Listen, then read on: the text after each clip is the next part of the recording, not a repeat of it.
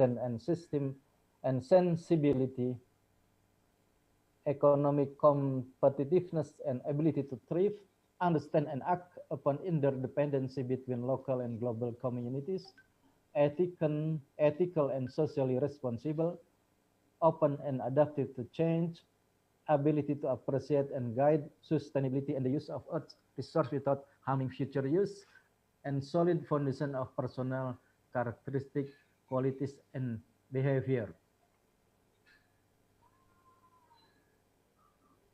From the opinion from other universities, from other characteristics, we know that the characteristic of global citizen is very wide, and this include about the knowledge, skills, and also attitude or behavior. And I would like to discuss about how to strengthen global competency through social studies learning. This is very important. It's not only we mention, we discuss about the global competence itself, but how to educate, to strengthen the global competency through social studies learning in our school or in our high school. In my opinion, that strengthening global competencies through social studies, first, we have to infuse or integrate social studies curriculum with global competencies, yeah, and learning outcome and content. For example, in knowledge, attitude, and values or skills. So this is the first step that we, as educator or teacher or curriculum developer, should develop the curriculum of social studies that integrate or infuse the global competences into our learning outcome or the content. And the second, we have to prepare teacher, lecturer who are understand and competent and to teach global competencies. This is mean we have to educate or to train the teacher, yeah, how to understand and then how to in the global competencies into teaching learning process. And the third, use innovative teaching and learning model methods in social studies for strengthening global competencies. With innovative teaching learning approach, with innovative teaching learning method or learning models that suitable for teaching global competence, such as we can use problem-based learning, project learning, inquiry, contextual teaching learning, discovery learning, and etc. And of course, we need to prepare supporting teaching and learning facilities and then establish strengthen global networking to strengthen these global competencies. When infusing global competence to social studies competence, we have to infuse or integrate this four dimension, yeah, as Bank stated about in social studies competence. We have to infuse to the knowledge or the content of social studies itself. For example, about the issues in global, in recent global life, global issues, yeah, such as poverty, migration, pandemic, and etc. And then attitude and values. How to develop the attitude and values that related or in line with the global competence, such as respect to different cultures, yeah, tolerance to different cultures, etc. And of course, develop skill in line with the global competence, such as how communication with other language, yeah, and then in interculture communication, cross-culture communication. This dimension of skill and social action. Mean, for example, we use term thinking globally but acting locally. We act in local with in line with the global competence.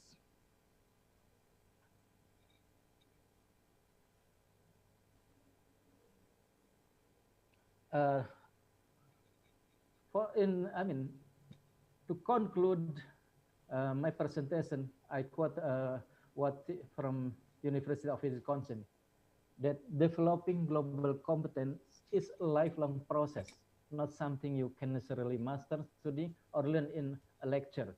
So this is, and uh, such as ongoing process, yeah, lifelong process. This is also similar with what Safi said, that building global competence is a journey, not endpoint. It is an evolving, ongoing process that we engage in throughout our lives, not a checklist or destination. Thank you very much for your attention. Thank you very much, Professor Bunyamin Maftu, for the presentation.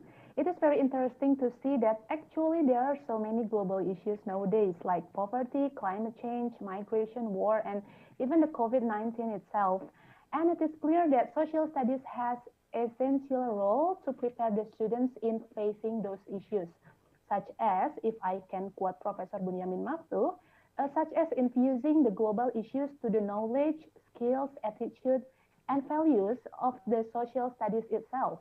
And in this case, I may say that what students should learn from social studies must be in line to the actual situation of global world. And I believe there are so many questions right now from the participants, but please hold on. As we move to the second speaker, we already have with us Professor Said Hamid Hassan. And so please welcome Professor Said Hamid Hassan.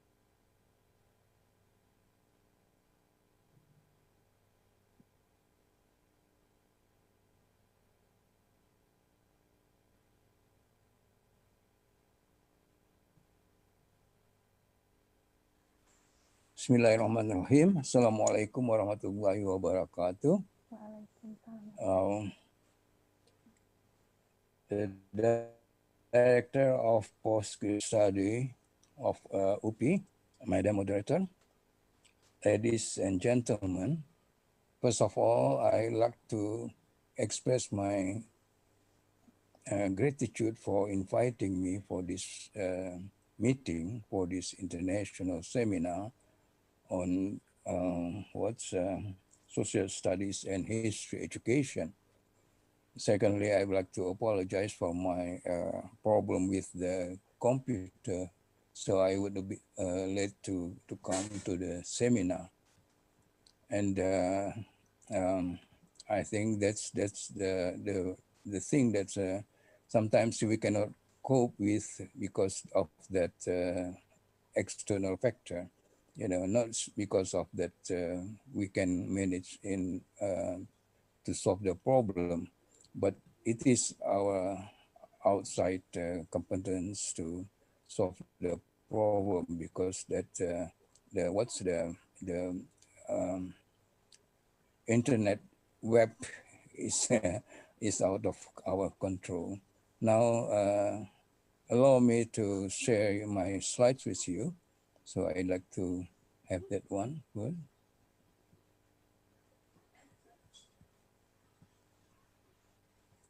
And I would like to thank also to Professor Benjamin Maftu, who has presented his paper, or maybe I can say that's my what presentation, and some of it will help my presentation very much. So, Prof. Benjamin, thank you very much. I would like to say about developing curriculum of social studies and history education. It is the what's topic the committee gave to me. And then first of all, I would like to say about what is a curriculum.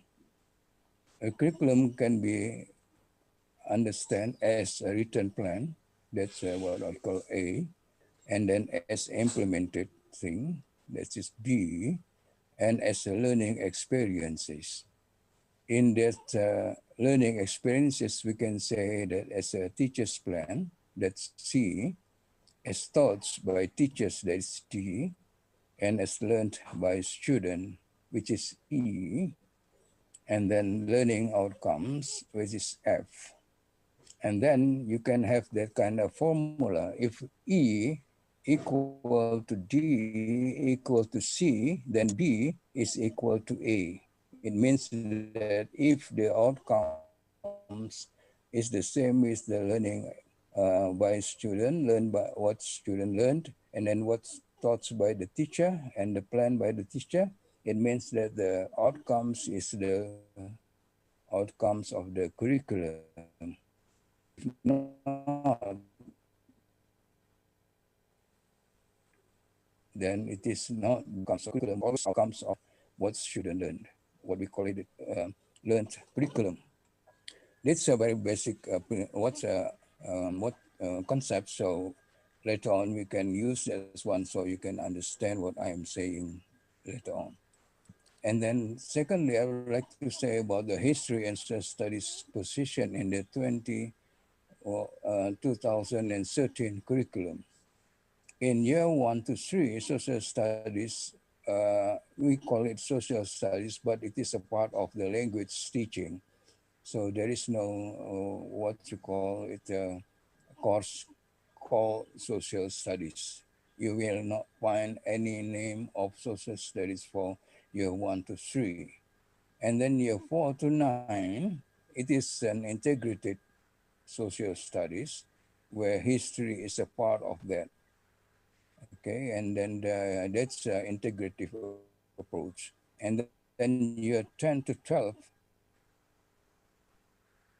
history of Indonesia and history. So there is no social studies, but we have that what we call it discrete approach, not integrative approach. So you have history of Indonesia and history. There are two courses. History of Indonesia is compulsory for every student, while history is a elective course for special student who is interested in history. And now I would like to talk about the existing situation of learning during this epidemic period. In Indonesia, we can have that what's for what system, for modes of learning. One is normal classroom activities. This is some in some places where there's no effect of the epidemic, and the student can go to school and the teacher can teach them in normal way in the classroom situation as we have before.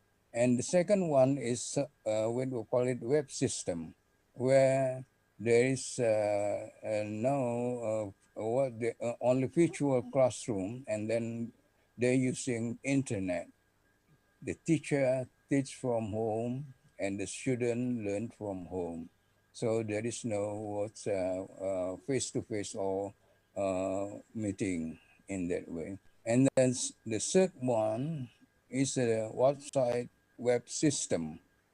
This outside web system is using the first generation of cellular phone, not a smart cellular phone. So they cannot communicate what's web system.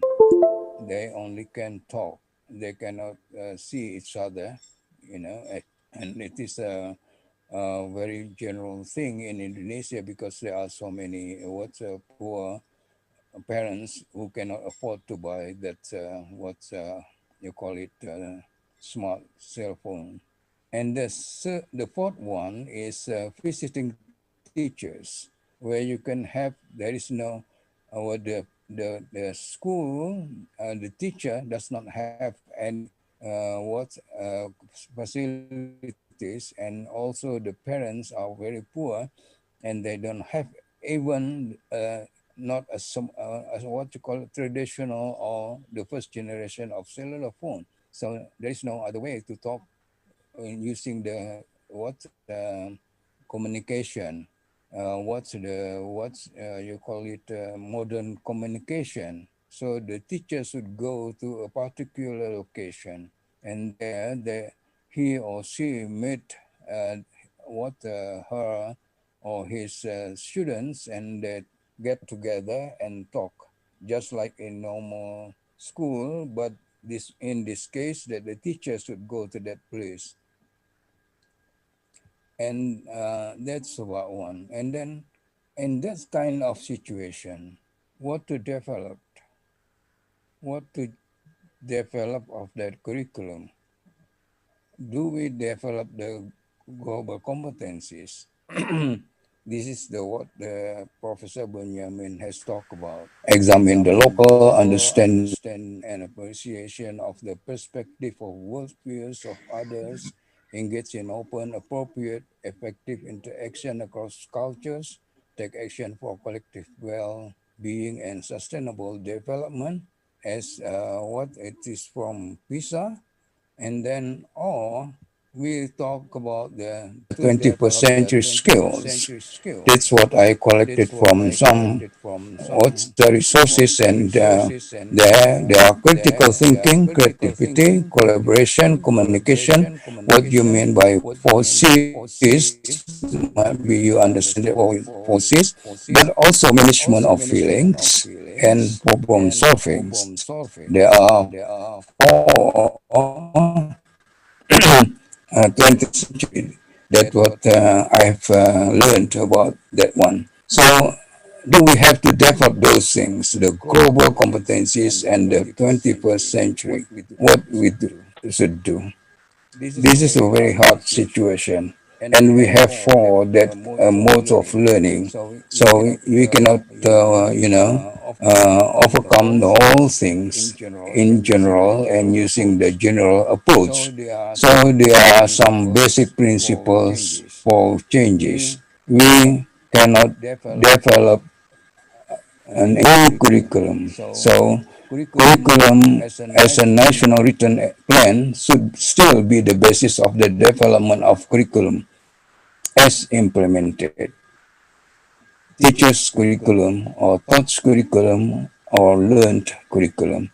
So there is nothing that we can do about the national curriculum, and we should not develop a new national curriculum because it is not worth it in terms of time, money, and manpower.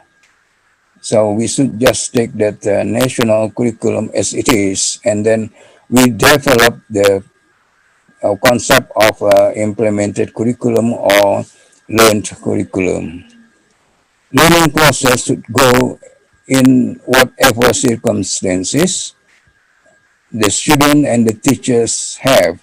So we can, that's the magic, the basic problem, the basic principle that the student should learn in whatever condition, whether they're using the what we call internet,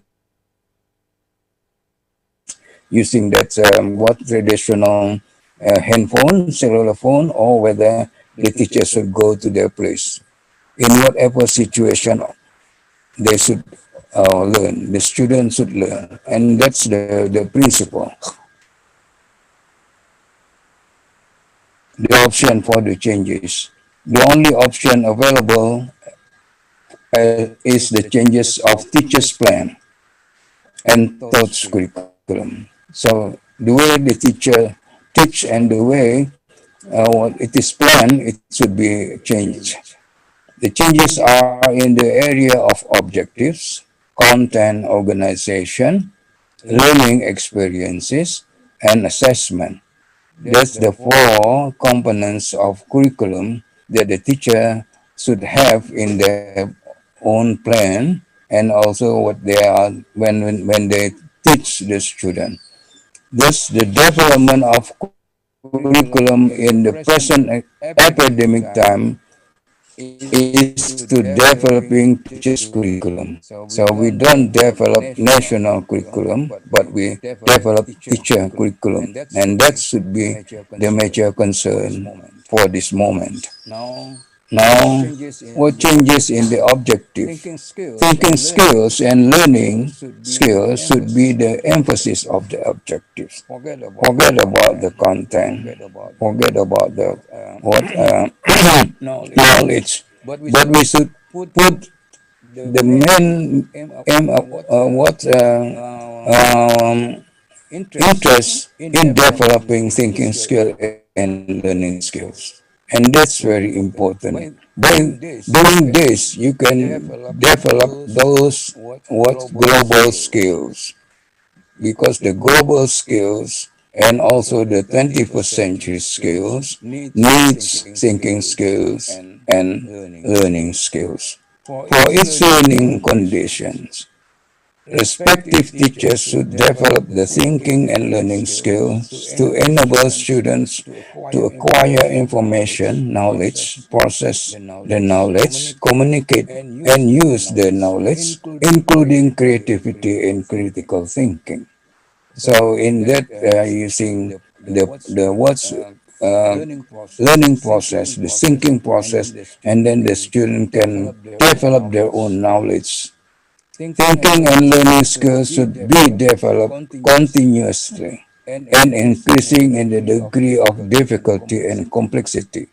I should mention about thinking skills is a developmental content. I would divide content into two: mastery content and development content. Mastery content is knowledge. When I talk to you, when you read a book or you hear something and then you know it instantly, it means that it is mastery learning, mastery content, what I'm saying, not mastery learning, but mastery content. But in thinking skills, learning skills, or what you call it in, let's say that's what the 21st century skills and also the global competencies, they cannot be learned instantly. It should be developed across the time. It needs more time, every time. It from the kindergarten up to the graduate schools. Even if you have graduated from your doctoral degree, and then you still should learn about that one. So it is a continuous process. By thinking and learning skills they have, the student will be able to develop their knowledge further. That's the change in the objective. Okay, and then change in the content and content organization. Select the most essential content to develop their vision and enable students to further their thinking and learning skills.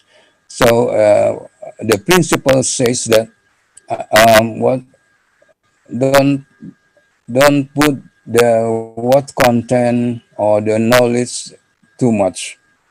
Select the content, select the knowledge they should be used to develop their essence, what's their learning skills and their thinking skills, because that's the most important thing for this moment, not the knowledge itself. The knowledge is used for the developing the thinking skills and learning skill.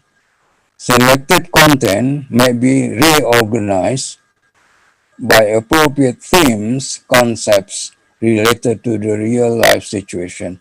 So if you have selected the content, and then you can reorganize the content and using themes might be concept and so on. Yeah. You can also say that's like what global competencies can be used as the what's organized concept. Social activities as presented by Paul Hanna in his expanding community approach is still relevant to the present situation of life.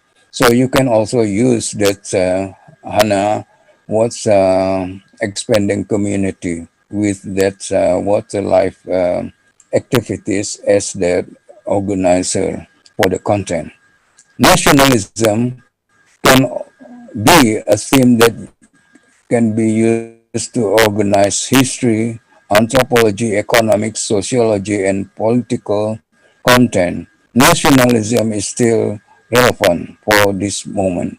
Although we are talking nationalism not only in terms of history, not only in terms of politics, but it is also in terms of culture and in terms of economics and in terms of our society. So nationalism should be applied to every what aspects of life, not only political things. World organizations such as EFTA, APEC, ASEAN can be used to study regional geography, history, economy of the regions. So you can also use that kind of well, organization for organizing those content. Changing in learning process. A shift from information-based learning experiences to thinking and learning skills-based experiences. And I should remind you, as I told you before, that learning and thinking skills is what developmental skills. It is not mastery skills. It is developmental skills. So it takes a long time to develop those skills. And up to now, every one of us should develop that learning and thinking skill up to now. Otherwise, you just collapse or you stop learning, and then you cannot cope with the new development or the new present development of that study.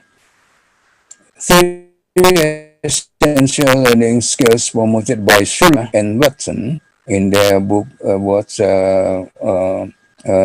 lifelong learning, understanding changes, adapt changes for present life, participate for future changes, can be applied to individual learning and thinking, such as observe, question, collect, and analyze information, communicate findings as adapted from Dryer, can also be developed seriously in this moment. Let students do the learning according to their speed so that they can learn.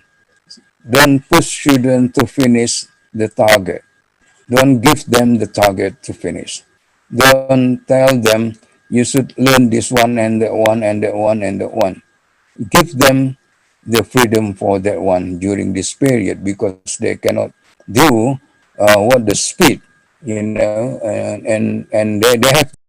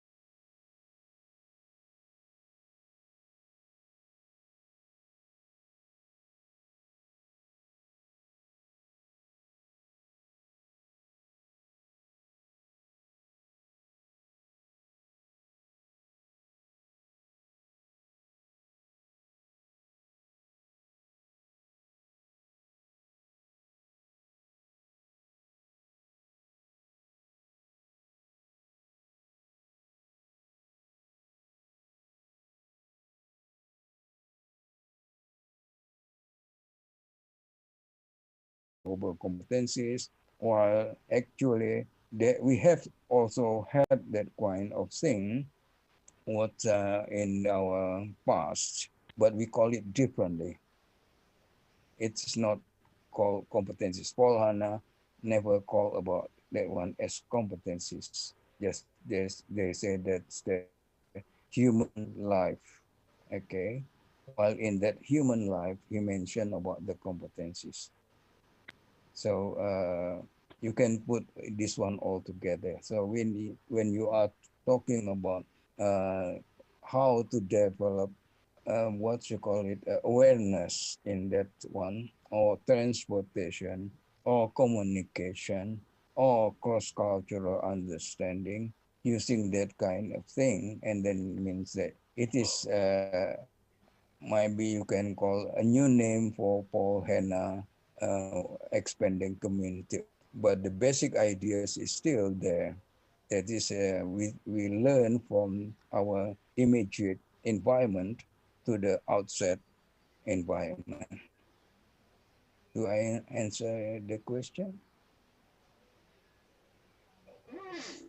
Dr. Shahrudin, I hope that Professor Hamid already answered your question since you can type in the comment section actually if you cannot use the microphone. All right, so thank you very much, Professor Hamid, for the Okay. question. And we already have so many questions by now. I would like to read it one by one, but the organizing committee already told me that for Muhammad Hussein Arifin, the microphone can be used. So for Muhammad Hussein Arifin, you may deliver your question. Hello. Yes, can you make it louder? Okay, thank you. Thank you. My question to Prof. Hamid. Actually, that the explain what about the portfolio assessment. My question is how to create portfolio assessment while as a teacher now do now how to realize it, how to create portfolio assessment.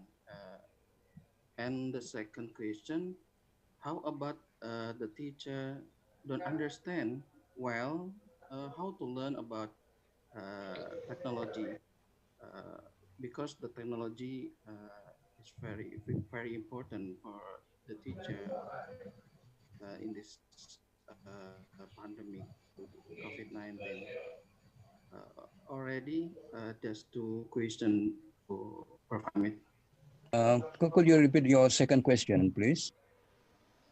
How about the teacher don't understand well to learn about technology to develop in learning? What if, Okay. okay. All right. Thank you So, very much, Mr. Arifin. Portfolio is all about that what students have. So what they have written, what they have recorded in whatever situation, and what they have answer questions. It is, we call it a portfolio. So we just do the assessment on what they have put on that what papers. Okay, if they learn something and they give the comment, or they summarize the idea of what they read, and then they give the comment and so on like that, it is a portfolio. Okay, if they you have the what's observation on other things, and then they put all in the written form, it is a portfolio, and the student later on can hand it out to the teachers what they have that in their portfolio, and whatever they learn, because whatever they learn is more important in then they should learn something that you mentioned in that the textbook or something like that. But you can also ask them to what read the textbook and then said that, okay, what your opinion about that chapter, or what your opinion about that one, and then put that one or question and things like that. Portfolio is many kind, is has many forms. We just usual normal or we can say what they call the showcase portfolio. Showcase portfolio, you should select portfolio from the students, and it's necessary for them to put it one in, the what's for the remark, the highest mark of portfolio you select, and then put that one as a average on that our report. Okay, that's the portfolio.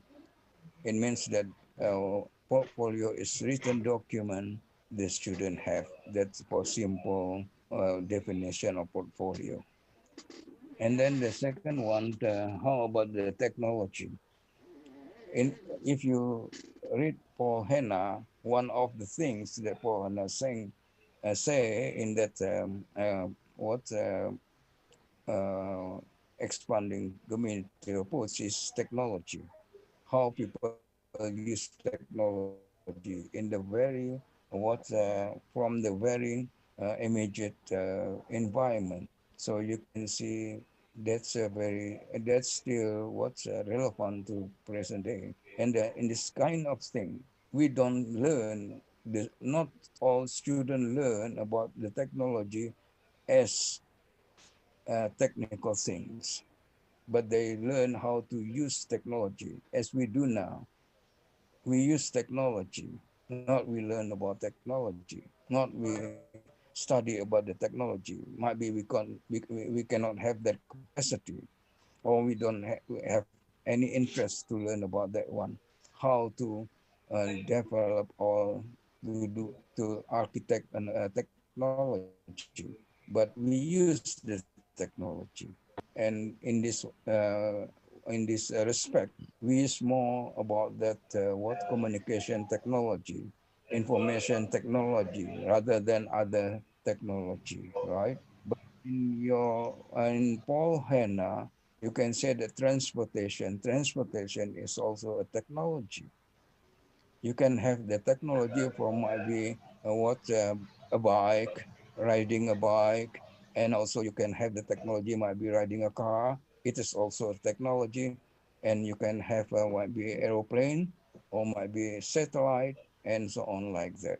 So it is a very useful and relevant to what we are having nowadays in this what's the most utmost what's the most advanced technology we have now, what we call it by industrial revolution 4.0. So I think that's my answer. I hope I can answer your question perfectly. Okay, thank you very much, Professor Said Hamid Hassan. Now we are moving to the next question. We already have Ms. Diah Darmila. For Ms. Diah Darmila, you can deliver your question directly. To whom? And please state also about your identity.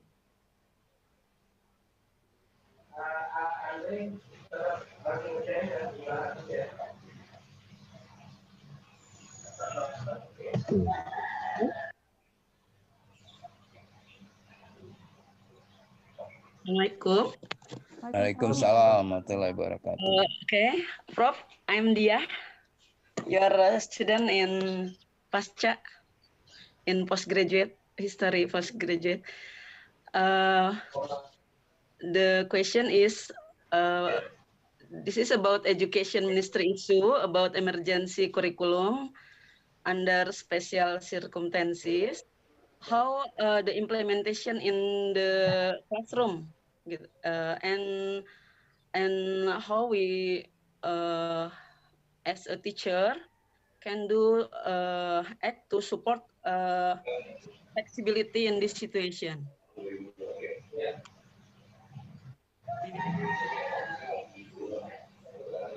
Thank you. Okay, thank you very much, Miss Dia. And the question is for Professor Hamid or Professor Hamid? For both of the For both professors. Okay, thank you very much, Miss Dia. yes. Please, Professor Bunyamin first, maybe.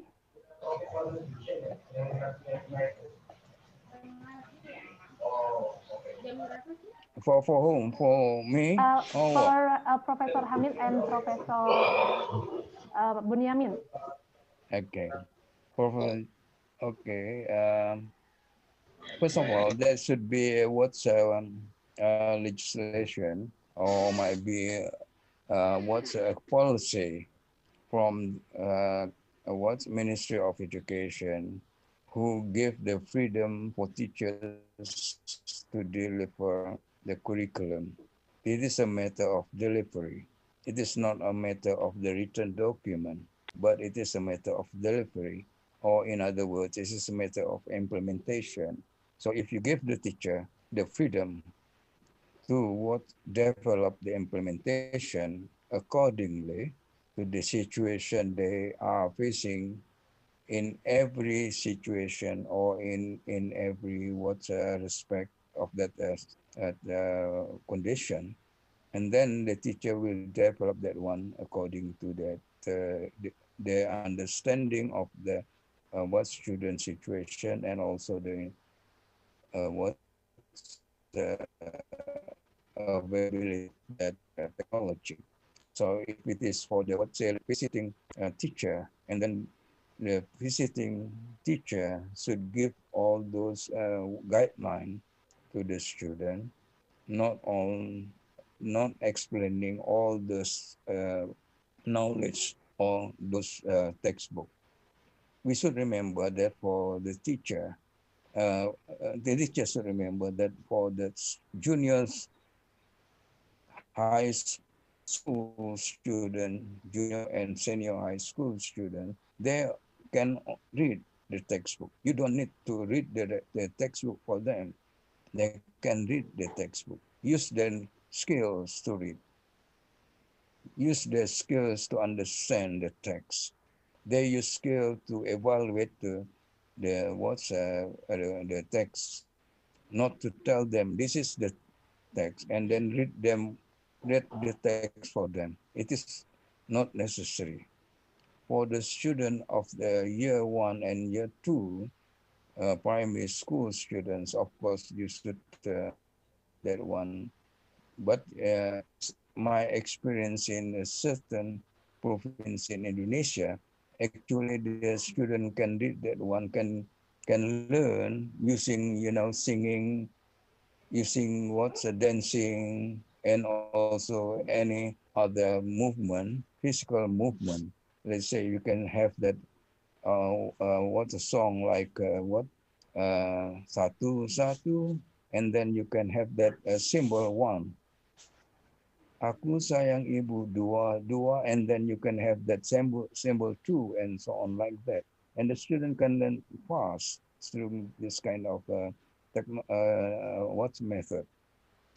But for years 3 up to 12, they can read already and they can write already.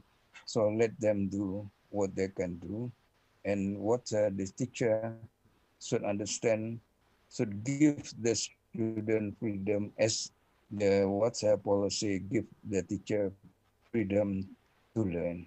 Don't talk about that the whole thing in the curriculum. What they can choose whatever what you call it competencies or KD in that curriculum. The major problem is where the student do not have the textbook. This is the real problem. And in that way, that is when the student do not have the textbook, the teacher should give them a kind of, might be summary of textbook for them. And for that, the teacher also should give should be given freedom to choose the what competencies they would like to deliver to the student. but it is the knowledge to develop the thinking and learning skills. So you should ask the student about that learning skills, develop that learning skill using that what summary of the textbook or the textbook itself. So the teacher will learn more. The teacher will be more active in learning. I think that's the answer. Thank you. Thank you, Professor Hamid, for Thank the you. answer. And now, Professor Bunyamin, please also. Okay. Thank you, Yasmin. I understand emergency curriculum is for emergency situation. So, in my opinion, that first we have actually the teacher should appreciate our student, yeah, in this situation, and the teacher should know that what the best way to deliver teaching learning process to the student. And then this is please do not request student or do not to be very demanding on their student. We we should know about the situation. Yeah.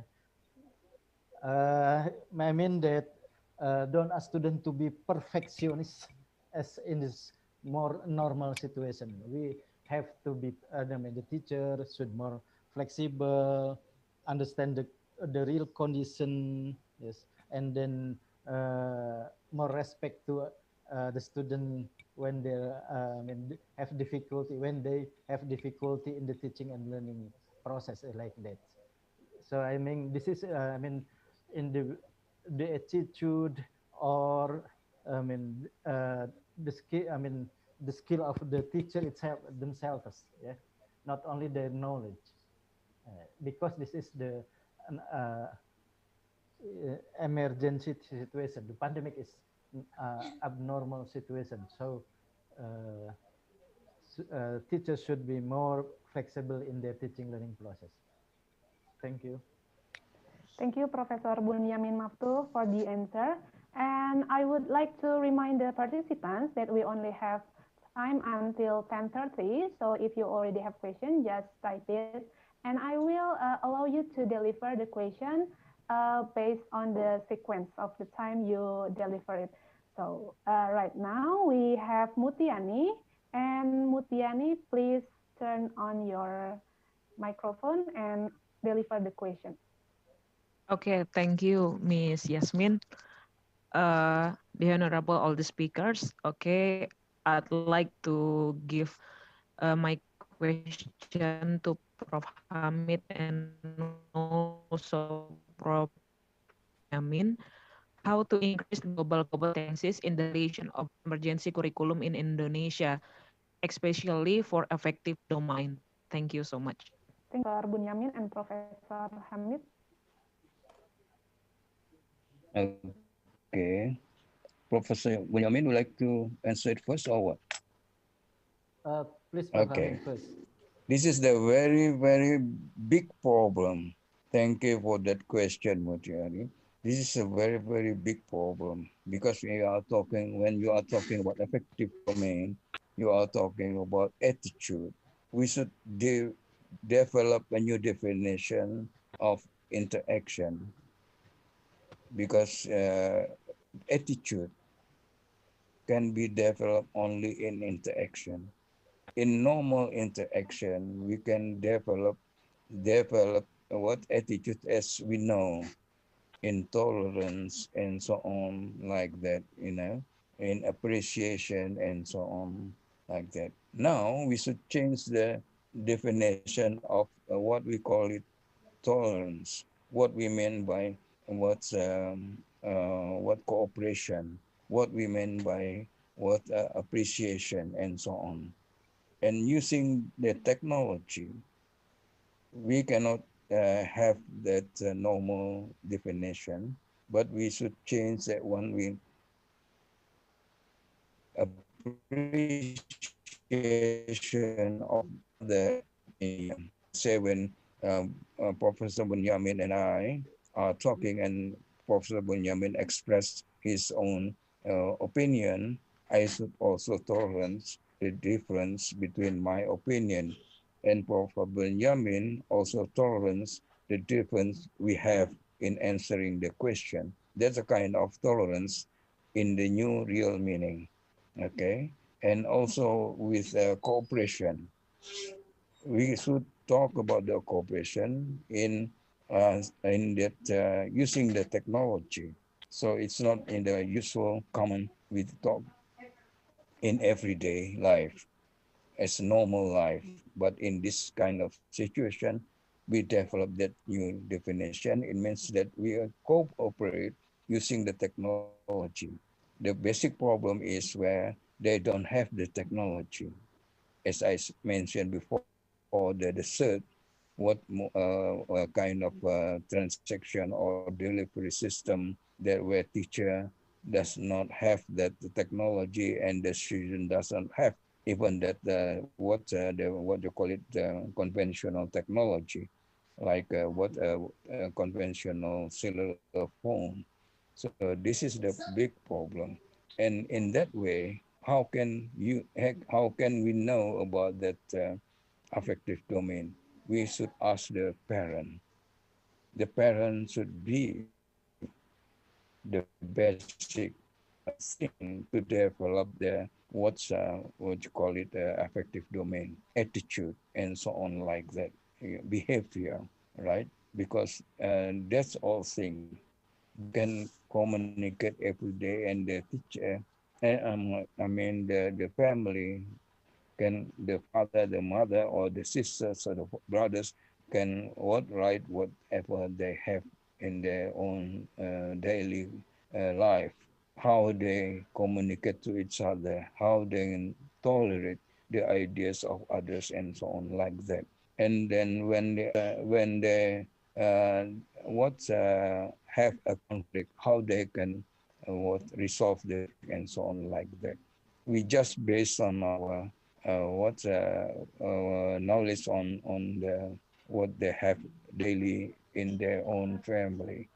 That's for the one that don't have any technology. For the one that they have technology, we can redefine the what definition, and also we all can use the what technology communication to show the tolerance, and also what's how to communicate to communicate to each other. That's the thing that because as you said, that's not a normal daily life. So we should also refine our definition. Okay, thank you. Okay. Thank you, Miss Mutiani, for your question. It's not easy to answer. Yeah, your question. Yeah.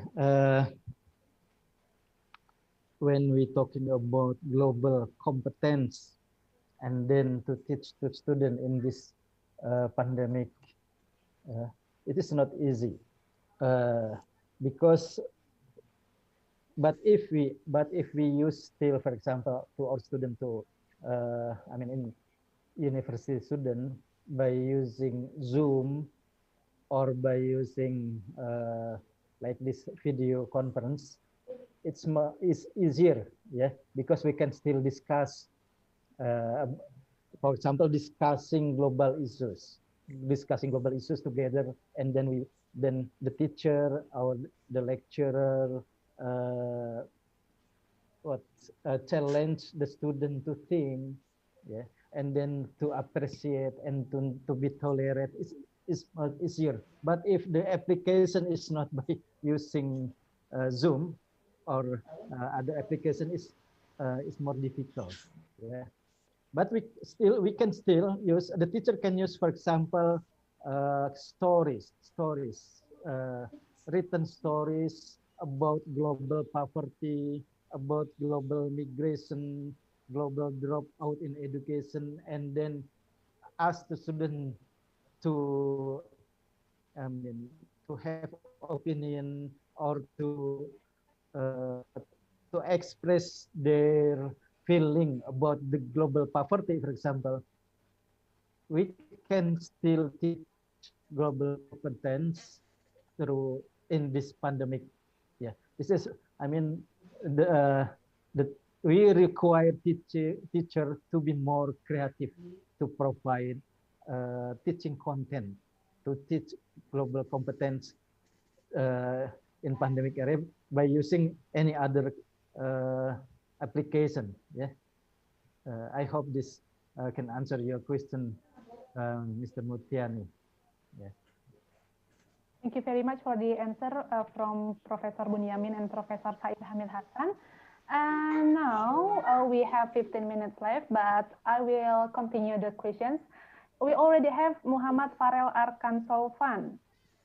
Muhammad Farel Arkan Solvan, you can deliver the question. To Professor Hamid Hassan, the outside web school is by using first gen of cell phones. How can they use the old technology?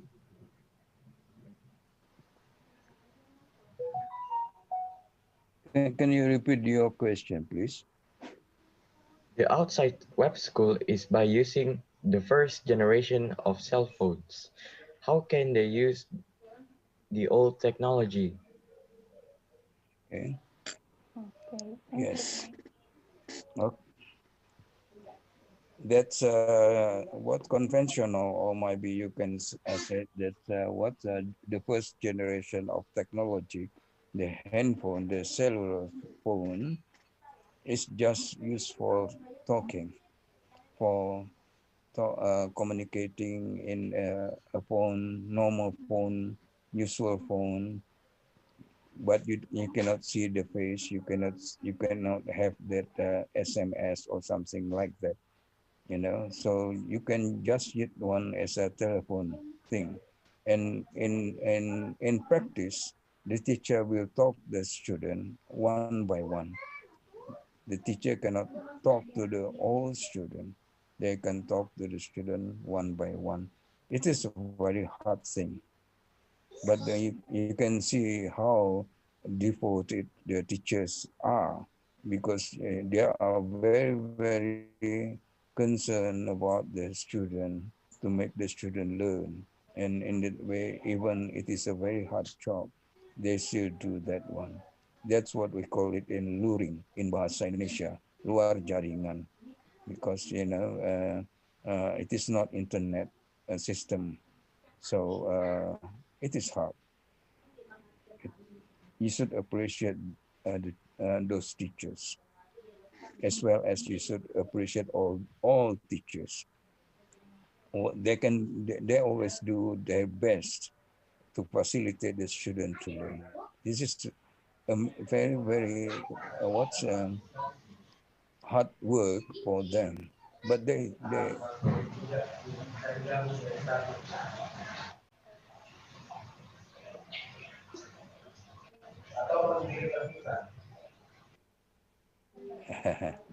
okay.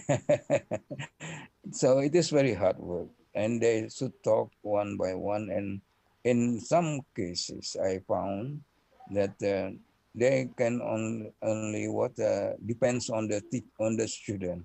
When the student have problems in reading the book, textbook, and so on, they call the teacher and then ask questions, and the teacher answer the question.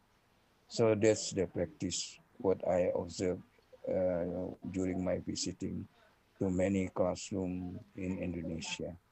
Thank you. You're welcome. Thank you very much, Professor, for the answer. Now, I'm going to move to another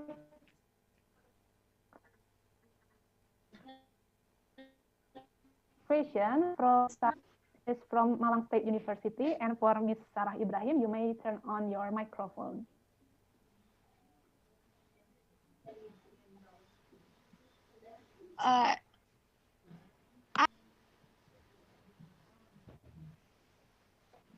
Actually, I'm really sorry, but I logged from the Zoom, so I came with another email. Can you speak my question, please?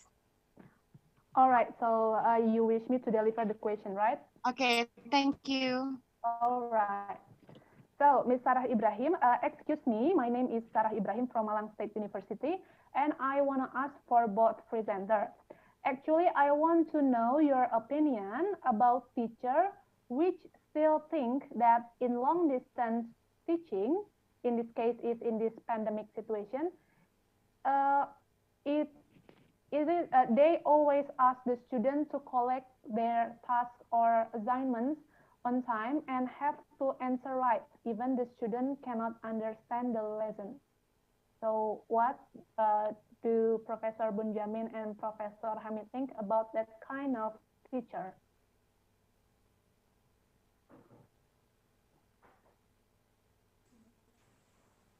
Okay, my position I think is very clear because as I said before that don't give them the exam, don't give them the homework as much as you like to, but let them facilitate them to learn.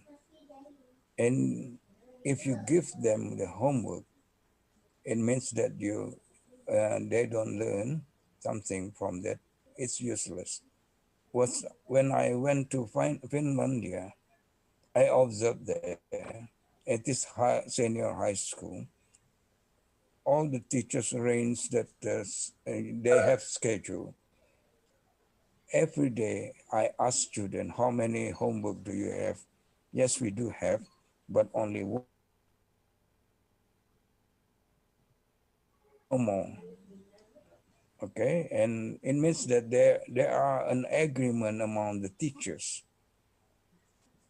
to give only one homework a day, depending on the what's agreement, what subject first for let's say Monday, for Tuesday, and so on like that. And the teacher will talk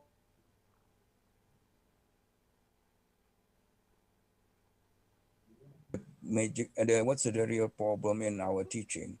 We would like to give them homework, give them more and more homework. We give them exam, more and more exam, but they don't learn. The student don't learn, and it is not the purpose. It is not the objective of education. It's against the education itself. That's my opinion.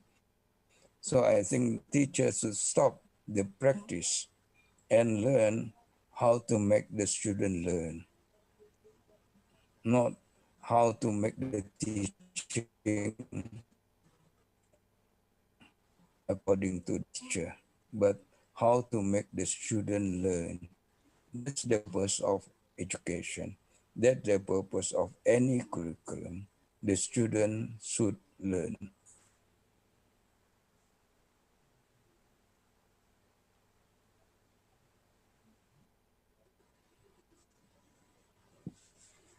Hello?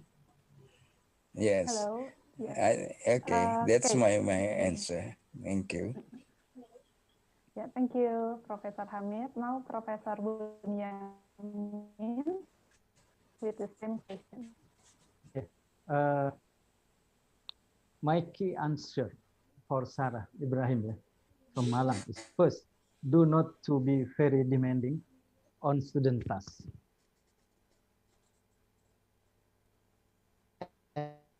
And do not to insist student to answer our on the real situation. So this is mean that teacher, I agree with Prof. Hamid. I agree with Prof. Hamid that do not to be demanding or ask student to perfectly. Just very flexible and we know that if student still want to learn to study, it's enough. I think it is enough, and we still have to respect about what they eager to still study or learn. Yeah.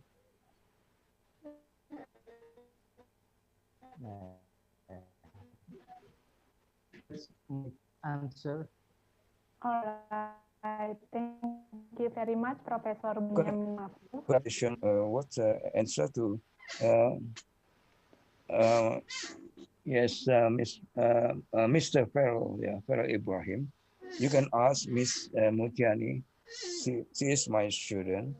In my classroom, they don't have any exam. They don't have what they call it middle term exam, and they don't have final term exam. They only have what they should learn. And I try to develop their learning abilities using collecting information, analyzing information, presenting information. For me, that's more important. Answering a question for 2 hours for the whole semester's content. You can testify that one. You can ask Ms. Mutiani for that. Thank you very much. Thank you very much, Professor Hamid. And then we only have about 4 minutes left, and I think that we only could answer one question more. However, since there are so many questions and some of the questions are similar to one and another, so I would like to deliver the last question from I would like to combine the question from Miss Dina and Miss Saoda and also Miss Elza. And the question is regarding um, how about doing the innovation in social studies in this pandemic era? And also how to relate it to the conflict resolution in the elementary school in this pandemic era. So for Professor Bunyamin Maftuh and Professor Said Hamid Hasan, uh, you may have the time.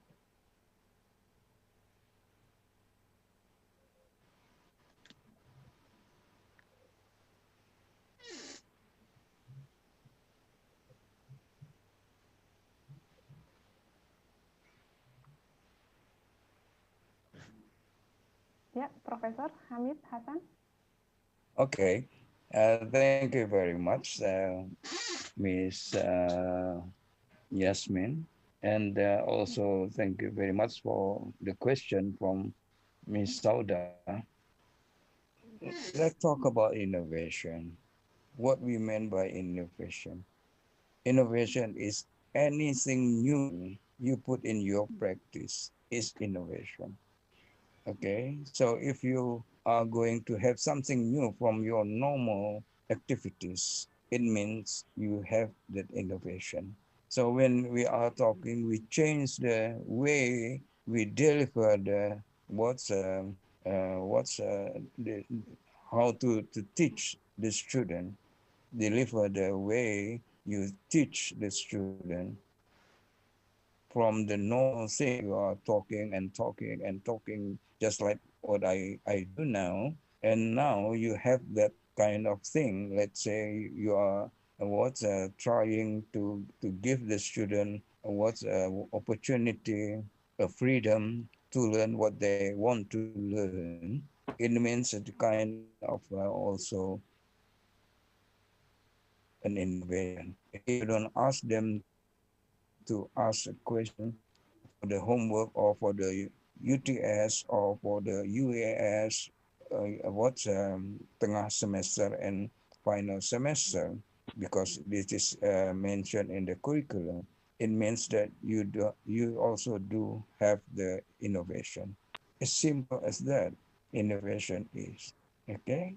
So don't worry about the innovation. You can do it a lot of thing, a new thing from the normal, different from the normal thing, and you can learn it from someone else. You can learn it from other schools, and you can put that one into your own practice. It means you do the innovation. So it's very unlimited. Thank you very much. Yeah, I will add that we can innovate our social studies in during the pandemic era. for example, by designing uh, content, designing content and teaching learning process, teaching learning approach, models that in line with the real situation here. Yeah.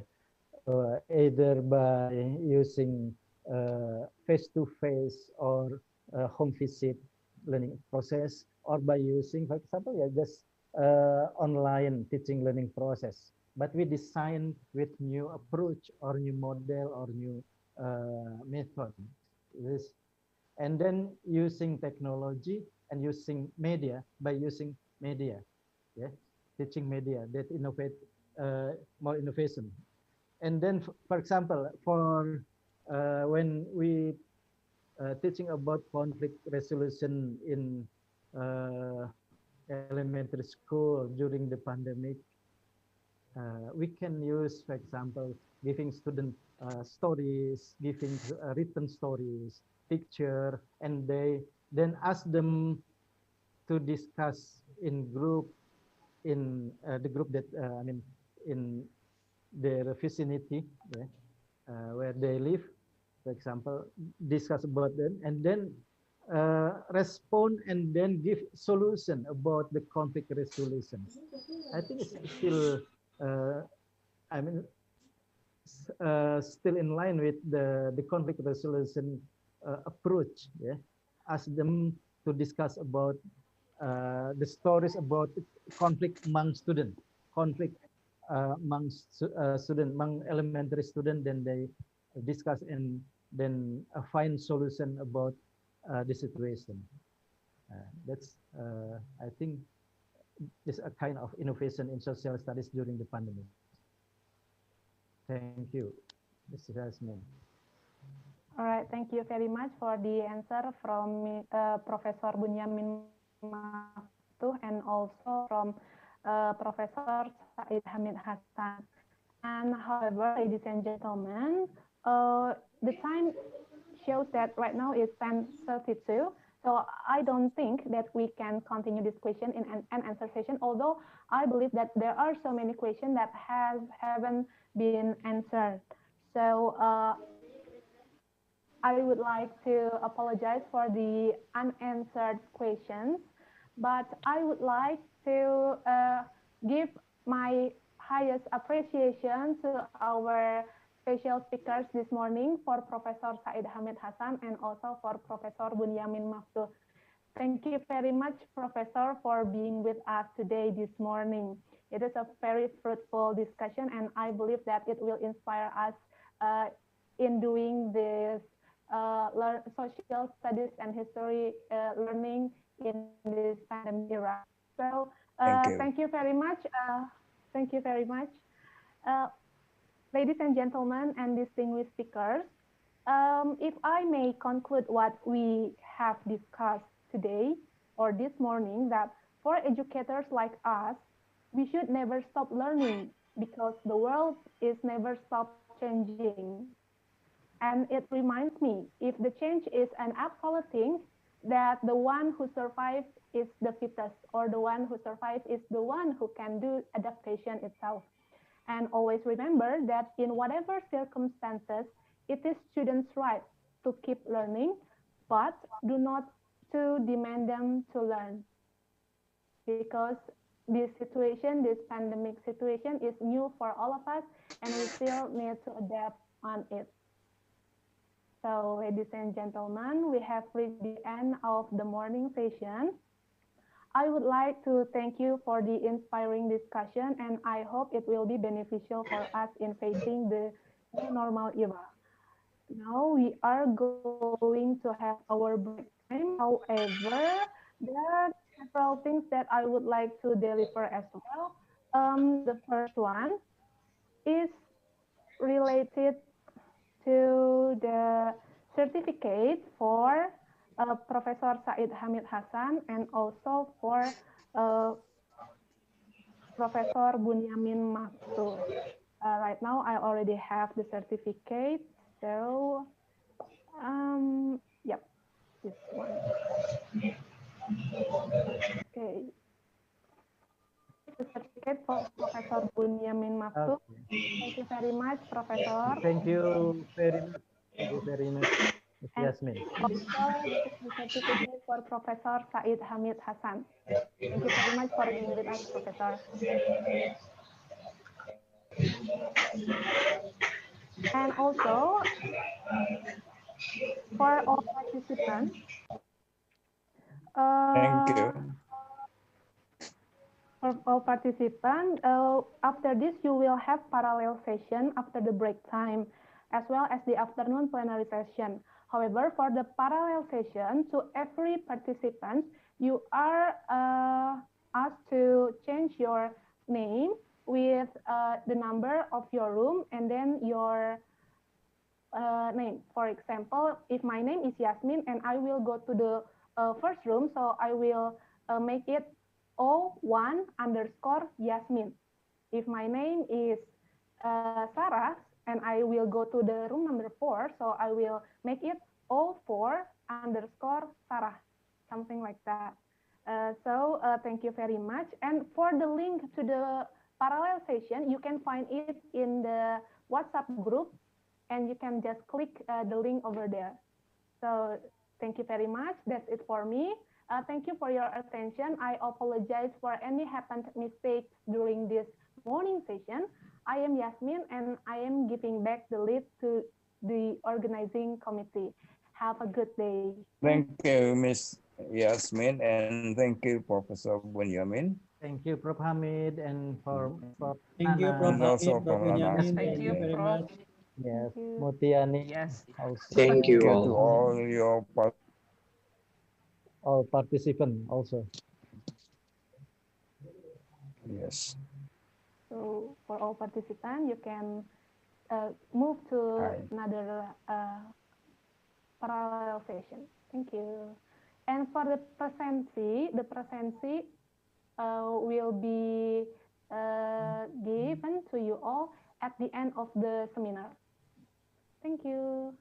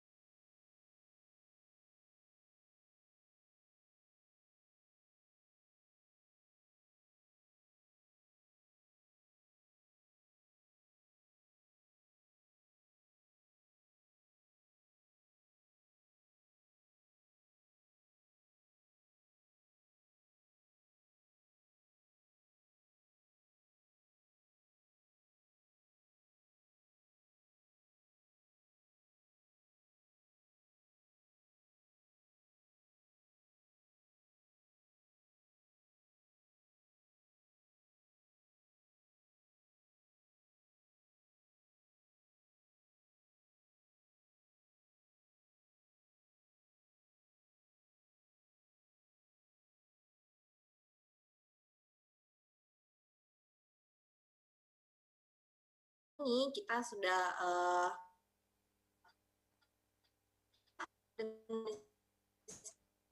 ini kita sangat memerlukan adanya pemanfaatan teknologi dalam hal pembelajaran itu.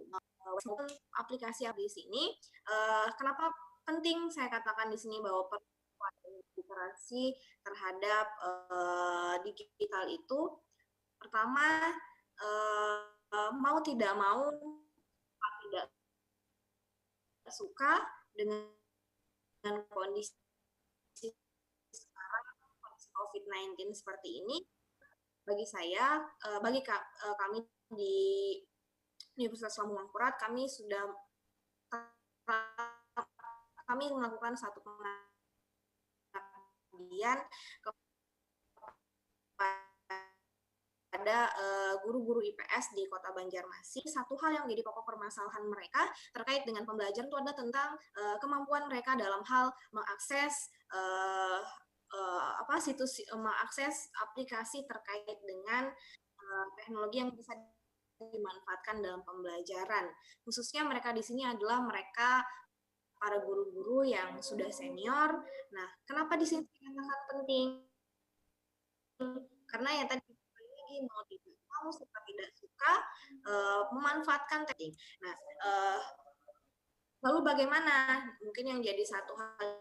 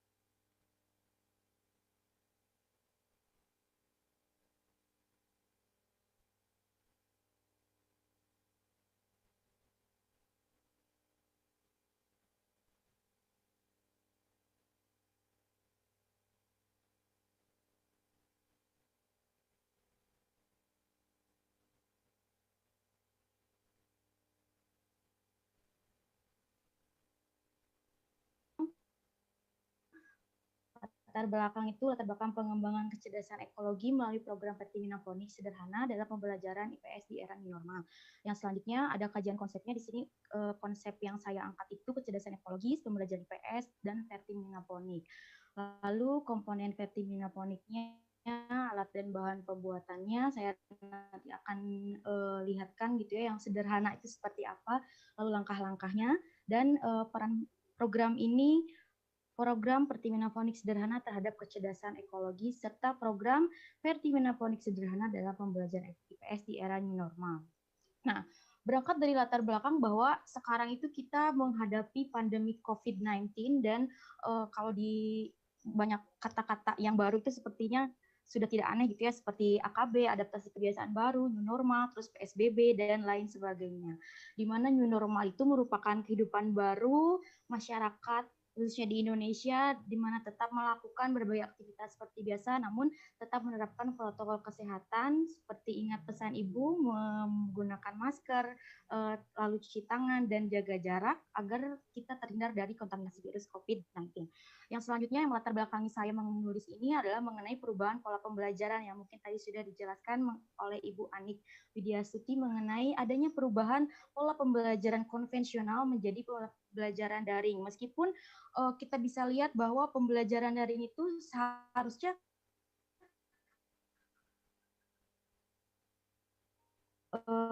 peserta didik maupun kita sebagai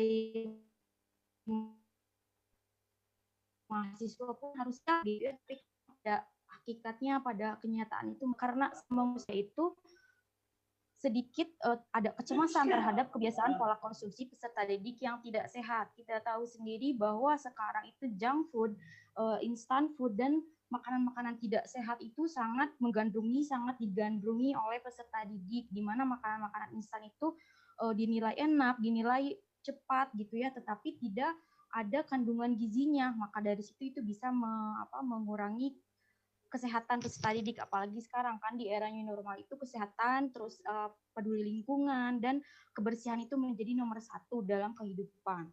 Yang selanjutnya mengenai degradasi sikap peduli lingkungan, di mana adanya kehilangan kemampuan peserta didik untuk mengembangkan keterampilan peduli lingkungan. Meskipun kita tahu sendiri bahwa pembelajaran daring itu berbasis SFH ya, school from home, tapi tetap saja banyak keterampilan-keterampilan dan banyak sikap-sikap peserta didik yang terjadi degradasi atau penurunan. Nah, yang selanjutnya adalah tidak tertarik terhadap aspek pertanian. Orang-orang hanya makan makanan yang sudah ada, makan makanan instan.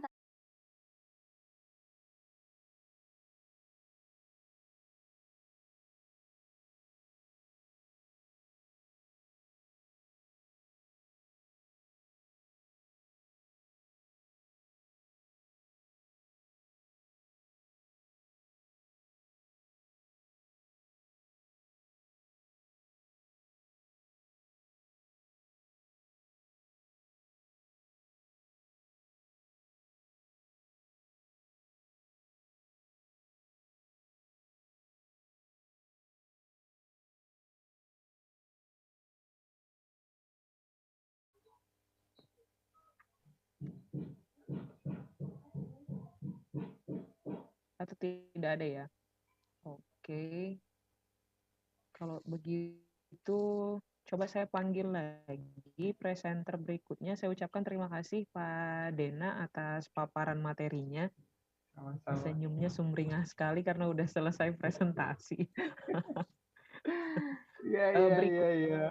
Berikutnya atas nama Muhammad Imron Rosidi atau yang mewakilkan dengan judul Social Studies Learning Based on Ecotourism to Improve the Character of Environmental Care. Atau ada yang mewakilkan di room ini? Oke, tidak ada. Atas nama Bambang Subiakto dengan judul Economic Values of Activity in the Pasar 5 as Learning Resources on Social Studies. Berikutnya presenter terakhir atas nama Heri Porda atau yang mewakili dengan judul Revitalization the Values of Local Wisdom of Wetland Environment in South Kalimantan as Learning Resources for Social Studies in the New Normal Era. Dari 3 orang yang saya sebutkan, apakah audiens di sini ada yang mewakili?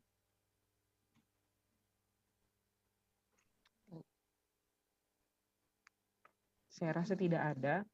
Saya coba konfirmasi dulu ke pihak panitia, mohon maaf, karena di room ini presentasi udah terjadi 2 orang, saya panggil 4 orang diantaranya tidak melakukan presentasi. Coba saya konfirmasi ke panitia dulu, mohon izin, mohon maaf atas ketidak.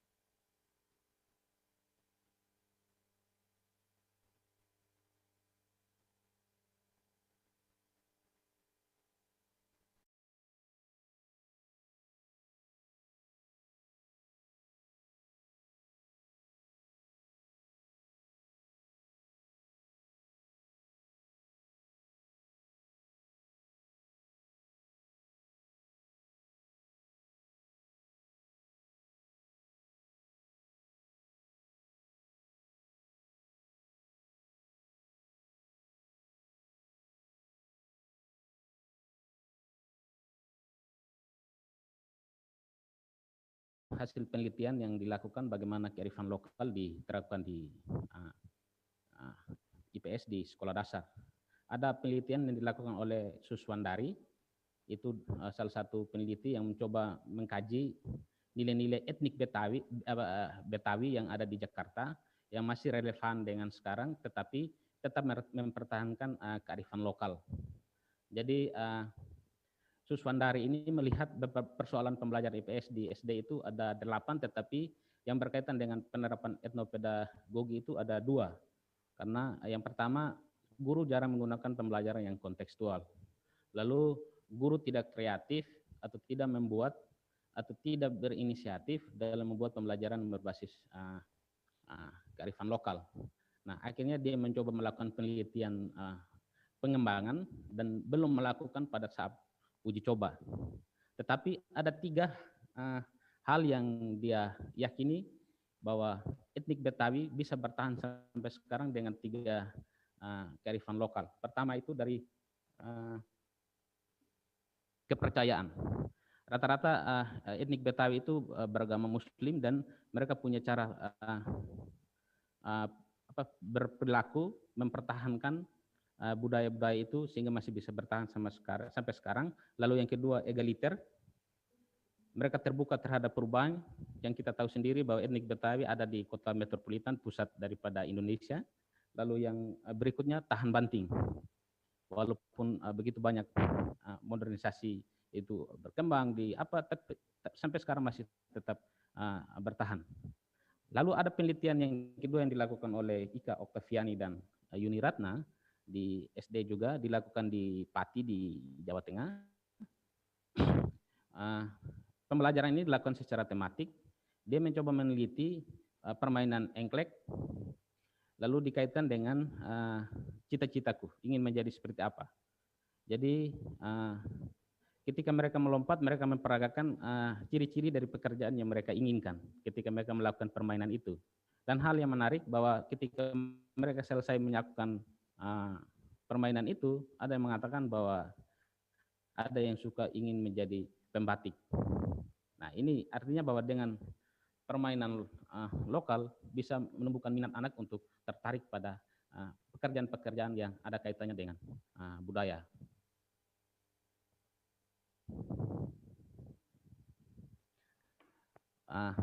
Sekian daripada presentasi saya. Mungkin ada saya kembalikan kepada moderator, mungkin ada beberapa hal yang perlu kita diskusikan bersama atau kita bertukar pengalaman. Terima kasih.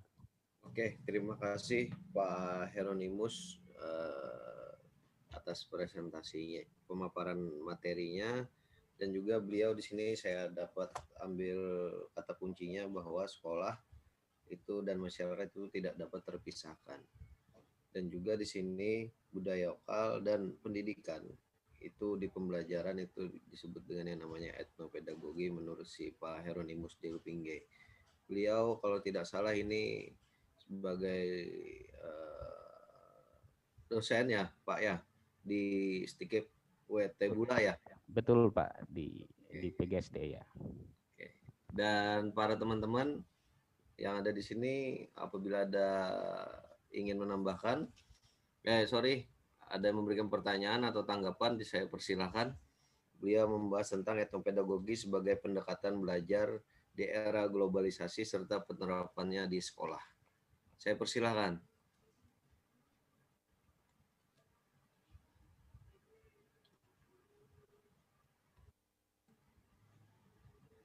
Baik Bapak, saya izin menanggapi.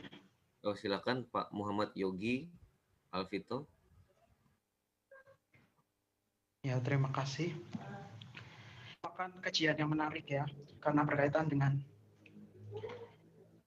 nilai-nilai kearifan lokal yang dapat dijadikan sebagai sumber pembelajaran IPS. Nah, etnopedagogi ini harapannya ketika diimplementasikan dalam pembelajaran IPS perlu strategi maupun media pembelajaran yang inovatif sehingga mampu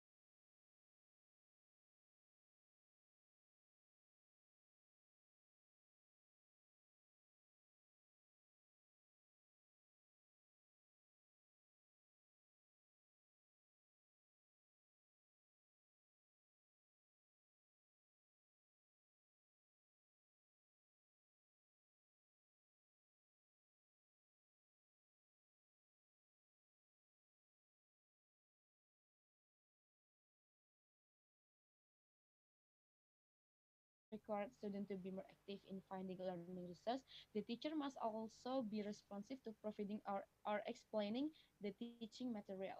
For example, the teacher still provide material direction with learning to determine whether students understand the material that has been taught. And the next is I want to give you a quick knowing for environmental-based social studies learning during the COVID-19 period. One of the subjects that are given the freedom to include noble values and the surrounding environment in the 2013 curriculum, or we call it K13, is the social studies subject. The social studies learning can be picked simply based on the environment or where learning Dewa is F kan? taught. The purpose, yeah, Sorry, lupa mu.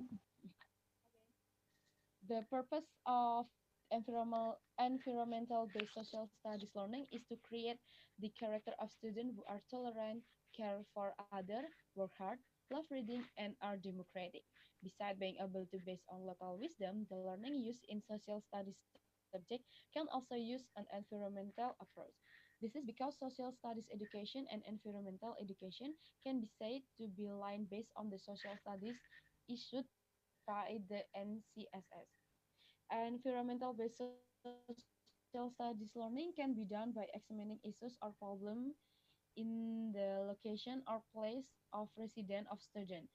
For example, I am located at district of Lawang, so this is like when I have to teach my student, I will give my student this kind of project. In from history, they have to explaining the history of Lawang district during the Majapahit Kingdom or the Dutch colonial era. And in the geographic, I would like my student to explain the natural feature that exists around Lawang district or explain the location and location of Lawang district. And in the economy, I want my student to identifying economic activities that occur in Lawang district. And from sociology, I want my student to explain the social interaction that exists in the Lawang district environment. Uh, this kind of learning is can use as a source of learning. So we as a teacher have to give the material to our students so they can have their what is that called subject, they know about their surrounding. And then I will tell you about blended learning as a social study learning solution.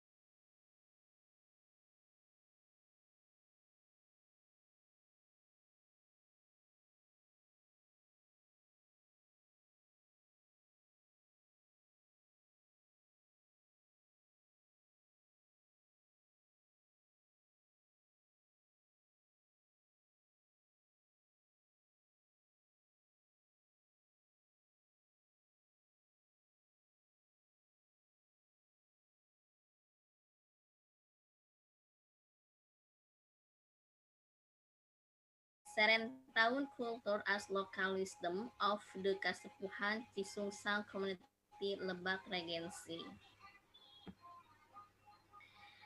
The purpose of writing this article is to present a comprehensive feature of the feeding local culture among the community, especially the younger generation from the They dress cohesive lifestyle, lacks of concern of use hard language.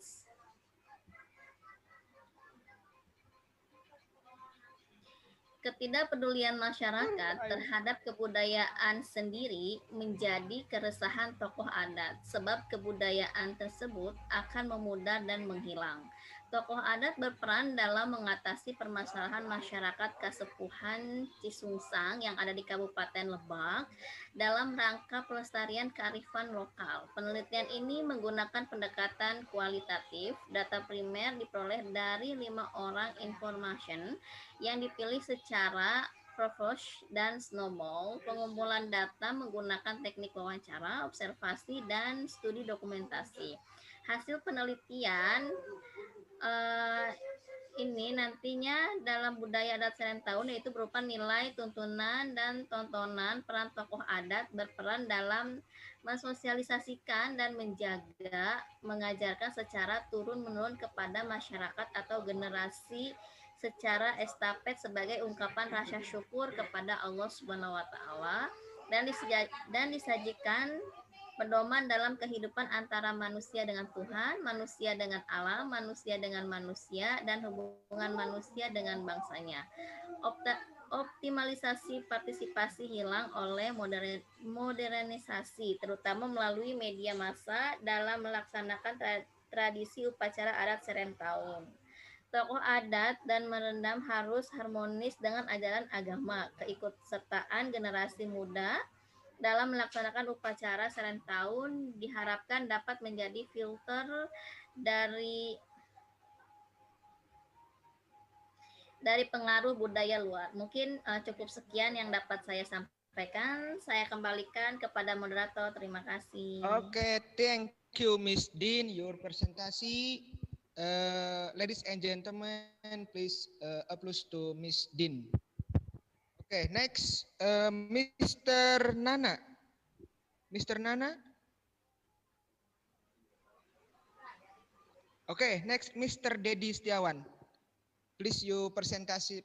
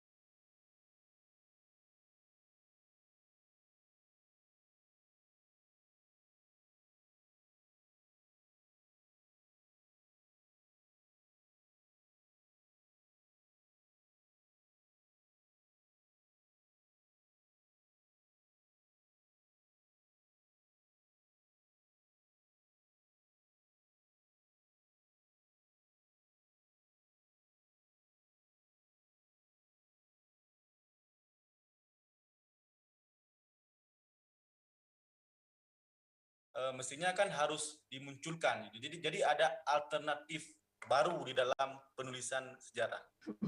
Nah, Pak Heru, finish. Oke. ya Bu. Selesai, sudah habis Pak. So Oh, iya. Kira-kira demikian paparan singkat saya. Saya menyadari bahwa ini masih kurang dari yang diharapkan. Kurang lebih saya mohon maaf. Assalamualaikum warahmatullahi wabarakatuh. Waalaikumsalam warahmatullahi wabarakatuh. Thank you for Mr. Heru. Any question? Ada pertanyaan untuk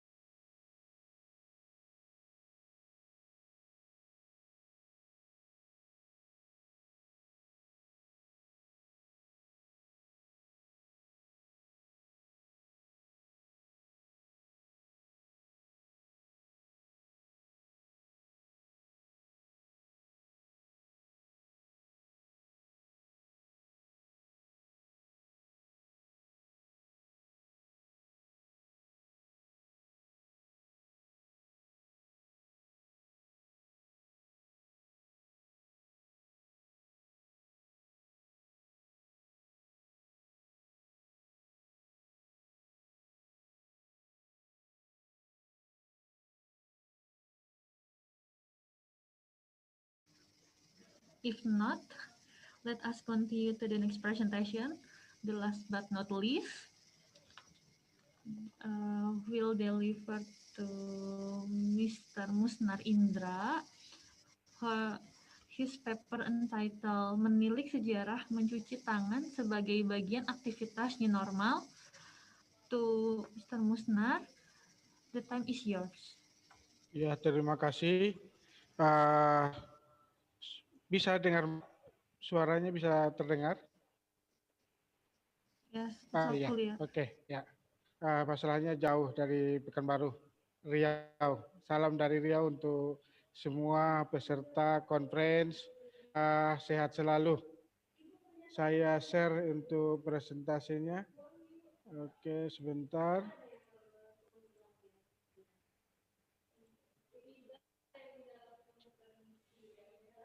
Oke.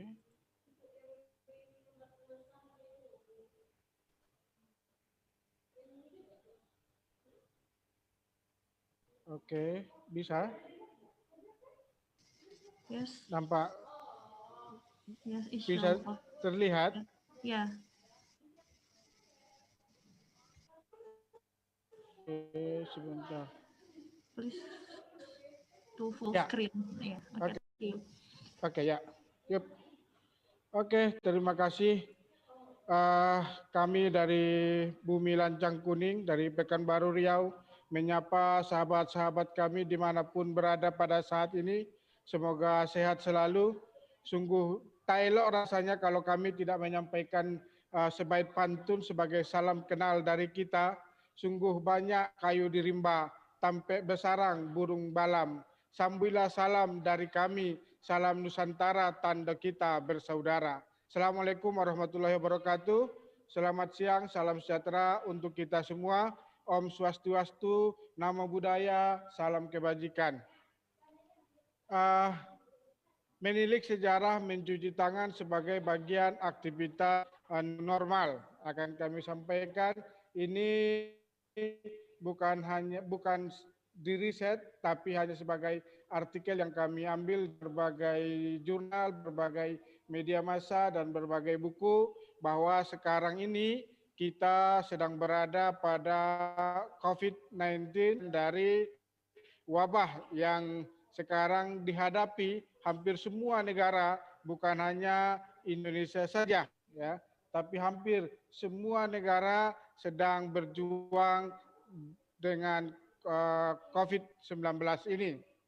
COVID-19 menimbulkan satu istilah kepada kita yang disebut dengan new normal. Dalam new normal ini dikampanyekan 3M. Sebenarnya ada 4M dan lain sebagainya. Yang pertama mencuci tangan, memakai masker dan menjaga jarak. Ya, oke. New normal itu benar pada dasarnya dikemukakan oleh Roger McNamee, orang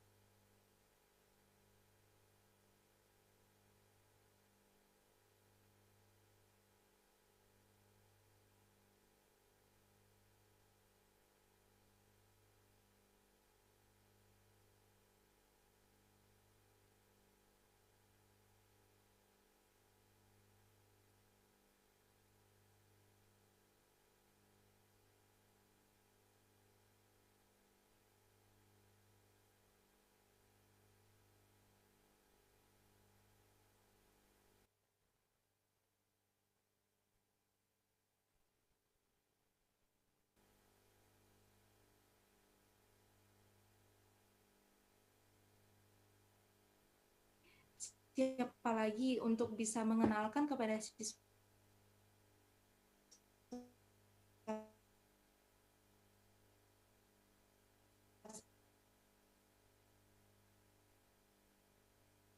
bahwa green behavior itu juga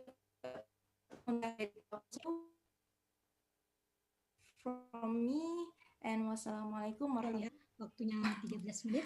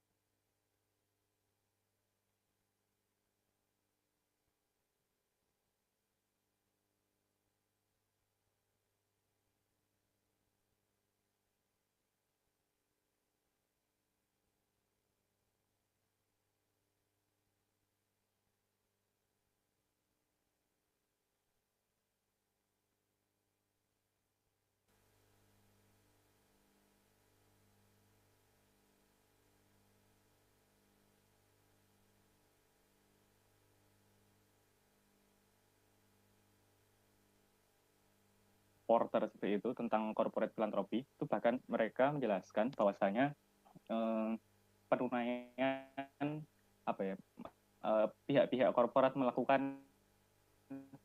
menunaikan kewajiban mereka dalam filantropi itu melalui CSR itu sudah banyak kita ketahui seperti itu, dan itu nilai-nilai mereka dalam keadaan yang sangat-sangat tidak diuntungkan, bahkan tidak ada untungnya sama sekali, karena CSR itu bukan karena ikhlas memberi, tapi karena itu demand dari masyarakat, permintaan dari masyarakat, sedangkan pihak investor selaku pemberi modal itu menuntut modalnya untuk cepat kembali seperti itu. Sehingga yang terjadi adalah pelaksanaan nilai-nilai filantropi, pertimbangan matang yang sudah dilakukan oleh jajaran perusahaan tersebut dan malah kembali kepada keyakinan dan kepercayaan. Nah, apa yang sudah disebutkan barusan itu merupakan refleksi bahwa bisa jadi tidak hanya perusahaan yang sudah mengalami pengikisan nilai-nilai penerapan filantropi itu tadi, namun bisa jadi individu di masyarakat itu juga sudah mengalami pengikisan nilai-nilai dalam mengamalkan nilai-nilai filantropi itu tadi. Nah, kemudian kami mencoba untuk mengingatkan kembali untuk betapa pentingnya meluruskan niat ketika kita mengamalkan nilai-nilai filantropi dengan pendekatan tasawuf yang ada di Indonesia.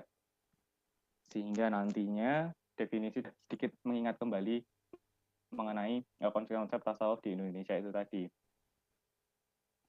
Untuk metode yang kami gunakan itu literatur review, jadi kami melakukan pengkajian ulang atau ulas balik seperti itu mengenai penelitian-penelitian yang terdahulu untuk kemudian menghasilkan sebuah ide baru atau perspektif baru. Nah, untuk outline-nya sendiri atau mind map-nya sendiri itu kami memulai dengan menelusuri praktek pengamalan nilai-nilai filantropi yang ada di Indonesia saat ini. Kemudian kami akan juga membahas mengenai teori-teori tasawuf dan bagaimana tasawuf dari awal sampai dari titik awal memulai ilmu tasawuf hingga akhir dari puncak mencapai puncak tertinggi ilmu tasawuf itu sendiri. Kemudian kami juga akan meninjau kembali bagaimana tasawuf figur zaman terdahulu di Indonesia itu bagaimana cara mereka mengamalkan nilai-nilai filantropi Indonesia, mengamalkan nilai-nilai filantropi itu di sosial kulturnya Indonesia seperti itu. Adaptasi apa saja yang sudah mereka lakukan seperti itu. Kemudian di terakhirnya kami akan membahas relevansinya, apakah budaya-budaya kemudian adaptasi-adaptasi yang sudah dilakukan oleh tasawuf figur itu tadi di Indonesia yang terdahulu itu, apakah masih relevan terhadap Indonesia yang sekarang? Dan andaikan sudah tidak relevan, maka bagaimana caranya untuk memodifikasi atau mencari akar permasalahannya sehingga nantinya it can be applied in the current situation seperti itu. Ini bisa diterapkan di kondisi yang sekarang. Kurang lebih begitu presentasi dari saya, Bu. Mohon maaf karena presentasi kedua jadi mungkin tidak se-all out presentasi yang pertama seperti itu. Itu aja dari saya. Terima kasih. Assalamualaikum warahmatullahi wabarakatuh. Waalaikumsalam warahmatullahi wabarakatuh. Okay. Thank you, Naufal. Is there any of you who want to deliver questions regarding this philanthropic tradition?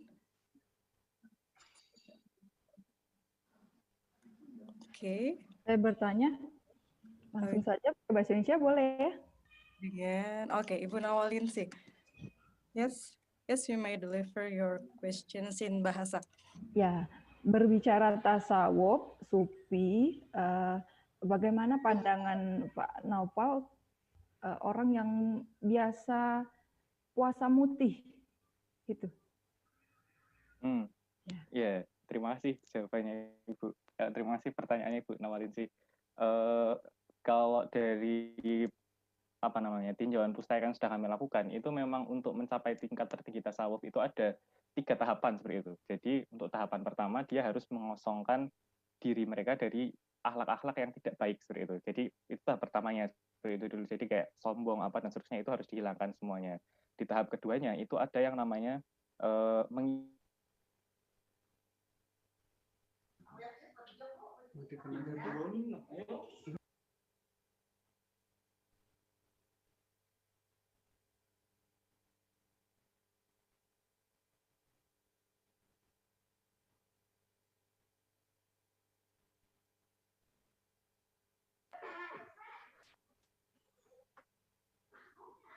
Assalamualaikum.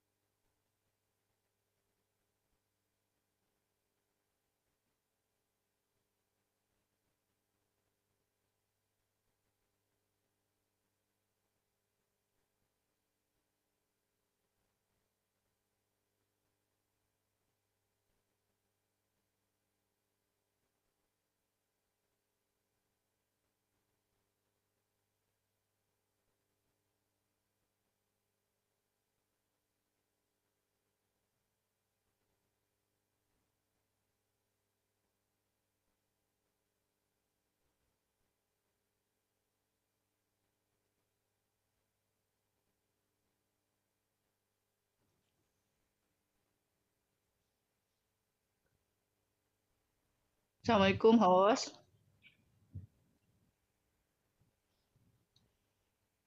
Assalamualaikum, bolehkah saya dimasukkan ke room 3?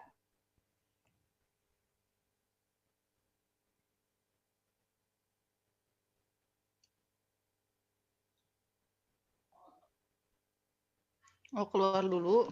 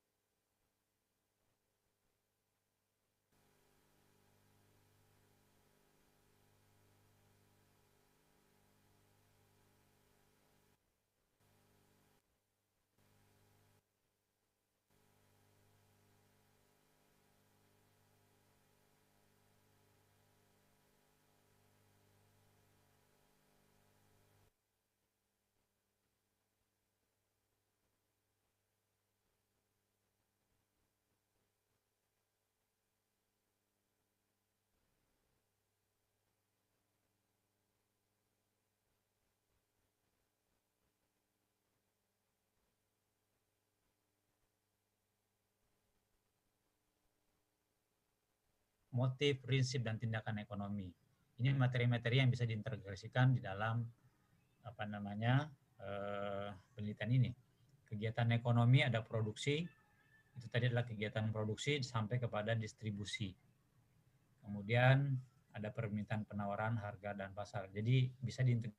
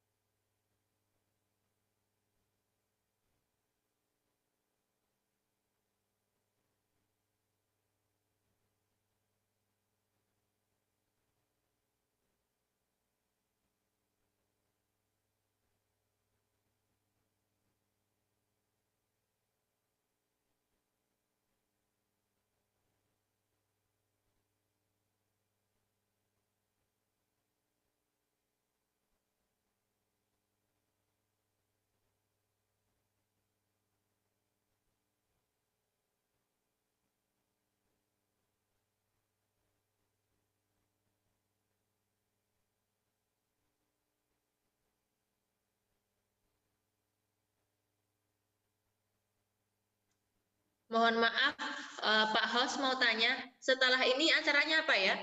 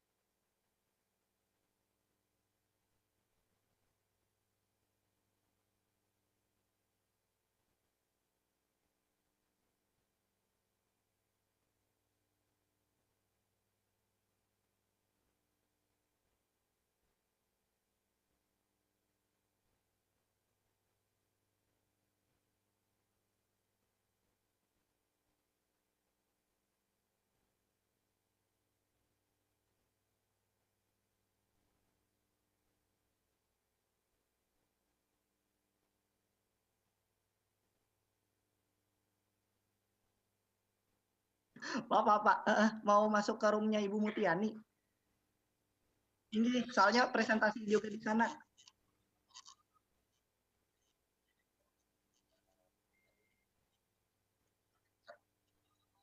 Oh. Oh ya. Siap Pak, siap Pak. Saya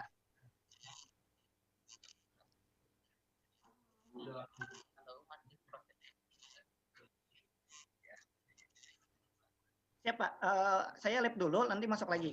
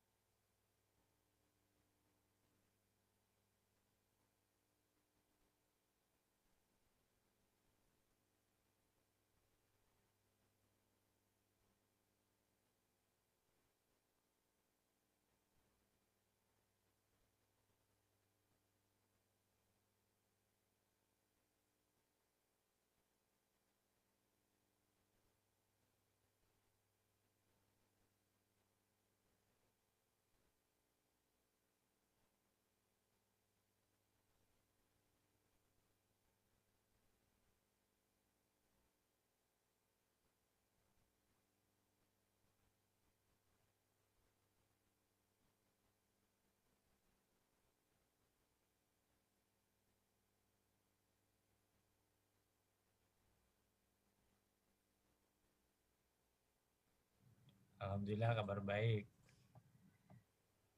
Sudah beres. Sudah. Bapak. Sudah selesai.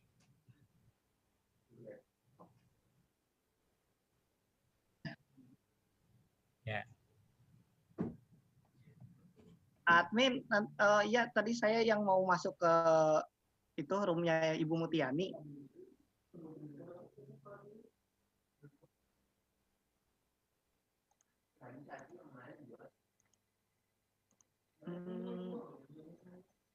Kelompok 6.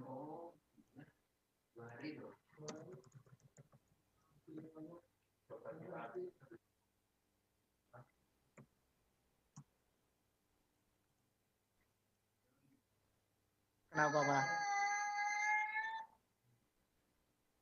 Tadi saya ada bukan Pak. Saya saya sudah selesai di room 5, jadi tadi mau ke room 6. Room 6 Ibu.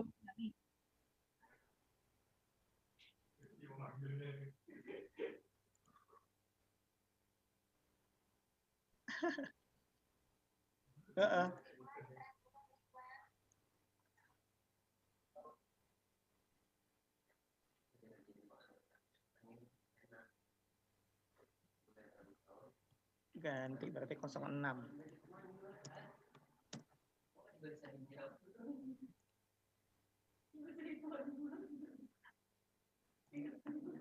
Saya masuk apa ini di room 6, Pak.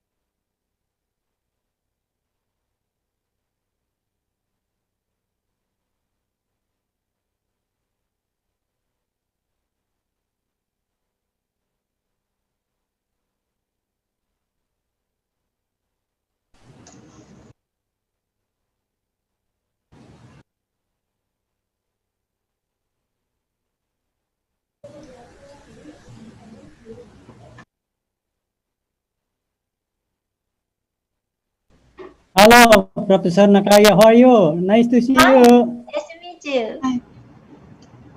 Yes.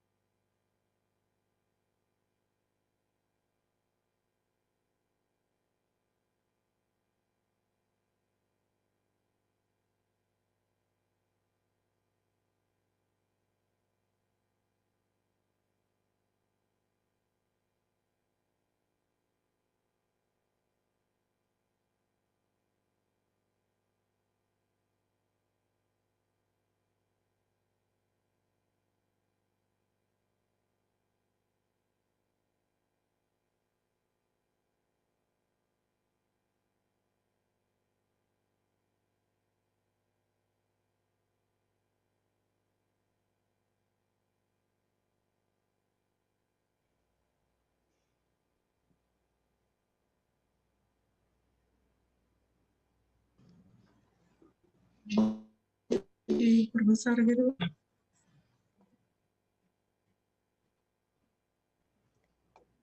Pesuna? We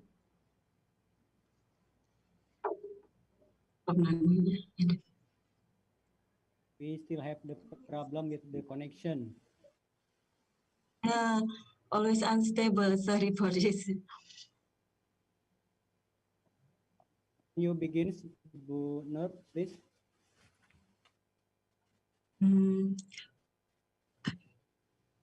Bu Yasmin, according to the committee, Prof.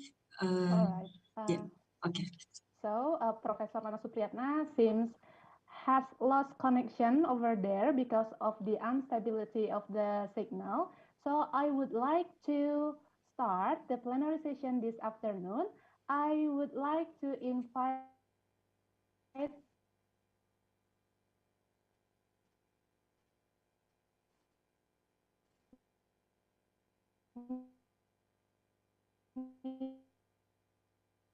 Nur Hasan I mean Bu Nur Hasanah Gunawijaya. The time is yours. Thank you. Okay. Thank you to Ms. Yasmin. Yeah. And then we'd like to give the time to Professor Nana Supriyatna MED as the head of study program of social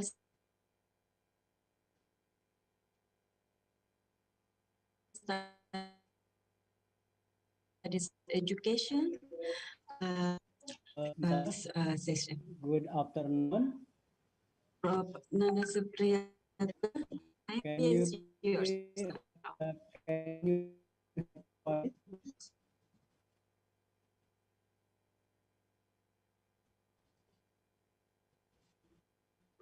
Thank you.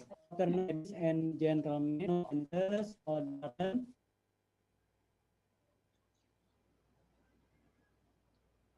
education.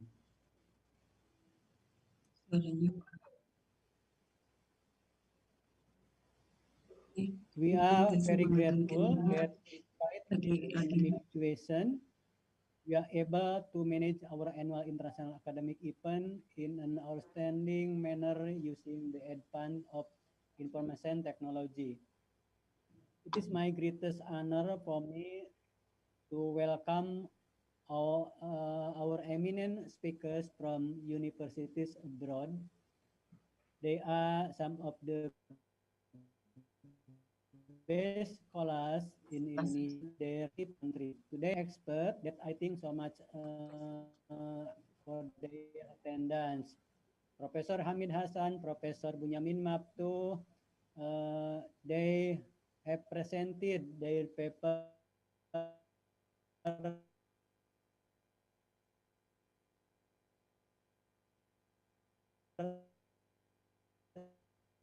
in the morning.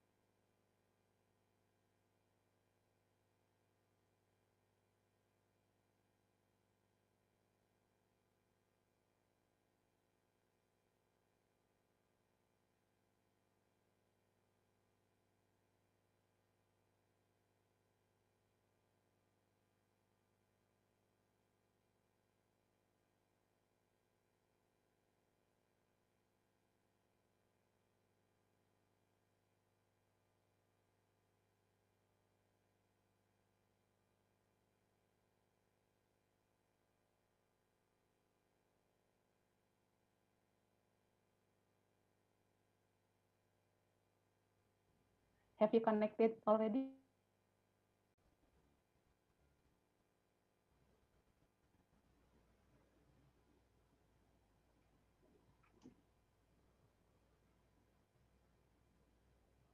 Alright, it seems that we haven't got the update from right now. I think we should start the seminar. So with me right now, we already have Professor Ayami Nakaya from Hiroshima University, and Professor Ayami Nakaya would like to present regarding the oh my God. Oh, I'm so sorry. So, Professor Ayami Nakaya, in here, will present regarding global citizenship education in social studies. Yes, I am so sorry, Professor. Global citizenship education in social studies in the new normal. So please, Professor Nakaya, you will have 30 minutes for the presentation. And after that, the presentation will be continued by Professor Chin Jumao with the presentation titled "The Curriculum and Teaching Reform in the Post-Pandemic Era from Taiwanese Perspective." And for information, Professor Chin Jumao is coming from National Taiwan Normal University.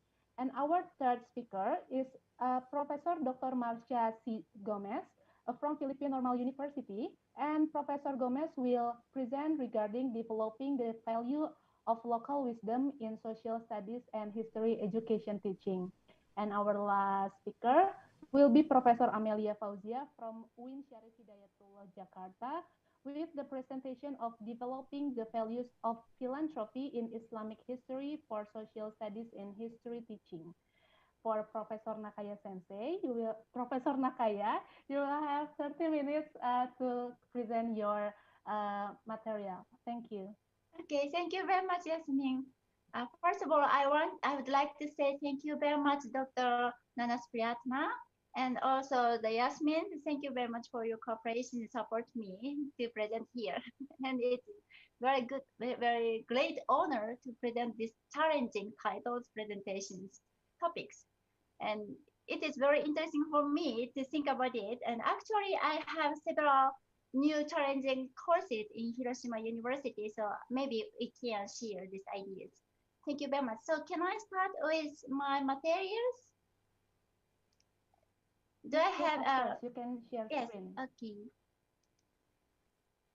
So Yasmin, can you hear? Can you see the presentation materials? Yes, it is very clear.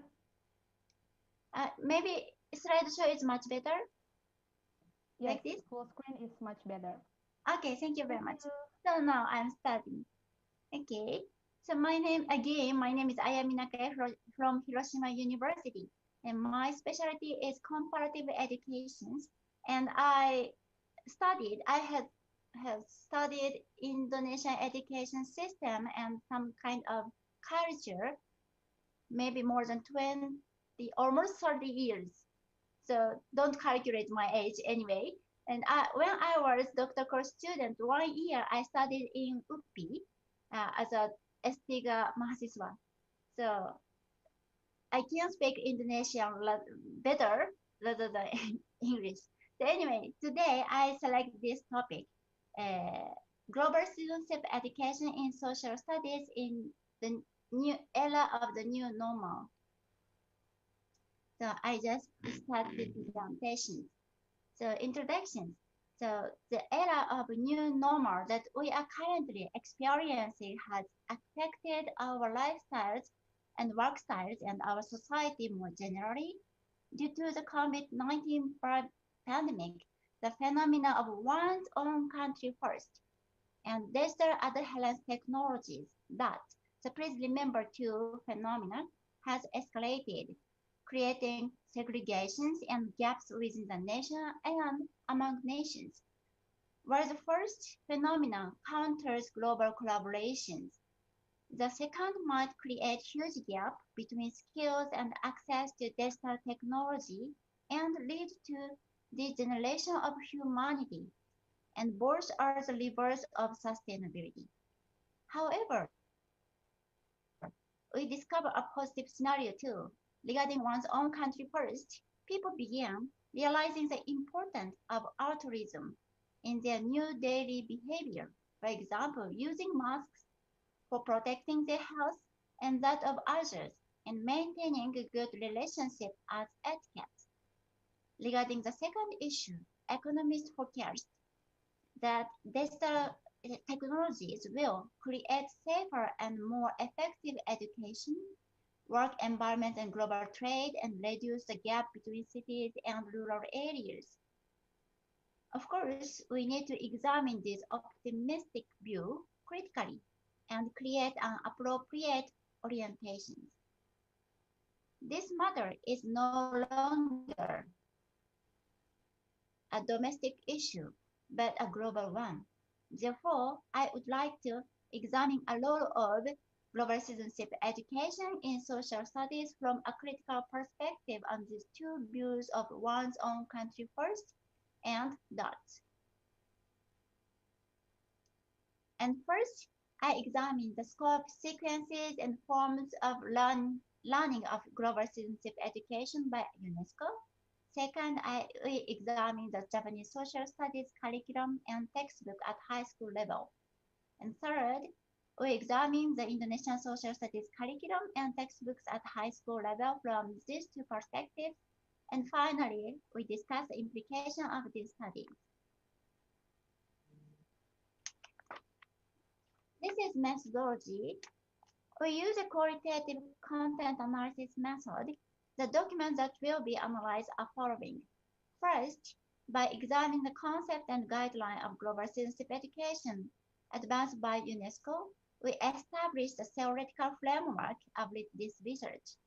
We use two main documents, the UNESCO website 2015 and also the Global Citizenship Education Topic and Learning Objectives, as well as the Japanese Course of Study 2009, the newest one, and textbooks, 4 textbooks at high school level.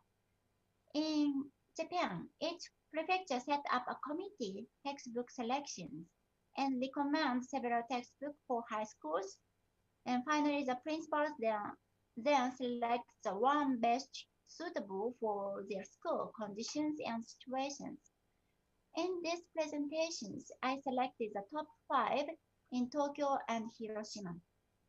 In addition, we examined Indonesia's course of study, syllabus sociology, and textbook sociology by Intan Pariwala for the third year of high school. Sociology in Indonesia, students have to choose the number of hours they want to take.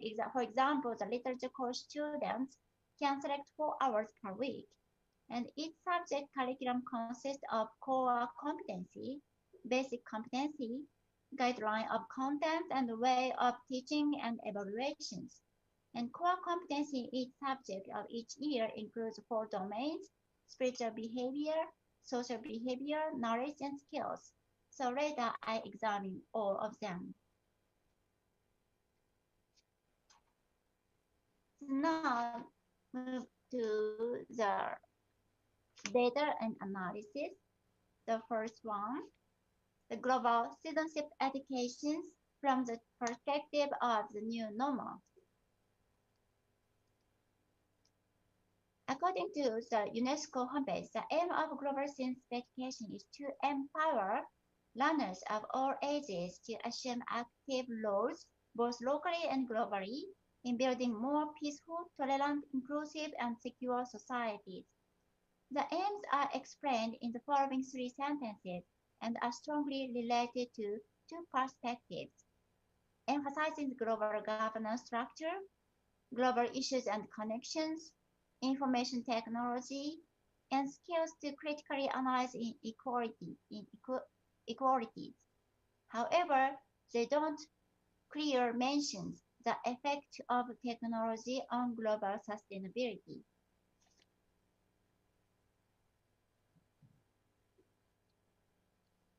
They also introduce the 3 domains of global citizenship educations: cognitive, social-emotional, and behavior. Cognitive domains, knowledge and thinking skills necessary to better understand the world and its complexities. Social-emotional domain covered values, attitudes, and social skills that enable learners to develop effectively, psychosocially and physically, and enable them to live together with others respectfully and peacefully. And behavioral domains covered conduct, performance, practical applications, and engagement. Plus, they use a value-based approach and respect and dialogue. But they also don't mention the need to develop to apply these cognitive, social, emotional, behavioral things and value-based approach to the new issues I mentioned before. So I set these three recommendations as a research framework as a global competency. Regarding the cognitive domain, we need to inform people the new situation of one's own country first, and and also the reasons of behind them and gap of data technology distributions.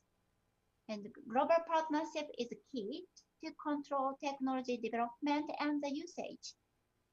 Regarding the skill domain, we need to improve the risk assessment skills and predictions capabilities and global problem-solving skills. And relating to the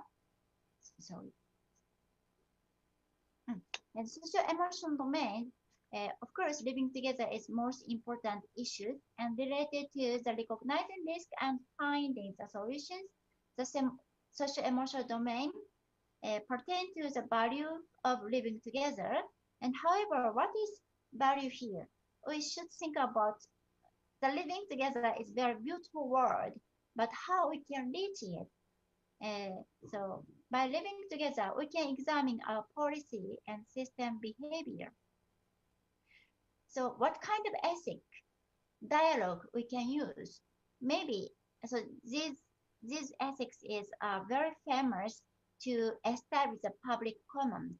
So utilitarianism by Bentham and the complexities by Mill, very traditional philosophers, and the maximum principles by Rawls, and the criticism by Amartya Sen. So if we can get this further hazards and occurrence of certain actions based on these social emotional domains, and we could carefully consider our policy and behavior before acting. And these three domains I will use for analyzing as an indicator. So now move to the Japanese cases. How do Japanese social studies respond to the era of new normal? Here we examine the sub-subject contemporary society in high school. Regarding the global partnership and that it includes a unit, the development of science and technology and life. The amount of the time is 1 out of 70 hours. And information technology development and life toward a society of living together.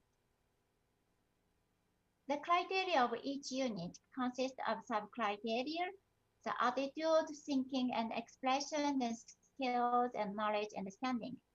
The criteria of the first one, so science, technology, development, life, covers the benefits and ethical issue of science and technology development, and the framework for about happiness, justice, and equity.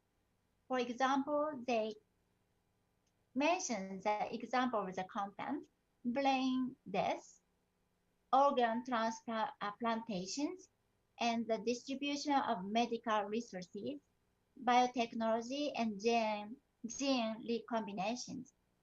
The differences lies in knowledge about the digital divide, sense of privacy, security issues, and information ethics. The final unit, towards society of living together, touches on several issues, including social dilemma. like global environmental issues and traffic jam from the perspective of relationship between developing and developed countries, international rules for sustainability from the perspective of among societies, and energy issues from the perspective of relationship between the current and future generations. And the final goal of the social studies in Japan are to help students understand these issues and think about how to further develop a sustainable society. But there is a two weakness. We summarize it. One is considering the wide range of issues, including temporary works, consensus building for common purpose, and social assurance and budget programs and achieving constructive social engagement. These issues seem to be difficult within 3 hours. And second one, lack of ethics to think about these issues. Indeed, the value approach, thinking about happiness, justice, and equity with certain ethics, is not allied to human development and politics and economics, technology development, and international government.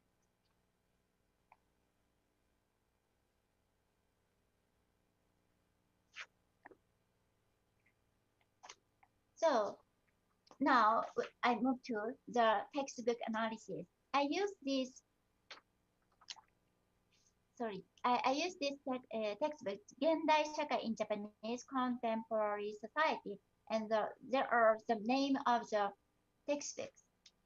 And they cover all the example mentions in the curriculum for the indicators and they add issues of interest or enrich certain topics with more information, bibliography, or newspapers. And their features relating to technology, they mention many examples such as internet and phone.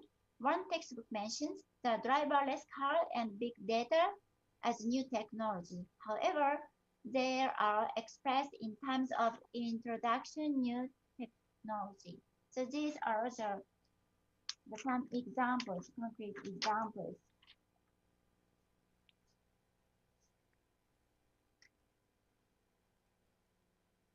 There are several features mainly relating to technology with examples such as the internet phone, and however,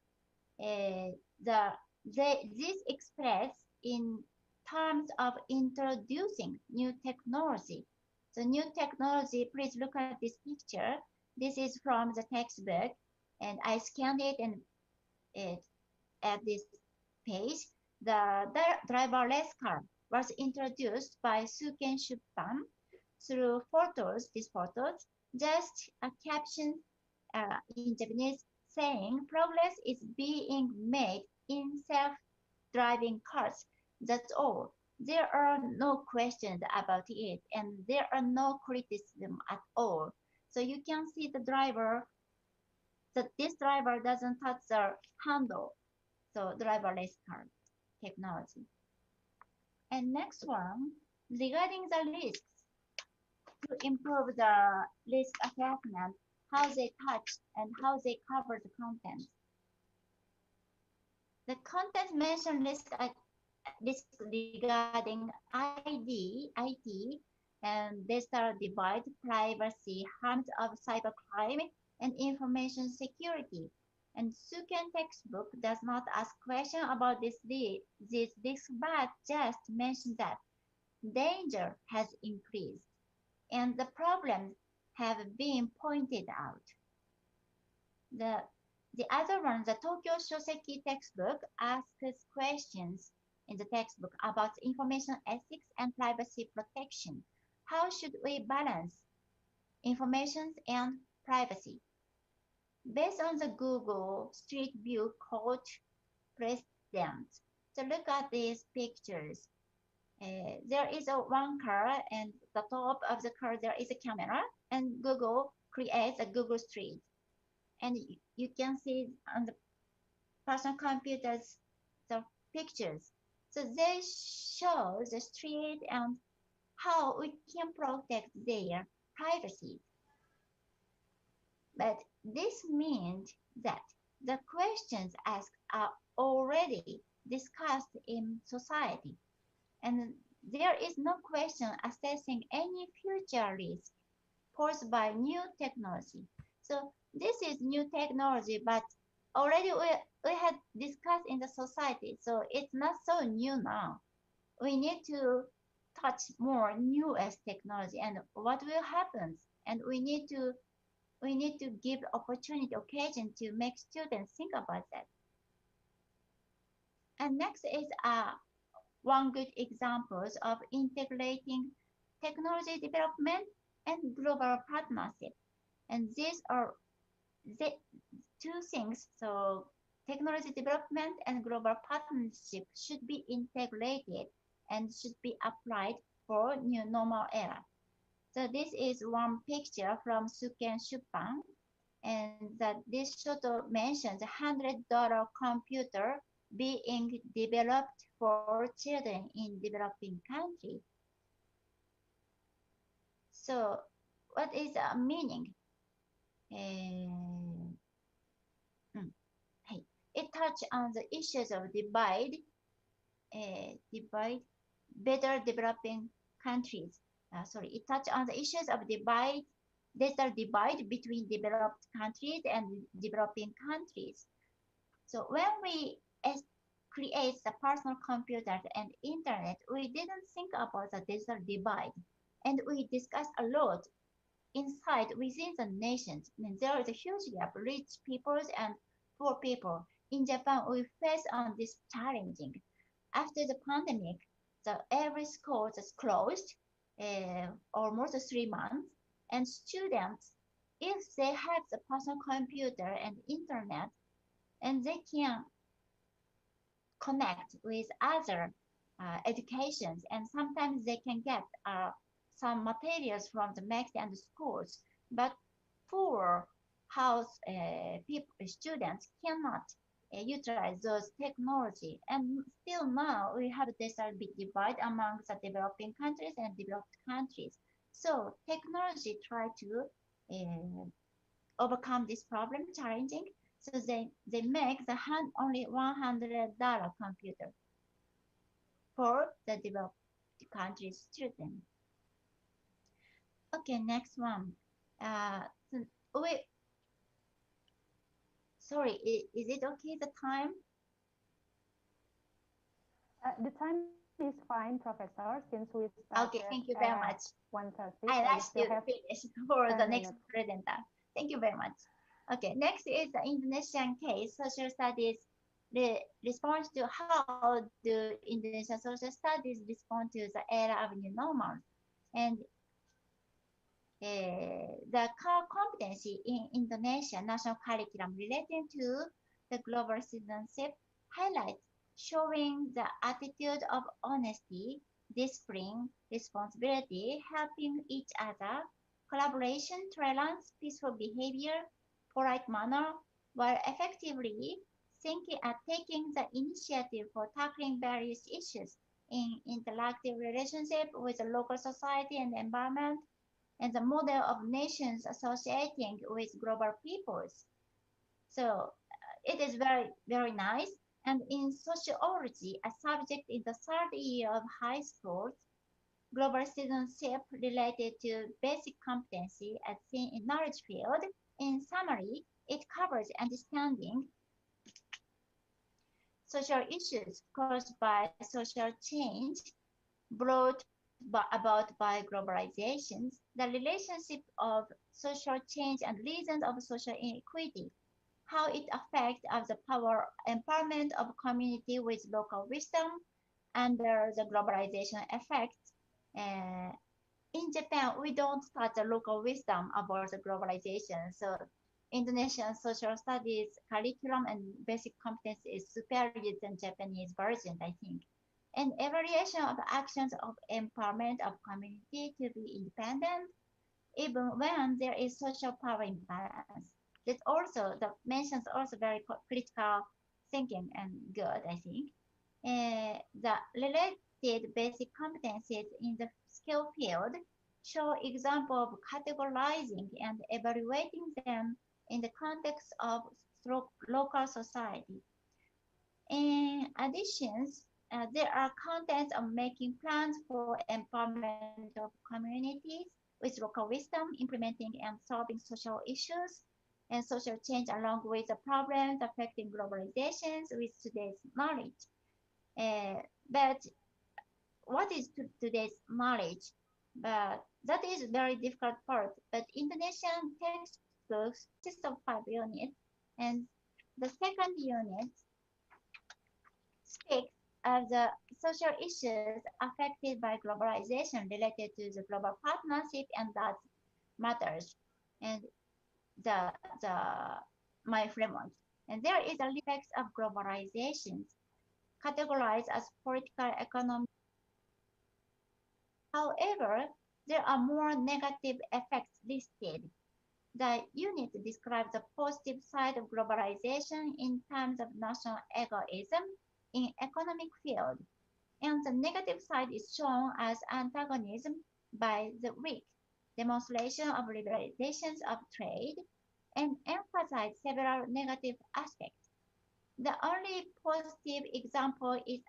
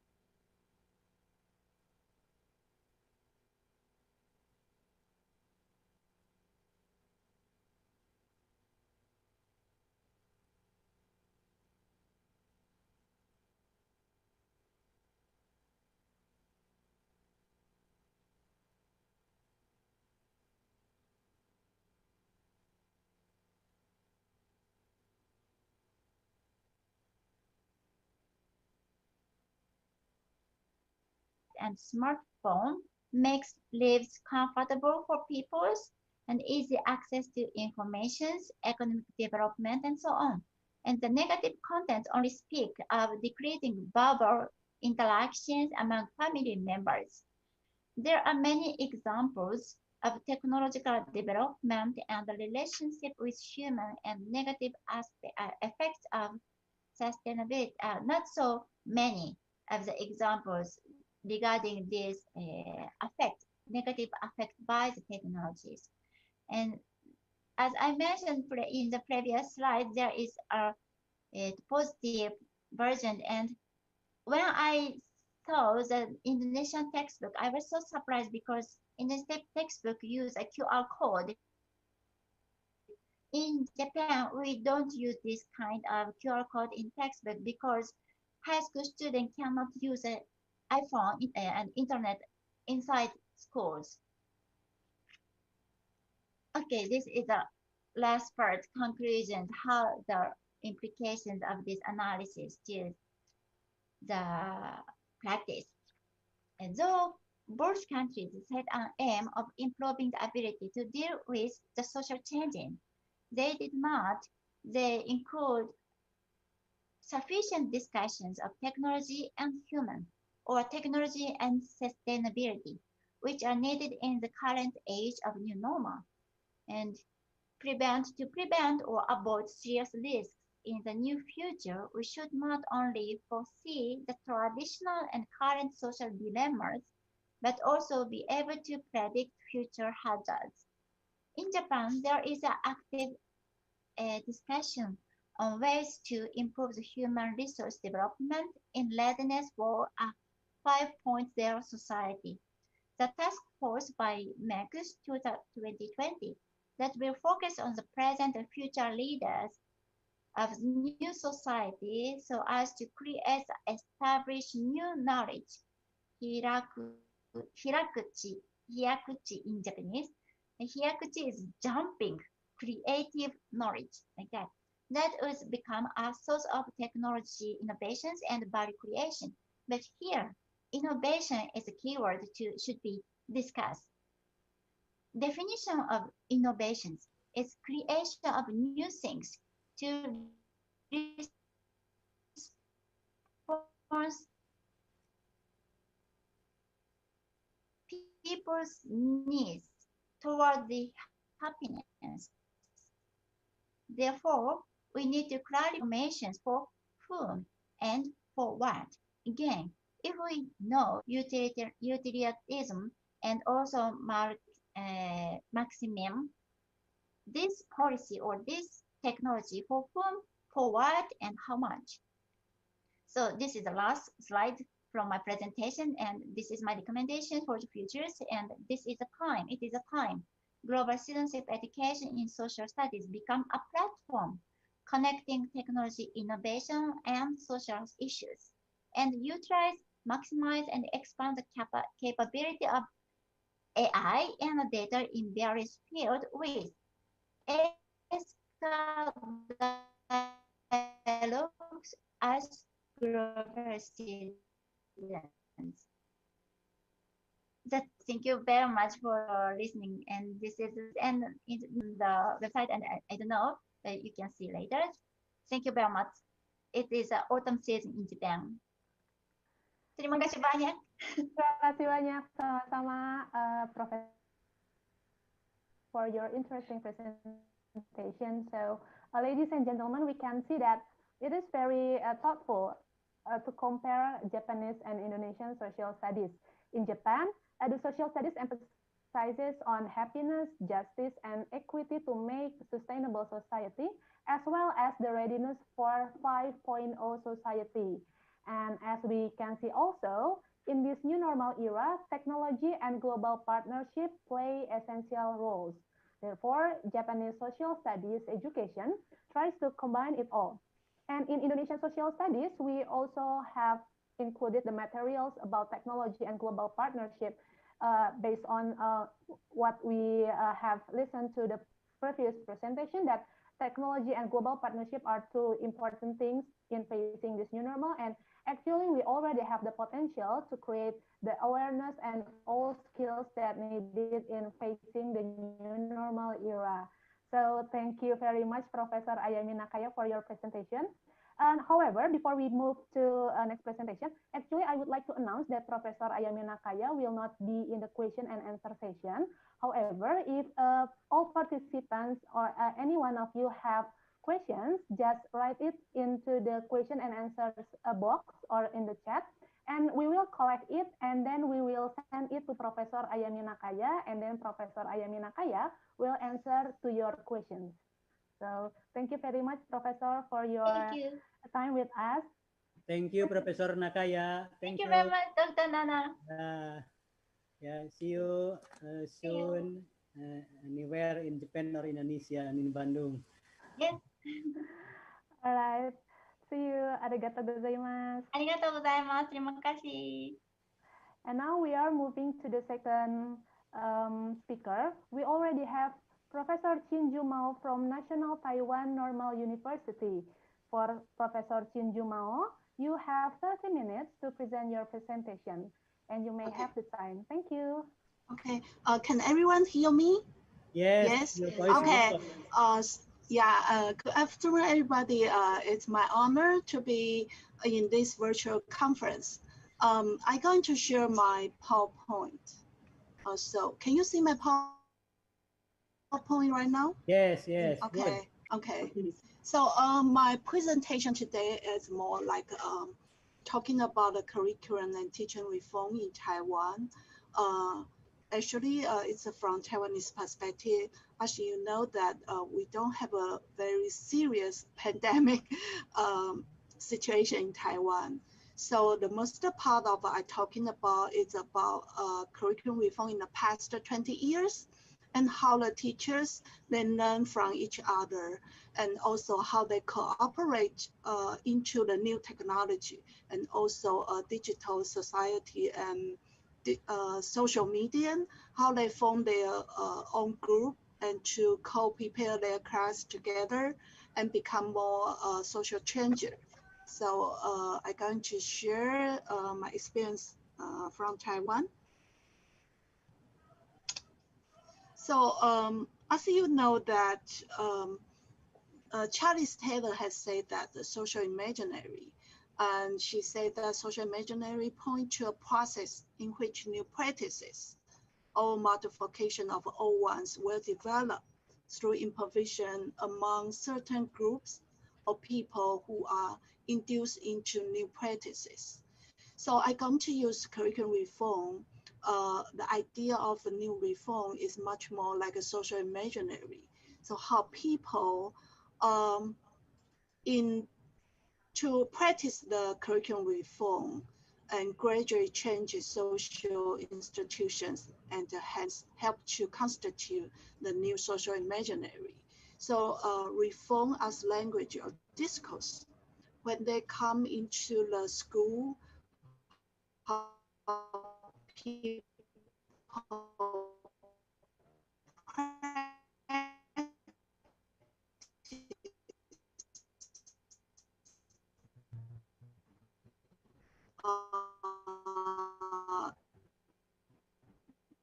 that's I'm going to tell some story of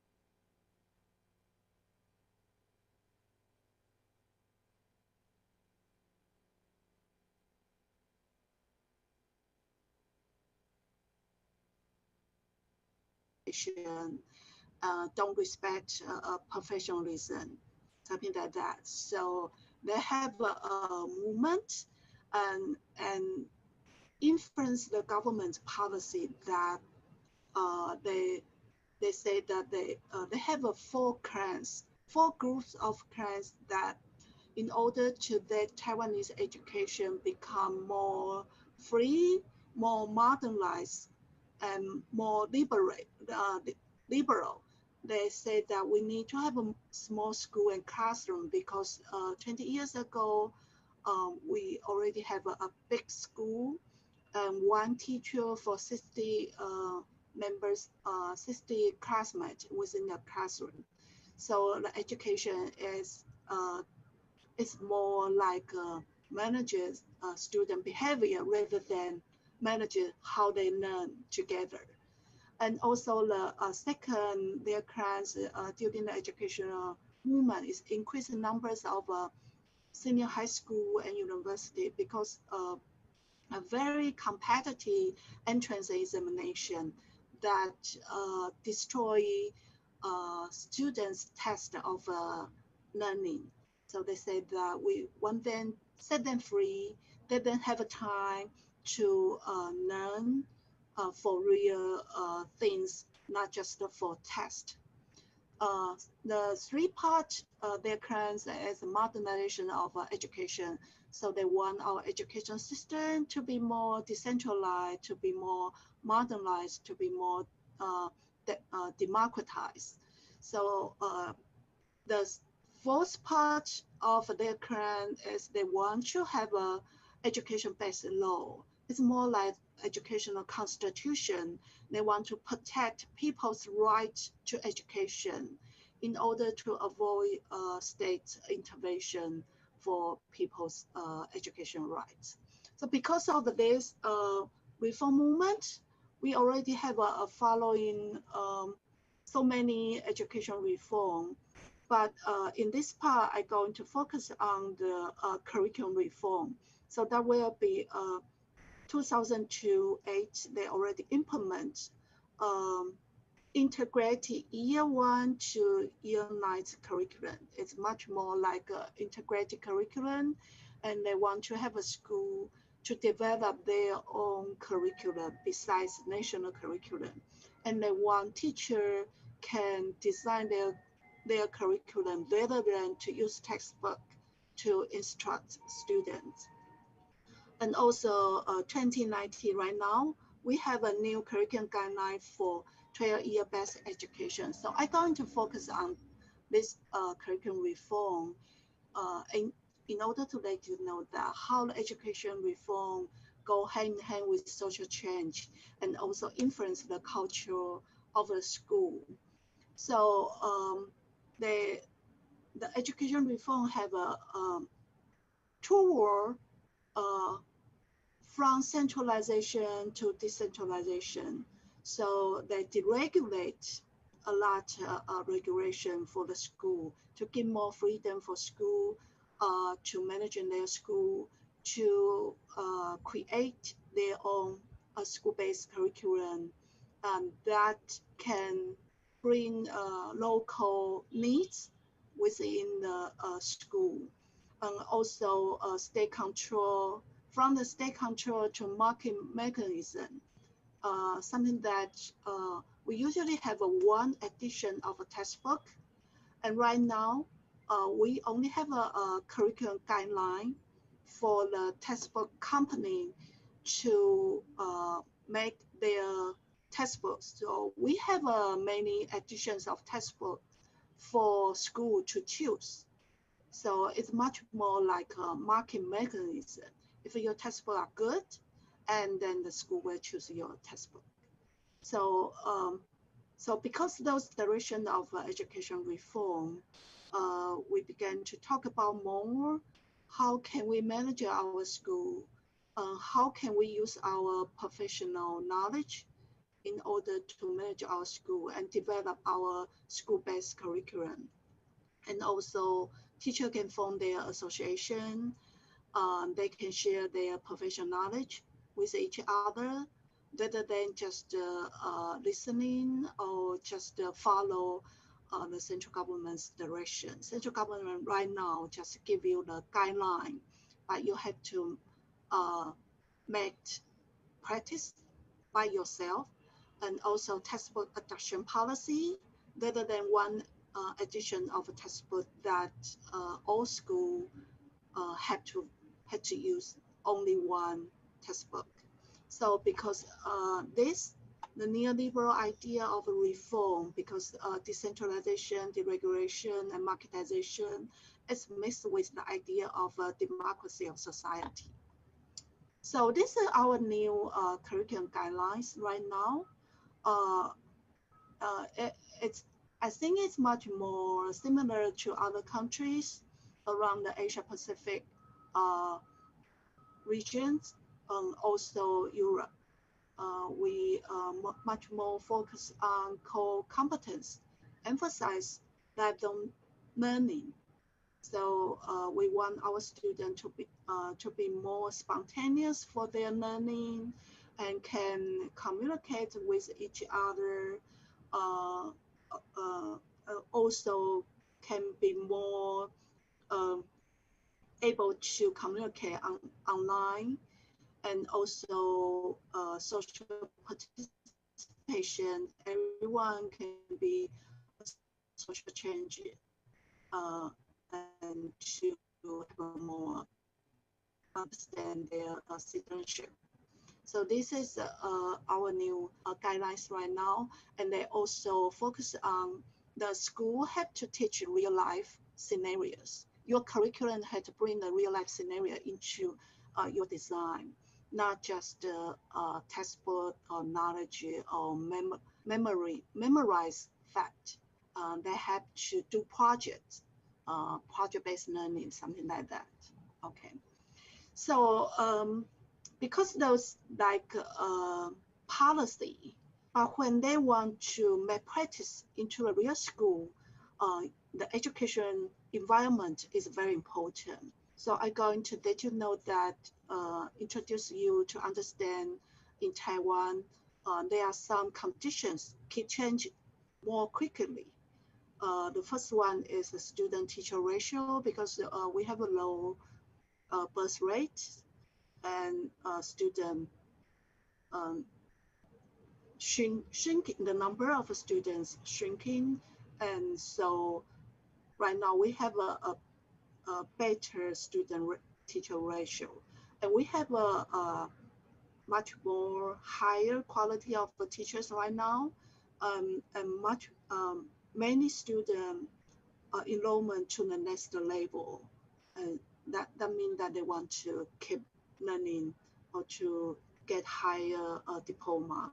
And also our government investment on education keep rising. So you can see this, the pink one is elementary, that you can see from the 1997 to right now, 2019, our student number already cut into a half. Blue one is junior high, so you can see a number keep going down. Okay, and this is a student-teacher ratio, because student number is decreasing.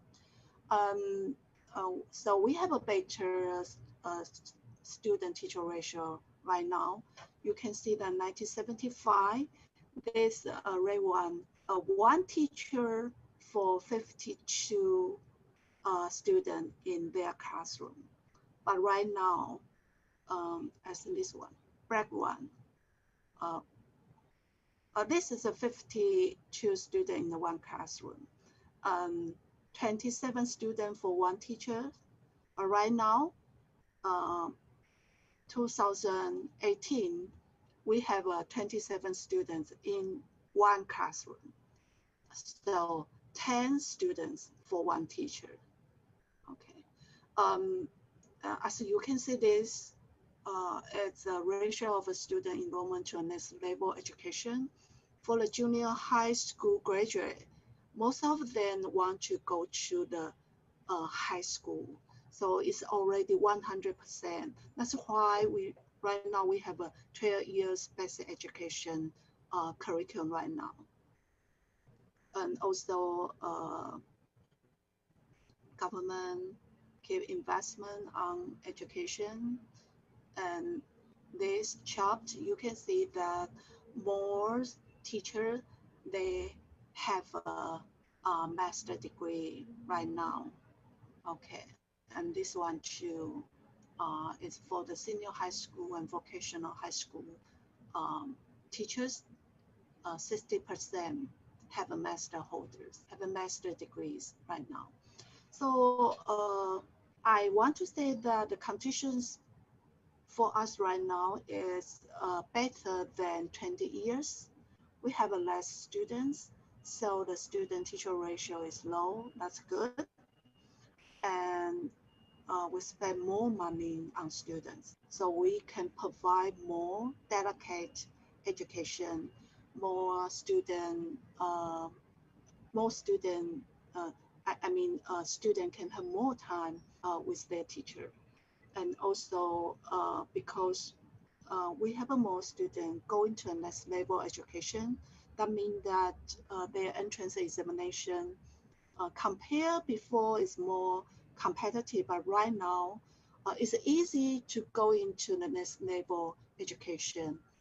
that means that the culture within the classroom is more easy to promote collaborative learning in this situation right now, because less students and they go into next level education is not very competitive. They can trust each other, they can learn together. So it's easy to bring collaborative way of learning right now. And also we have a more teacher, they have a higher degree than before. So so because of this changing condition, I think it's better for us to provide more delicate quality of education. So before the 1990, 98, 1998, we already have an integrated 9-year curriculum reform. But at that time, the condition is not good. And we just from authoritarian state to democratic states. They have a big ideas of a reform. They want to be more deregulate. They want to have a school more professional autonomy. They want teacher to be able to professionally design their courses. But that's just big ideas. So big idea becomes slogans. The ideas of giving teacher more professional autonomy, but teachers don't believe, because at that time they still have to combine with competitive entrance examination. They have to prepare students to go into the next very competitive entrance examination. So 1998, although we have a big ideas, very good ideas of reform, but it still have to take time to reconstruct teachers' professionalism. But right now, this is second stage. We have a better conditions. Just like I said before, we also have a very good chance right now, because we have a digital social media that's easily for teachers to form their social network. They can find their partners across school to prepare lessons together, just like lesson study. They can co-prepare courses online. They can share their experience of teaching. So they began to have a rise of a teachers learning network from the bottom. So 1998 is like a reform from top down, but right now, because we have a digital social medias and teachers have a better, higher degree, so it's easy and society much more democratic. So it's easy for them to get together to learn from each other. So we have a lot of learning network, and those people, they are just common teachers. They form their own group and become much more bigger, because it's online, it's digital, so you don't have to worry about the distance or time. You can just easily sharing your experience. Okay, so that's a very autonomous from by teachers. They have a lot of learning group. So you can see that after 20 years, a teacher is easy to have to use the digital social media to form their own group. So because this, I just want to share that there is a cause of a slow development of a curriculum and school practice in the past 20 years. Although we have a very big idea, very nice idea of curriculum reform, but those reforms, they touch the very foundation of institutional structure.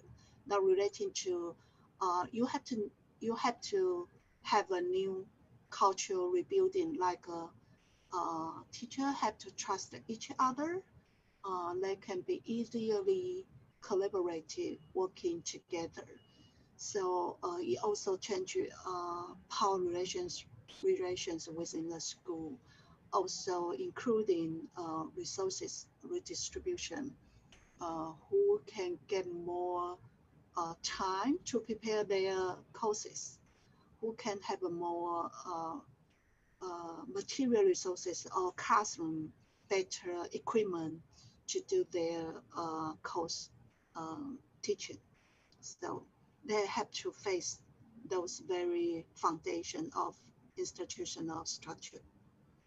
However, the new year-based education and that kind of policy, which is situated in a more mature domestic surroundings, actually it has more chance to be successful, which is much more makes sense to some educators and teachers right now, and also very comply with their wishes of what the future school should be, because they already think that the future school had to be more decentralized, decentered school, not just the only way or only place that students can learn. They can learn from everywhere, especially online, and the school should be more flexible. Okay, so democratic imaginary school practice is hand in hand in making practice of school-based curriculum development. I call SBCD. The school practitioners, they need to constantly negotiate or resolve conflict in terms of different opinions of what should be the core of our curriculum-based, school-based curriculum. They people, when they are more professional, they have their own idea. So you have to have a democratic way, smooth way to have people to negotiate their idea, and also to these areas, because teachers they're various, so cross subject they have to compete, so they want to have a more equal and reasonable task assignment to different ranks of teachers. So dealing with those issues have become their daily life in school. So right now they deal with a real thing, real institutional structures things in school, rather than the before 20 years ago, it's just a slogan. Okay. So as a society from authoritarian to democratic one, curriculum reform emphasizing on school-based management, teacher as professional and student as active inquirer is more like a new social imaginary. So the school had to face institutional challenge in which ways of restructuring power relations, resources redistribution, cultural rebuilding are very critical practices. So those practices determine to what extent and how the new social imaginary of a democratic school can be realized.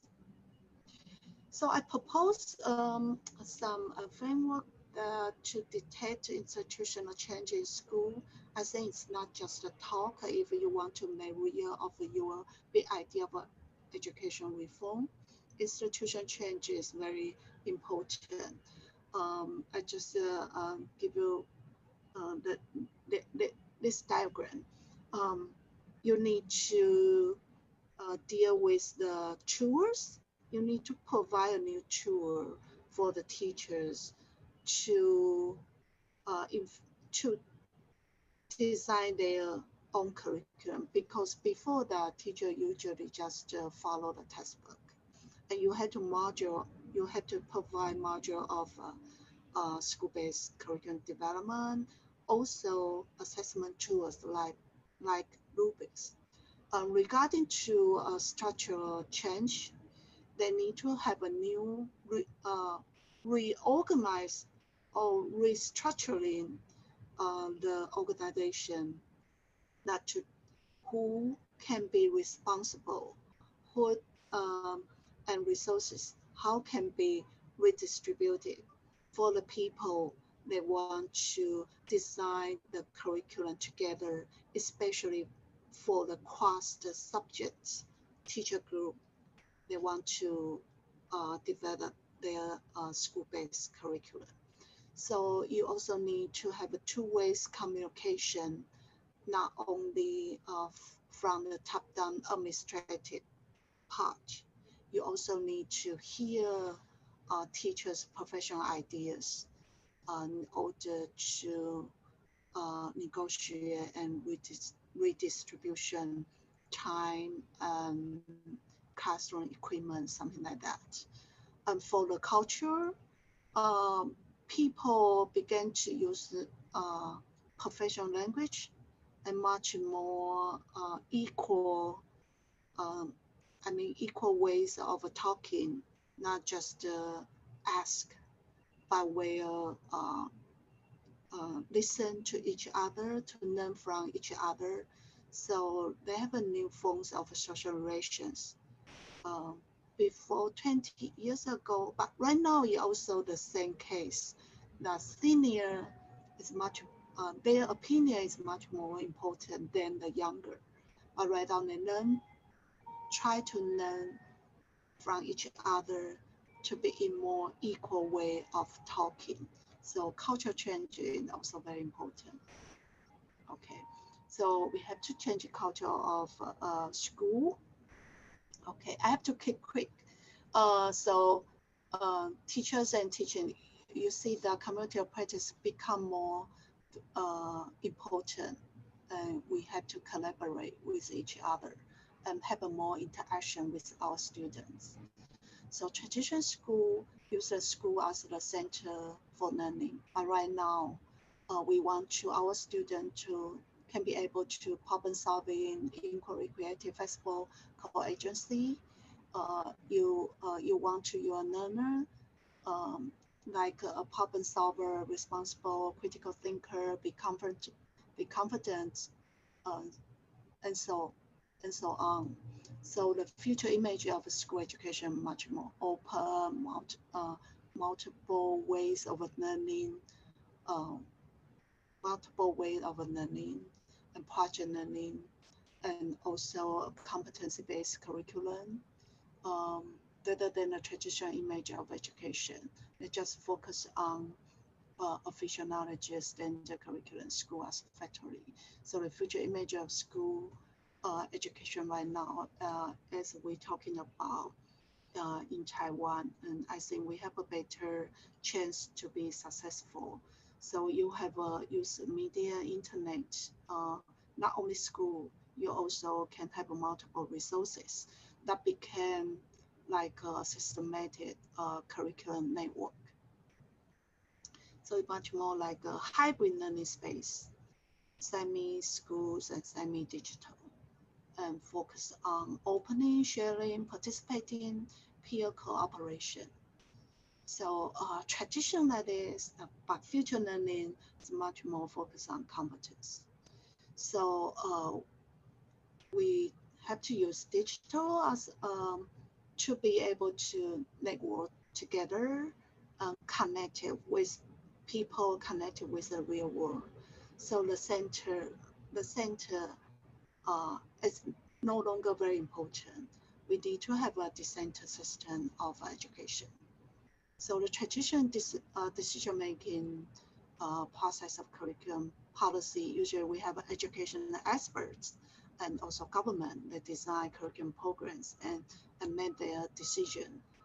But after this new curriculum reform policy and also the digital environment, future decision making of curriculum where multiple partnership. We have to partnership together. Okay, so I want to say that trends, in Taiwan, we have better chance to be successful, but culture and institutions of schools like structure, they need more time and more human efforts to negotiate in order to transform. So I probably speak too long. Sorry. Yeah. Okay. So just finish my presentation.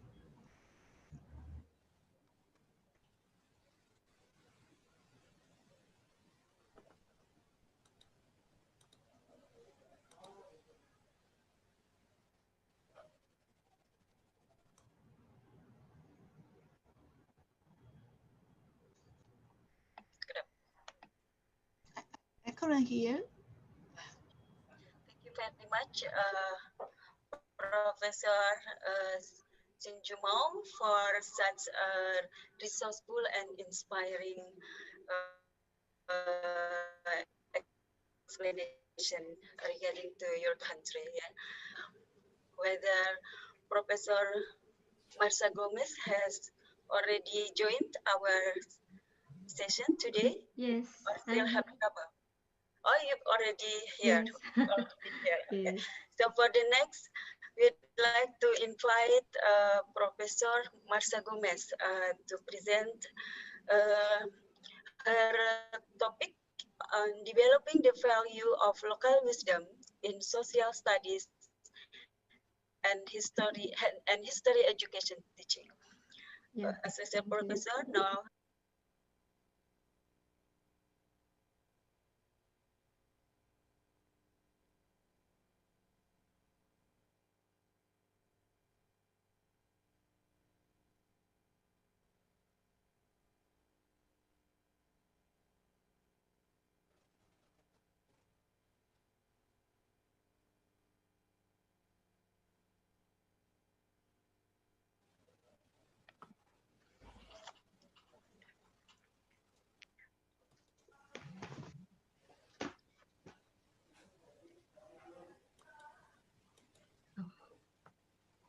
Can you see now my screen? Yes. Okay. Clearly? Yes, thank you. Very clear. Yeah. Clearly, Prof. Yes, yes, thank you. Um, I am assigned to discuss developing the value of local wisdom. But before I discuss my topic, let me greet everyone. Salamat siang. Good day, everyone. Thank you for the opportunity to share with you my insights on the topic developing the value of local wisdom. The term local wisdom or indigenous knowledge in many literature was an unfamiliar concept to me until 2016 when I this institution, the Universitas Pendidikan Indonesia. I have to thank my esteemed professors for introducing the term in class, most especially Professor Nana Supriyatna, who also extended the invitation for this talk. Yeah, terima kasih, Professor. Okay. Sama-sama. Before I thoroughly discuss the topic, let me give you a brief background about my country. I know you have heard about my country, the Philippines, on various occasions. Its geographical proximity with Indonesia brought about similarities between the two countries and their people in terms of physical features. So if you go into see me now, I covers my yeah. If you go into see me now, I look like an Indonesian, and there are a lot of similarities between Philippines and Indonesia. Um, we are very similar in terms of physical features. There are similarities in language. That's why when I was studying in Indonesia, it was easy to shop, to eat at restaurants because it's a little bit easy to study Bahasa Indonesia because of the similarities with Bahasa Filipino. And also the two countries are very similar when it comes to pre-Islamic and pre-European conquest belief systems, heavily influenced by Indic or Hindu traditions. Okay. Yeah, you can see the proximity. Yes. Both countries, Indonesia and Philippines, also experienced Western colonization starting from 16th century until the middle of 20th century. The arrival of Spanish colonizers in the Philippines in the 16th century brought major changes in our early communities. The most significant impact of their coming is the introduction of Christianity and its eventual acceptance by the majority of Filipinos. The introduction and the later acceptance of the many elements of Spanish culture did not happen smoothly. So you can see here also another similarity between Philippines and Indonesia. Indonesia was colonized by Netherlands, and then us in the Philippines were colonized by different colonial masters, Spain and United States of America.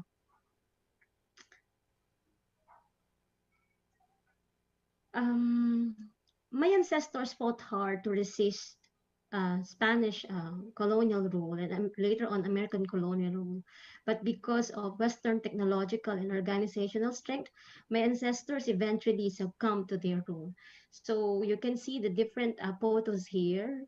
These are actually Spanish houses, old Spanish houses. These are not traditional Filipino houses. These are Spanish houses patterned in houses in Spain.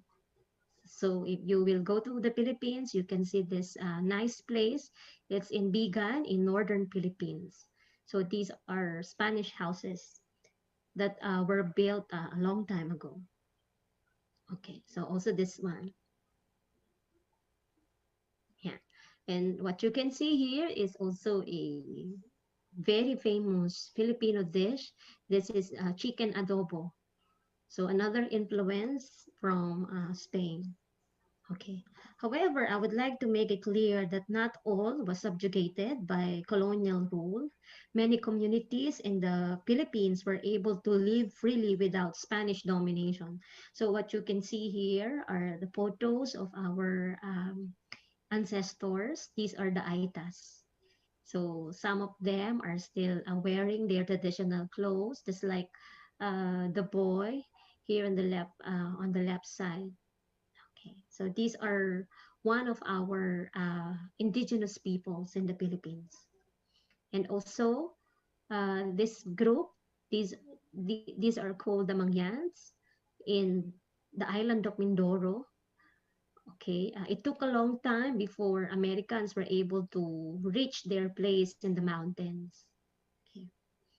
And also, we are also very proud that we have a Muslim population in the island of Mindanao. They are known to be very brave people.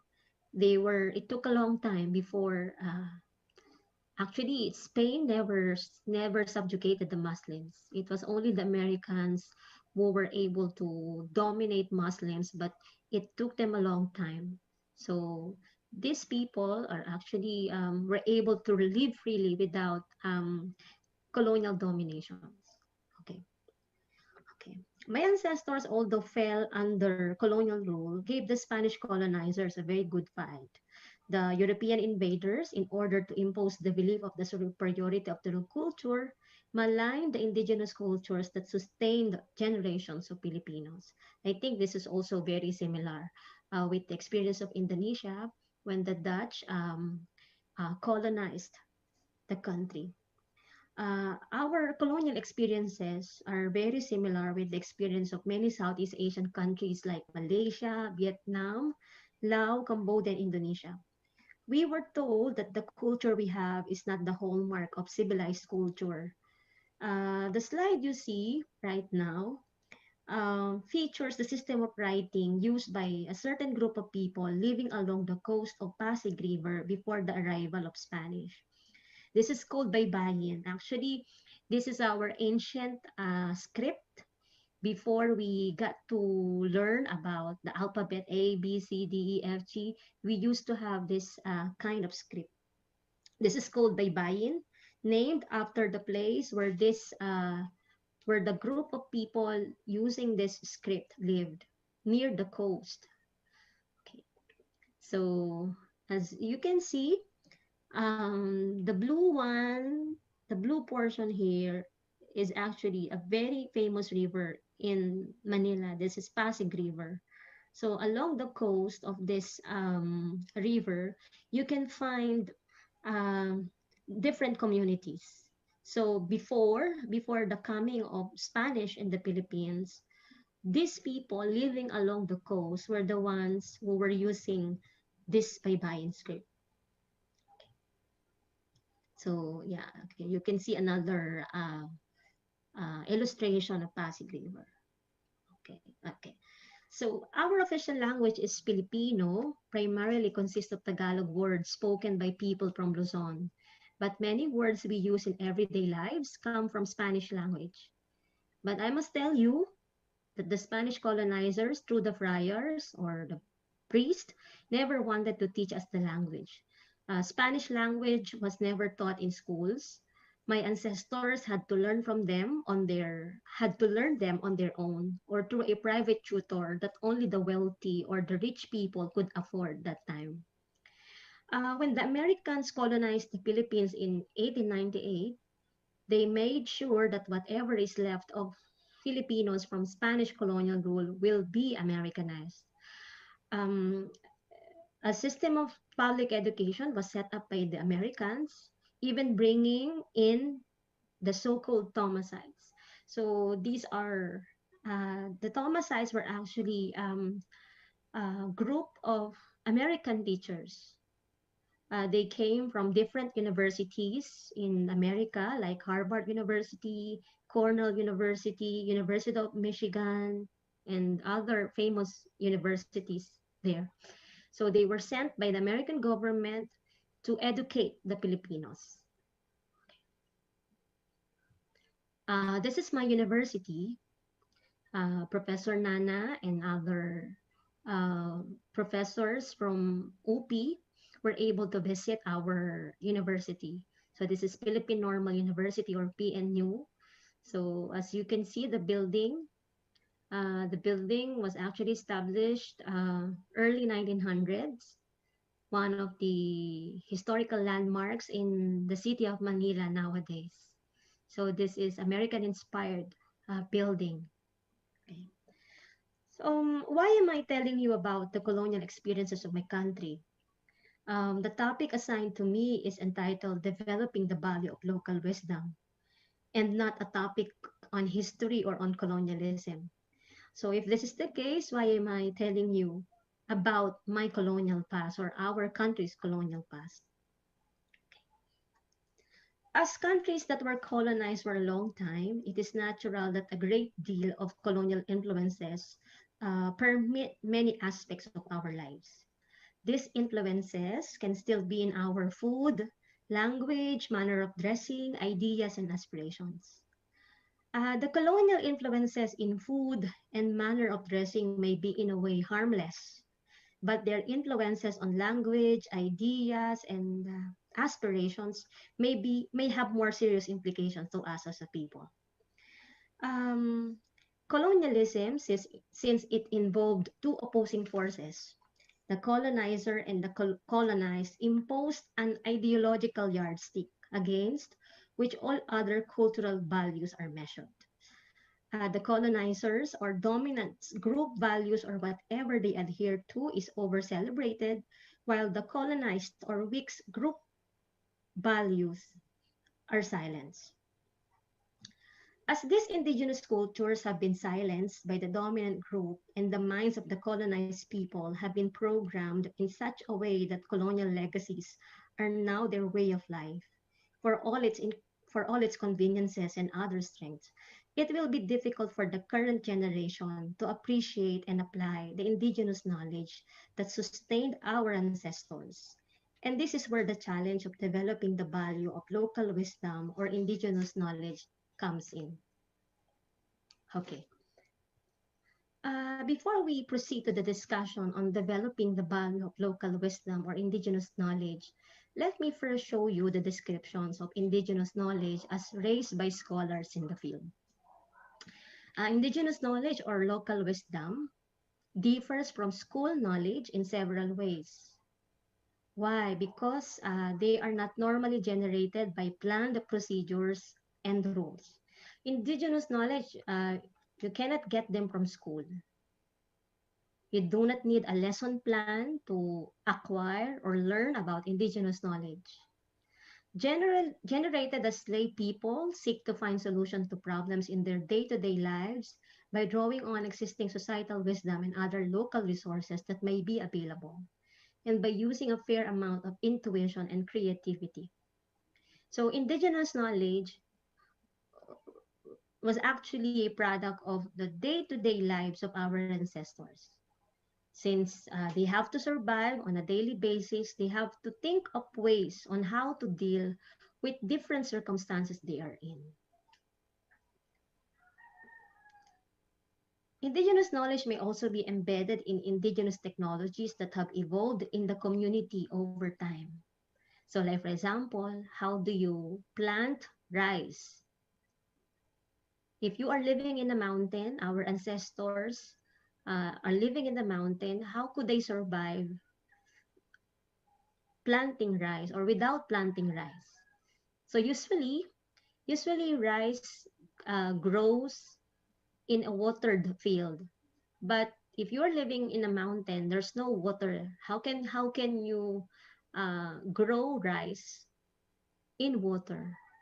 So when our ancestors were able to plant rice in those mountain regions, definitely they were able to devise their indigenous technologies.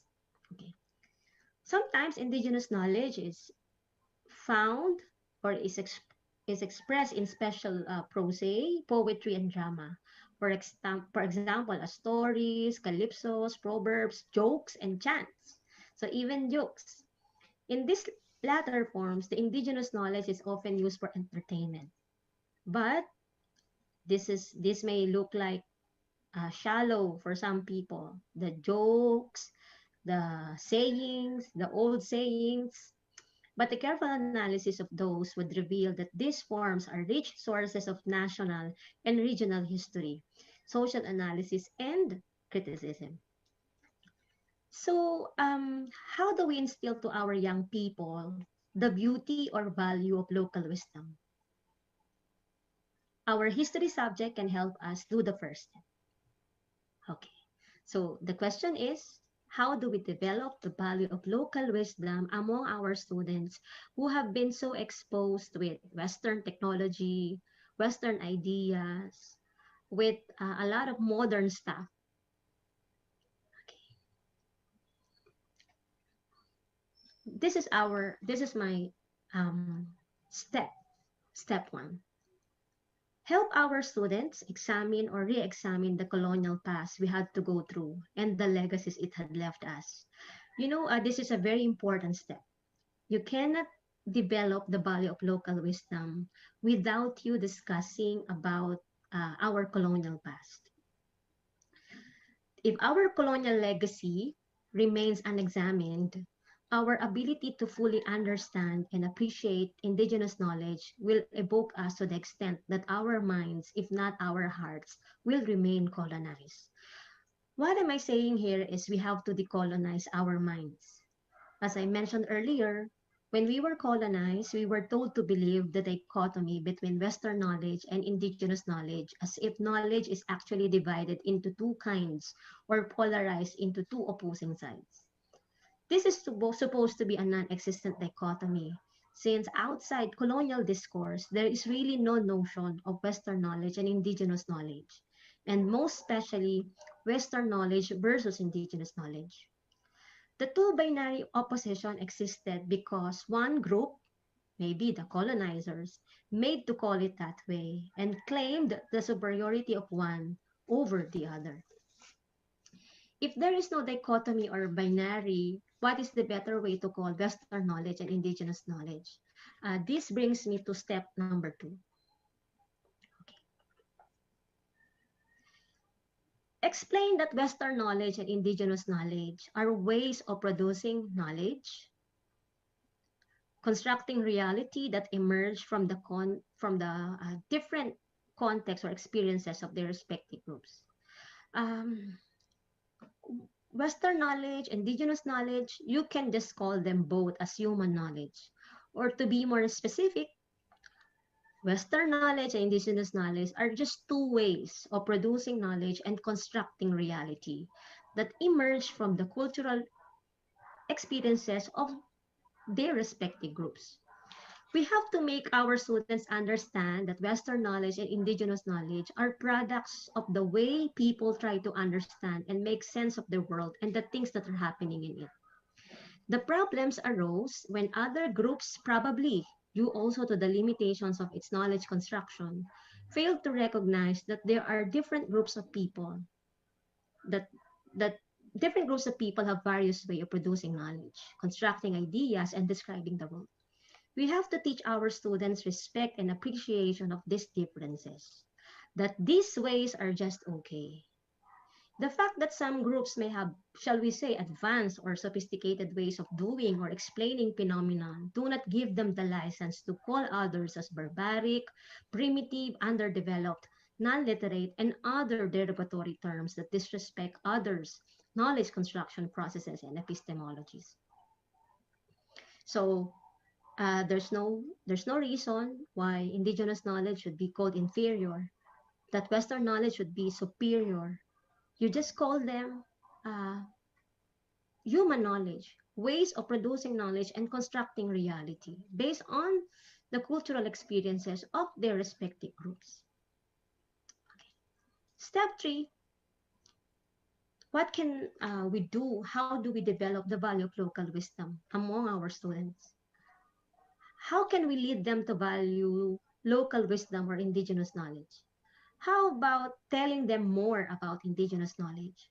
Sometimes it's just easy to dismiss something because you do not know anything about it. You are not sure what is in it, and since you lack knowledge, you easily go to something that you know or familiar with, which is the strength of Western knowledge. Western knowledge, Western science has become pervasive that everyone is into it and patronizes it. It has become the so-called global standards. Sometimes we just have to take time to introduce local wisdom to our students. I said earlier that I was not really into indigenous knowledge before I stepped in at UP in 2015. I remember a trip organized by Professor Nana 3 years ago. He arranged a class field trip to Kampung Naga in Tasikmalaya. So we can see how indigenous knowledge could sustain the life of a community for many generations. From that field trip or excursion, I realized that life need not to be too dependent on sophisticated technology and latest trends to be meaningful and happy. Sometimes it is through the decisions that we make life complicated and unhappy. What can we tell our students about local wisdom? So I'm saying that in step 3, you have to tell them more about indigenous knowledge. Because if you don't tell them about indigenous knowledge, how would they know about it?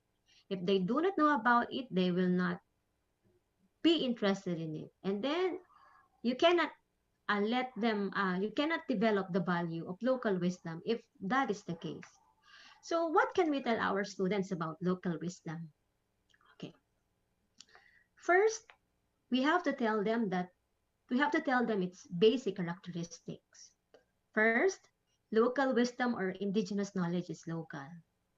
It is the result of daily or common interactions in our elders' territories.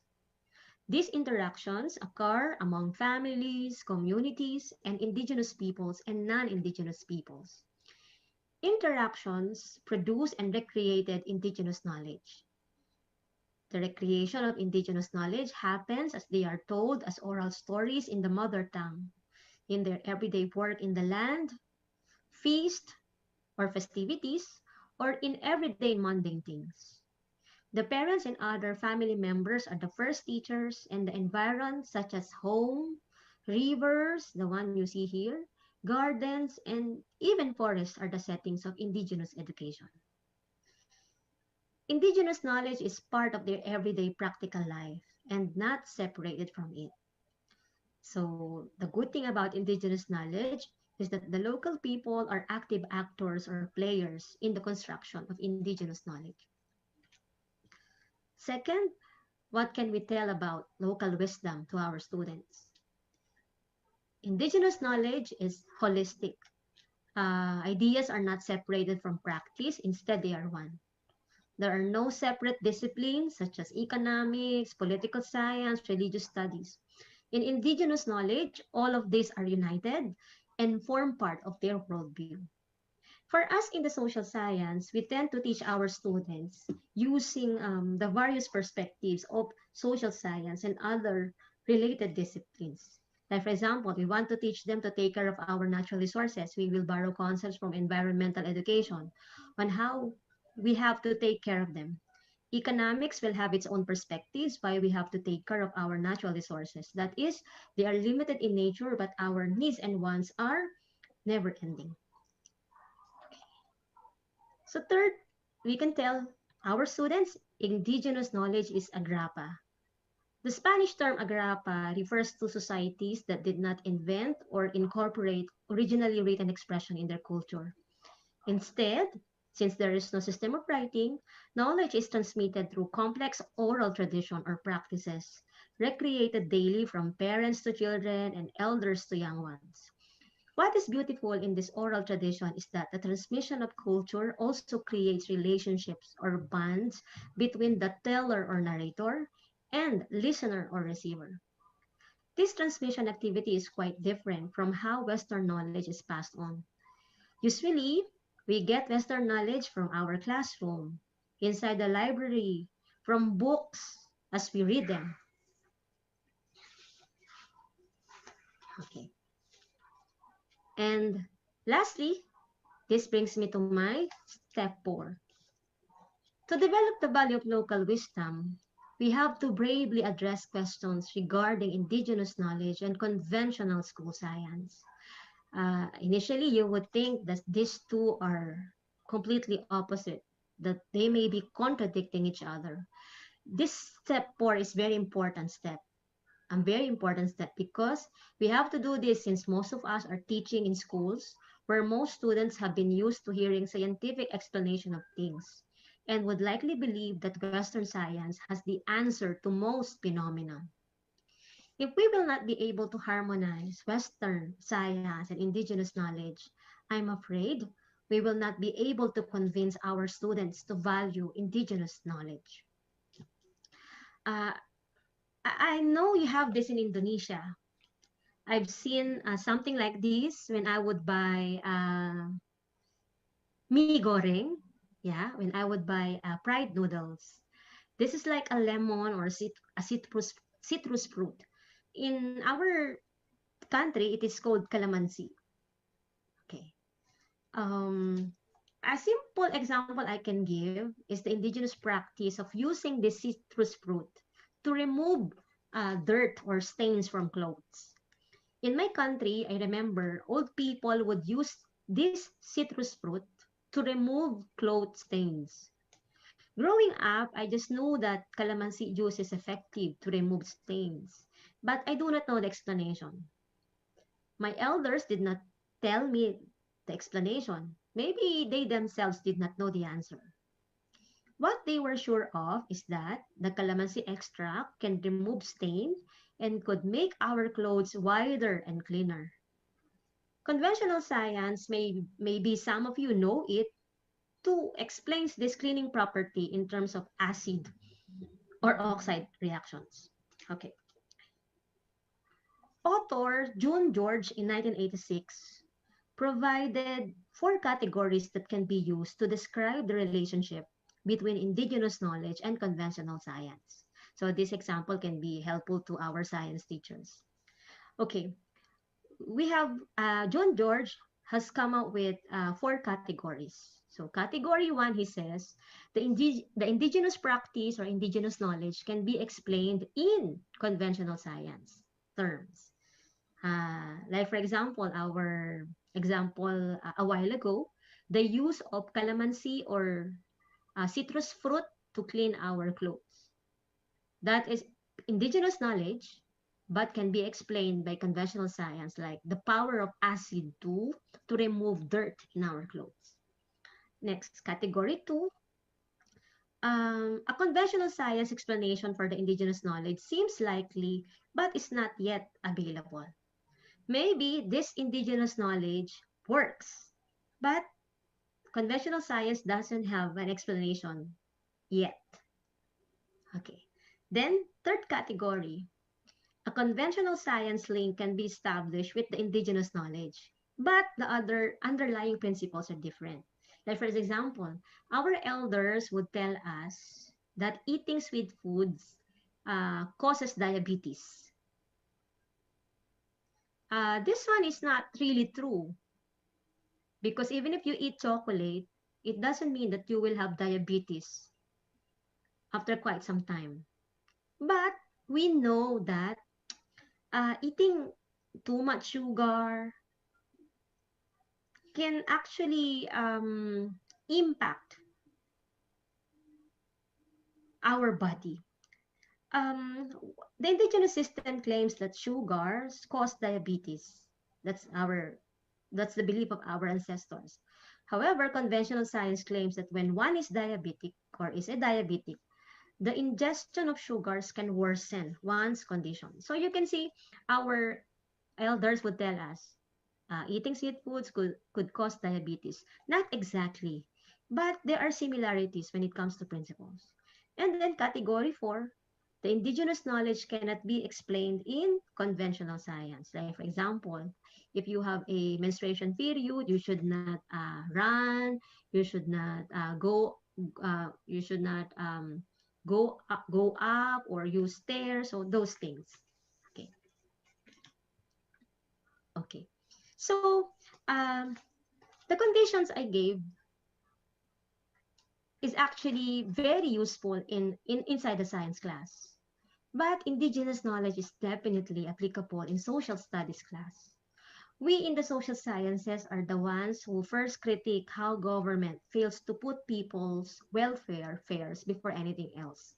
We are the ones who first react if there is injustice that happens, especially to the weak. We get our ideas or answers from sociology, political science, economics, and history. That's why scholars have various interpretations depending on the discipline he or she is into. But in indigenous knowledge, the explanation is simple. But you know that it can counter Western science destruction of the earth by emphasizing relationships of human beings to both one another and to their ecosystem. That emphasis on relationships is absent in the knowledge produced in Western science. What is important when we bring indigenous knowledge inside the classroom is that we teachers must know its relations to what is taught in the class. This will require us to read more about indigenous knowledge.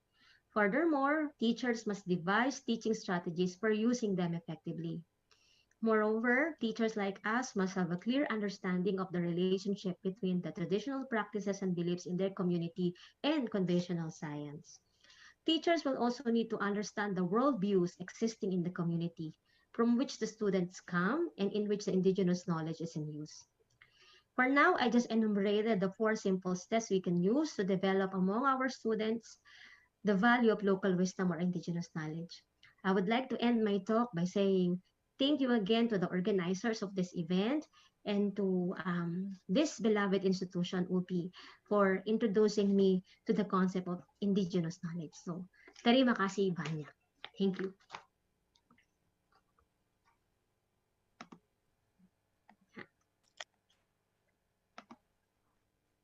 Thank you very much for Professor Marcia Gomez for such resourceful information that she's already given to us. When we look from the beginning of the session, even though some of instable connection, but we can see that from our neighboring countries, Japan, Taiwan, and also or the last Philippines, they really love the country and becomes local wisdom, become indigenous knowledge, and then framed by the civic education like that. And interestingly, so thank you very much for Professor Marcia Gomez for your resourceful. Yeah, so maybe we can let alone. We can learn a lot. Yeah, from Professor explanation, and we can also maybe then consider some positive things. Yeah, to be implemented in our teaching, in our social studies and also history education teaching and learning. Thank you very much. And uniquely for the next presentation, this is unique, yeah. So this is to the self, yeah, not to the deepest, to the basic like indigenous, local wisdom, but this is from the self wisdom, yeah. For example, we have to train how to give others, yeah, to give things, donate things to others to make someone's more better, prosperous life, yeah, like that. So for this, we'd like to come to the next session. We'd like to invite Professor Fauzia from from UIN, from UIN Sarif Hidayatullah, as we know, one of state Islamic University, and Professor Amelia Fauzia would deliver a topic about developing the values of philanthropy in Islamic history for social studies and history education teaching. For Professor Amelia Fauzia, time is yours now. And also that's the time for you to share your screen, your PowerPoint. Thank you. Okay, thanks so much, Ibu Moderator, Ibu Nur Hasanah, ladies and gentlemen. It's very nice to be here. It's a privilege to me, for me to present here. Pak Nana, Prof. Nana, Yes, Prof. and other distinguished presenters. I would like to, I'd like to answer some challenge actually made by Prof. Nana on looking at the study, social studies, and then history education. I would like to share my PowerPoint now. With pleasure, Prof.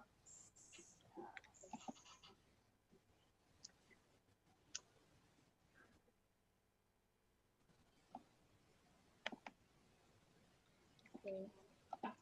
Yeah. Can you see my PowerPoint? Yes. Really, Prof. Thank you. Yeah. Thank you. I will make into full screen now.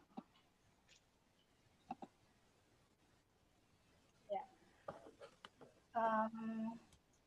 Well, yes, I would like to talk about developing the values of philanthropy in Islamic history for social studies and history education. I am Amelia. I am head of Magister program in Islamic history at UIN Jakarta, and frankly, I don't know much about curriculum and something related to studies, but I'm keen to learn actually from you all and expertise on Islamic philanthropy. In this opportunity, I would like to first make a kind of small background, and then what question do I use to present this talk, and then for those who have no familiar with philanthropy, I will just give a little bit knowledge about what is philanthropy, and then learning from the history of Islamic philanthropy and also practices of Islamic philanthropy in Indonesia. And later on, I will follow with like the positioning, where is philanthropy for social studies and history education. And after that, looking toward the strategies and let's say how we develop the values of philanthropy within the social studies. This is my presentation. Ibu Nur Hasana, if my talk is more than the limit, just Okay. okay. Remind. Okay. Yeah. My talk will be based on my book about the history of Islamic philanthropy, and also my articles also related to history of Islamic philanthropy in Indonesia. I'm sure, I think the committee, Prof. Nana has made very clear for this conference the challenge why social studies and history education are facing today, with so many challenges mentioned in the proposal and already answered actually by previous speakers from morning to the last three that we listened. And then for me, my question is to what extent actually, to what extent that can philanthropy values and practices be used to develop social studies and history education? This is a challenge, this is a question to myself actually. And then trying to answer this question, I'm using the method like looking through the studies of history of Islamic philanthropy, and I'm trying to locate where is the social studies, how scholars support or whether philanthropy support the studies of like social studies.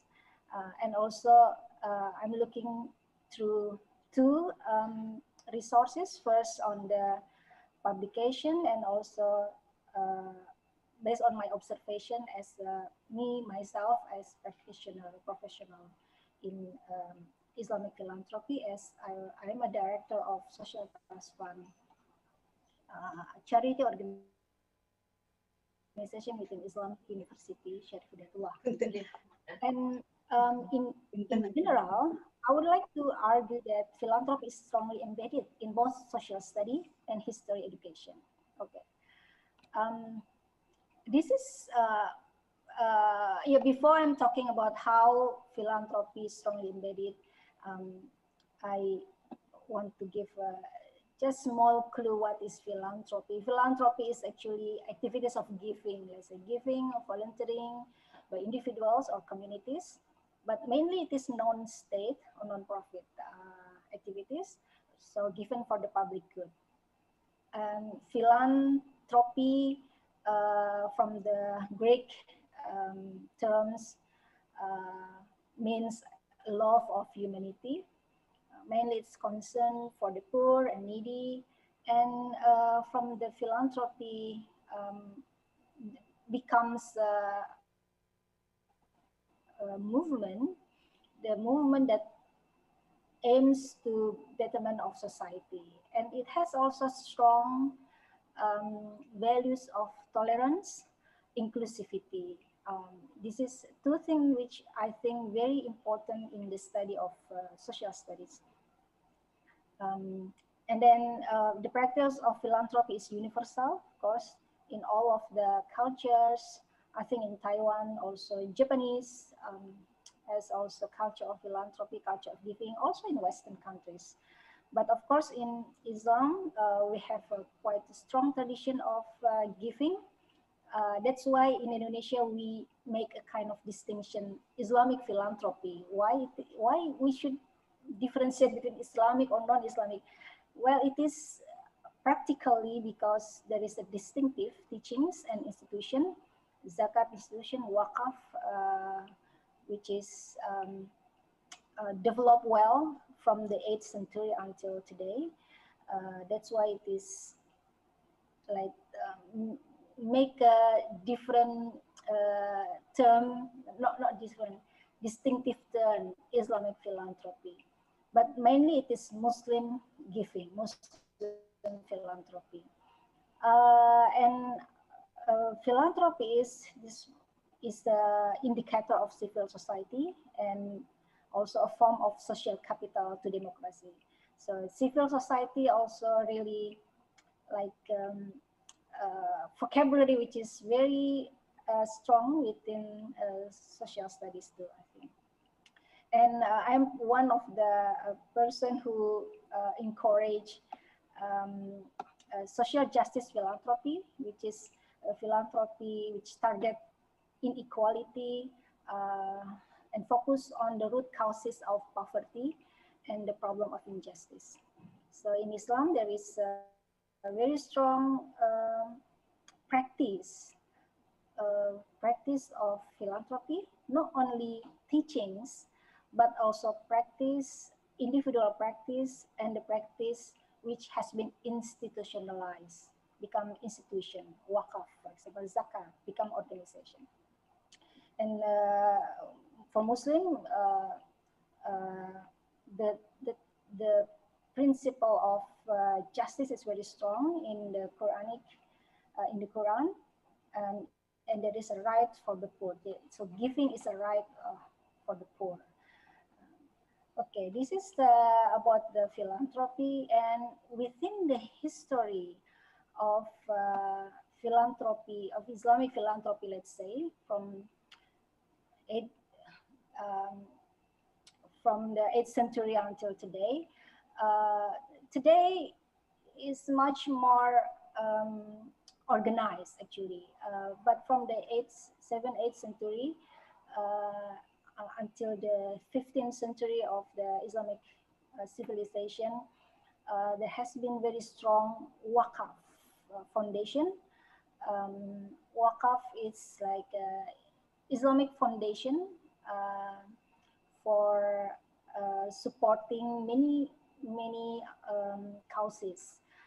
Most of the popular causes is for supporting education, mosques, for example, mosque operational, and also hospital, something like that. So long time ago, most school actually received donations, donation from the rich people, from the to support the salary of the teachers. And we know, for example, from Al-Azhar University, it's very well-known Islamic university from the Fatimid era in the means of 10th century, which has been established by Shia authority at the time, power. It support scholarship for students, and the tradition has come until now. And there are so many wakaf and zakat. Zakat is alms giving. For you haven't do not familiar with zakat. Zakat is alms giving given from individual Muslim yearly. Let's say it's only 2.5% of our income per year. So wakaf has been supporting so many causes, including studies. In many documents of wakaf, for example, it mentioned that the nazir or the wakif, the person who give wakafs, or nazir is the manager of wakaf, dedicated the support for schools, for mazhab, for teaching of theology, of fiqh, Islamic law, for example, in certain places. So this is very strong. So philanthropy for education is very strong. But of course, because of at that time, the knowledge is mainly theological knowledge, religious knowledge. Mainly the support is for theological, not social, historical studies. But of course, there are so many examples of practice of philanthropy, giving from Muslim or from anyone within the Islamic kingdom, for example, which is inclusive giving. So it means that giving is not only from Muslim to Muslim only, but Muslim to anyone. So there are many examples of that. I think most of you who knows the story of the Prophet Muhammad also, the Prophet also give to poor anyone who needs, including non-Muslim poor.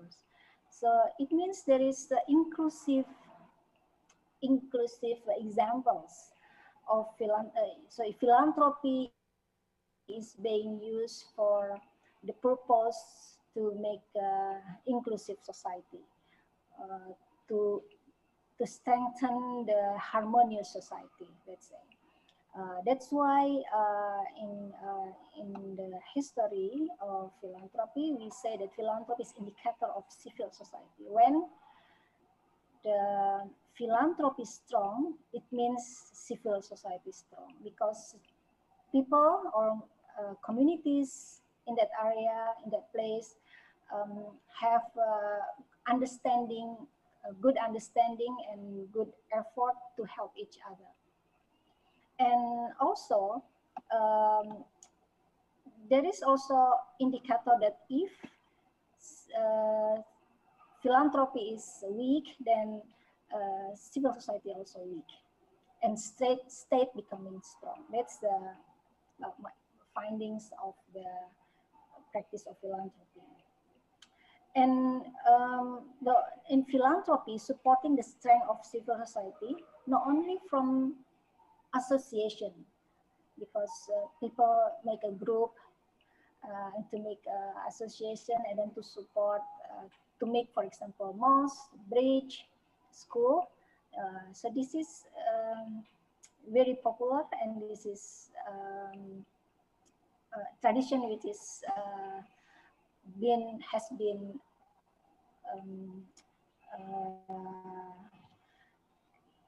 executed from a long time ago until today.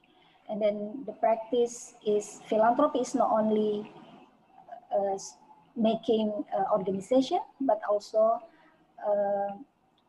become informal education. So philanthropy has become a kind of awareness or understanding of anyone, especially in Muslim society.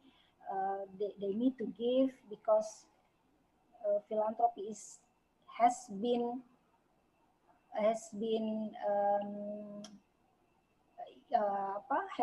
used or has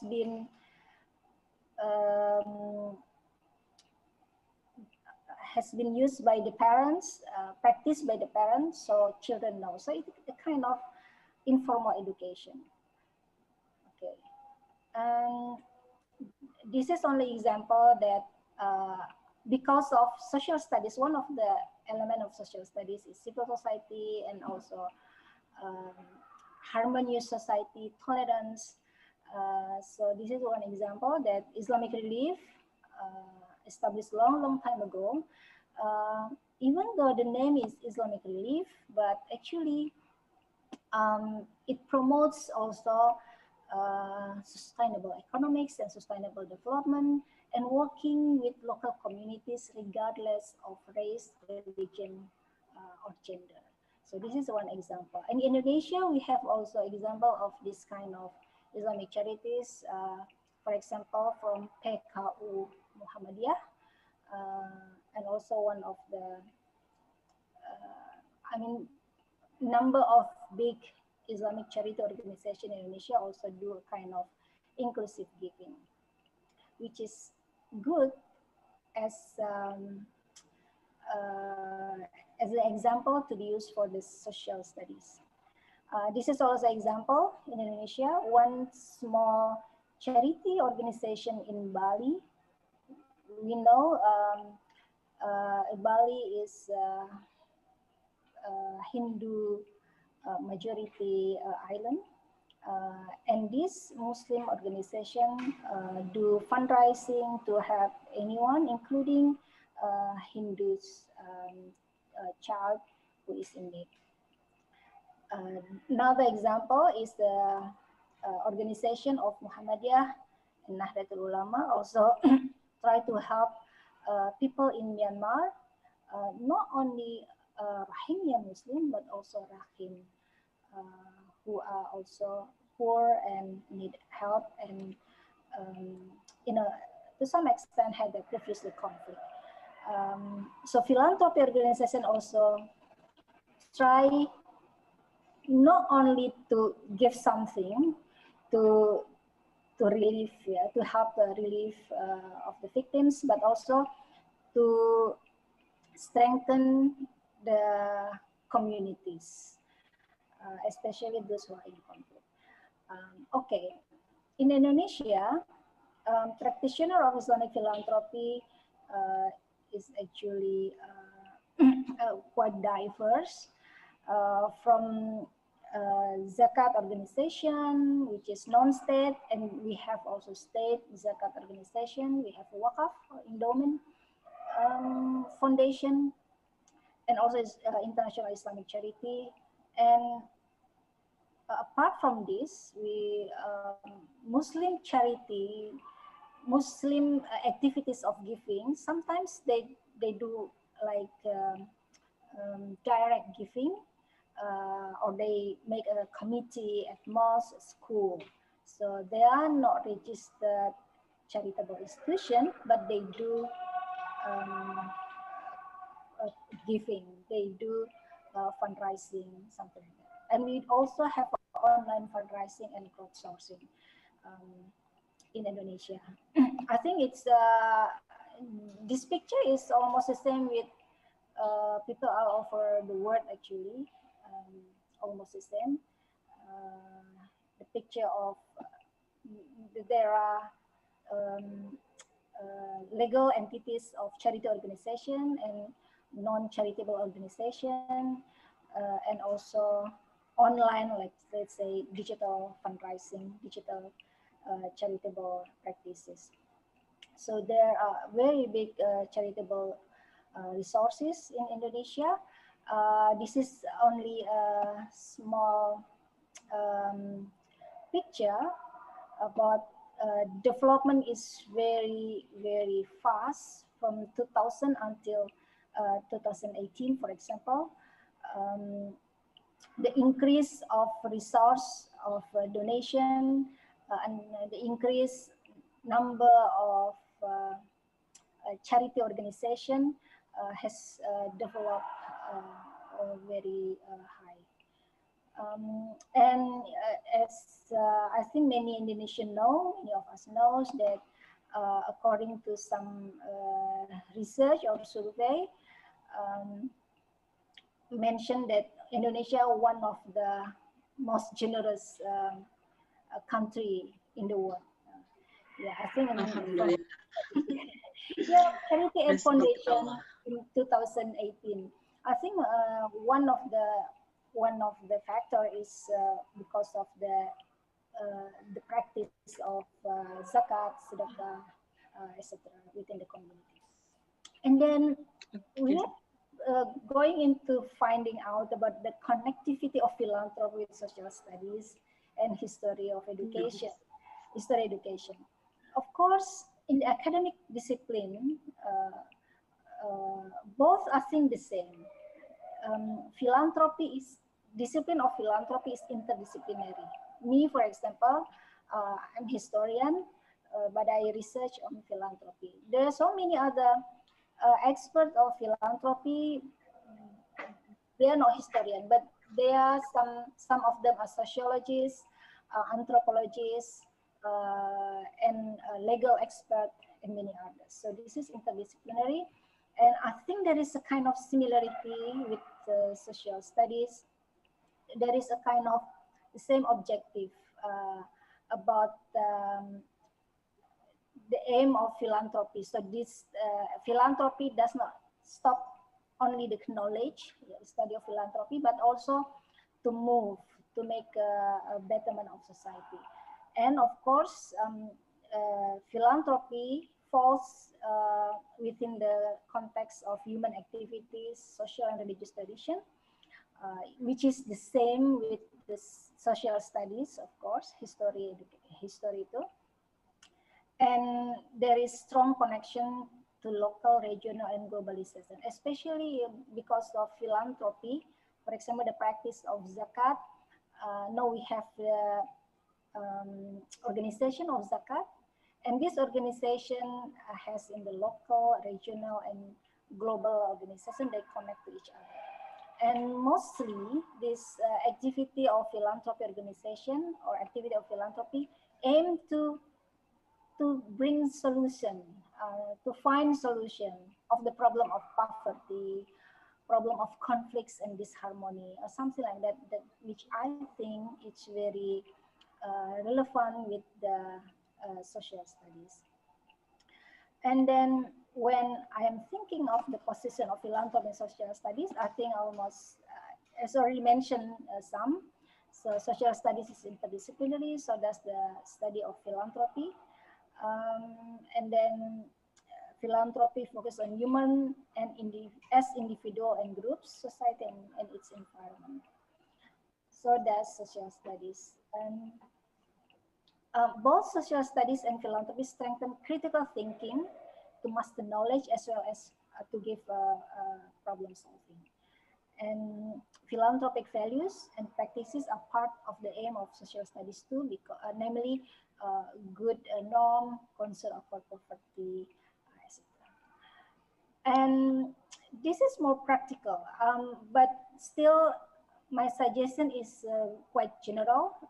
I believe most of you are very good in curriculum and now more innovative and creative in teaching students of social studies.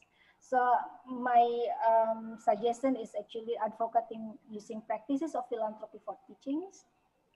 For example, by redeveloping curriculum, that the curriculum more engaged with the practices of philanthropy, because it is a practice of everyday life. But the curriculum needs more quite an engaged curriculum, not traditional lecturing. And the second is the encourage teachers to use practices of philanthropy like sedekah, wakaf, etc. To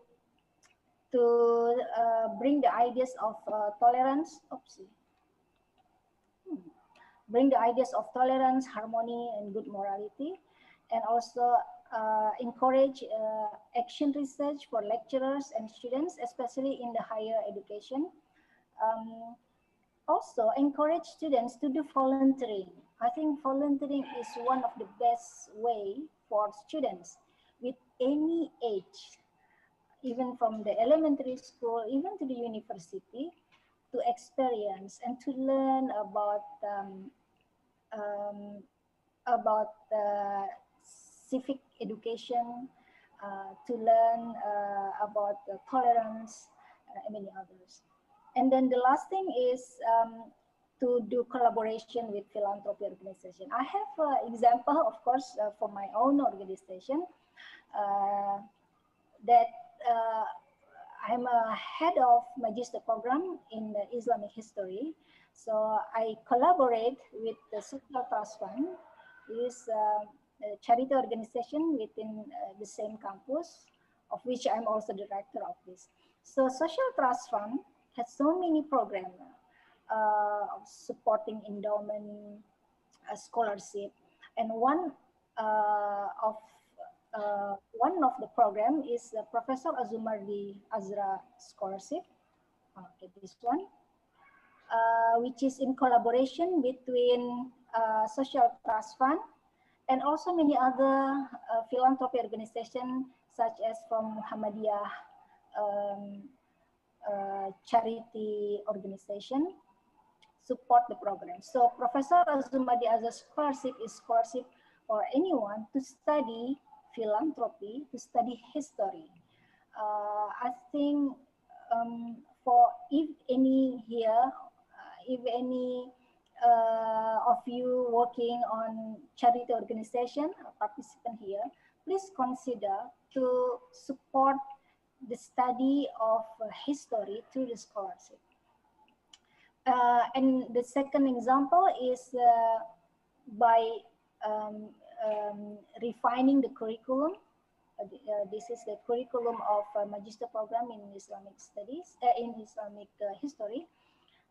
In 2020, just recently, 2 months ago, we revised this curriculum and we include the study of Islamic philanthropy, because this is everyday life and this is very resourceful. This is potential to support the poor, to change the to change the community for the welfare. So why not we inserting the subject Islamic philanthropy there in our curriculum, and we did. So there are 2 examples that Magister program in Islamic history try to engage with philanthropy and also supporting the study of history. Okay. Okay, this is the last last slide. Thank you very much. So along this reading and my observation, I am of the opinion, I argue that philanthropy is strongly embedded in both social studies and history education. So the ways forward, there are many ways forward, but to me, which is quite easy to do, first is using philanthropic practices for teaching social studies and history, and then insertion of philanthropy values and practices within the curriculum, or at least basic course outline, of social studies and history education, even though either in school or also in universities. Encouraging research in teachings and social science and history, also collaborating with philanthropy institutions to support faculty and universities for training, scholarship, and research in teaching. So if we try to give more values, to make awareness to students about charity, at least in the end, they are not only know cognitive, but also they will do. They will do giving and maybe provide some scholarship for the study of history, study of social studies. Okay, I will stop here. Thanks so much for this. Yes. Thank you, Professor Amelia Fauzia, for such wonderful. Why I said wonderful? Because sometimes common people believes that through giving we can be losing anything, but actually, through giving we can be healthier and also happier and more prosperous in our life. So that's become the essence. But sometimes it's really hard to give this awareness, maybe to our students, in both social studies and also history education, like that, because especially social studies, because through giving others, so we can fly together, so we can be not so maybe like that, we have to share everything, but maybe that's become the point, through this giving, through this philanthropy. Okay, ladies and gentlemen, distinguished participants for this afternoon, now we've come to the end, that is the session of discussion or question answer session, and for this, we've already had some questions, some participants, who raised a hand, So maybe I'll check again for this. Okay, for the one who raised the hand, we have here so many students. But maybe the first Pak Ibu or Bapak, this one, Mr. or Miss. The name is Bu Hanis.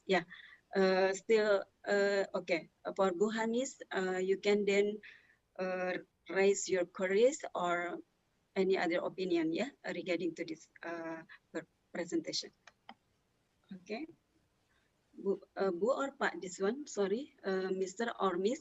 Yeah, Panana said before that it's okay for this discussion because we have Ibu Professor with Ibu, yeah, for Professor from Philippines, Ibu Marsha Gomez, yeah, and also Ibu Professor Amelia Fauzia, yeah, for UIN Sarif Hidayatullah. It's okay if which one is more comfortable, yeah, maybe for the participant and also for the speaker, yeah. The more important thing that we can got a lot of things, yeah. But for me, for the participants, maybe so it's better to speak in English just to practice, yeah, because we all are postgrad students, yeah. So only this time, yeah, we can express this, yeah. How about Mr. or Miss Buhanis? If it's not, yeah, maybe we can continue to the other one, yeah. We have also here chat, yeah. Chat from here from Alfisha to to Professor Marsha, yeah, to Professor Marsha Gomez. Professor, would you like to then answer directly to these queries, please? So what's the question? Is it in the chat box? Oh yeah, it is on the chat box. Okay. Okay. So from This is from Shaharudin. Alfisha. Okay. So the question is, I'd like to ask how to integrate local wisdom in social studies history learning so that the value internalization process occurs to students to have an identity. Right. Just like what I mentioned a while ago, the teacher, first and foremost, should know the indigenous knowledge of the community. That's the first thing. The teacher should be familiar with the indigenous knowledge of the community. Because if the teacher doesn't know about the indigenous knowledge of the community, how can he or she integrate it to social studies? So that's the first thing. I know Indonesia is a very diverse country. Each community has its own indigenous knowledge. So if you are teaching in a place where you are new, where you are, shall we say, you are not a local of that place, that teacher or must know first the indigenous knowledge. Because if you do not know the indigenous knowledge of that community, how can you integrate it? So that's the very important thing. And then you can add also the steps I mentioned a while ago, that you have to tell your students that indigenous knowledge is not inferior, that this is not a weak form of knowledge. Just like Western knowledge, just like Western science, it is one way of describing, interpreting the world. Western knowledge and indigenous knowledge should be on equal footing. So that's it. Right. Thank you very much for this clear explanation. Yeah, hopefully also for Alfisha, yeah, it's you can also get a lot of information, yeah, from the can deepening also your understanding, yeah, to your queries. Okay, then this is from the chat. This is maybe goes to both, yeah, Professor, but this is about from Elza Nurul Hadayani. I want to ask about curriculum. What kind of curriculum is best applied during a pandemic? Maybe this both important, yeah, for Professor Gomez and also for Professor.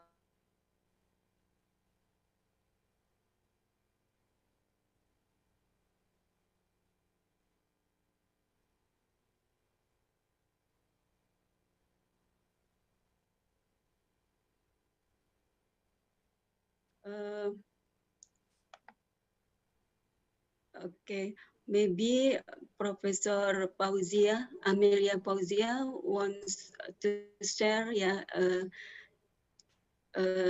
about the curriculum, yeah, especially in Islamic education related to history and also social science education.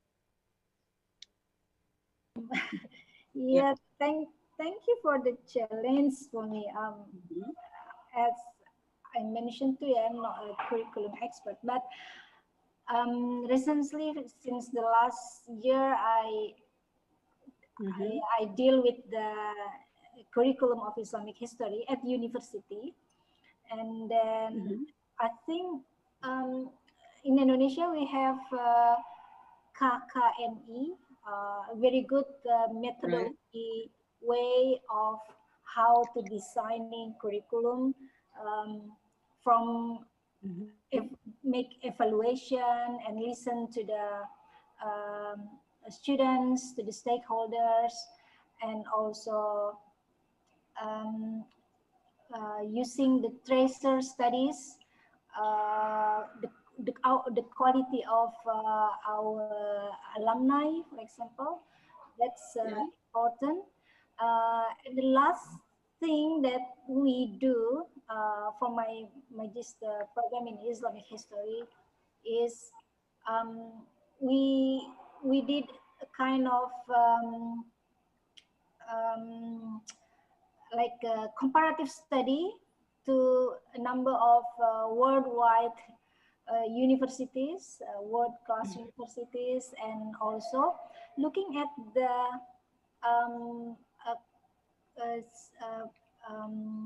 what is the recent development.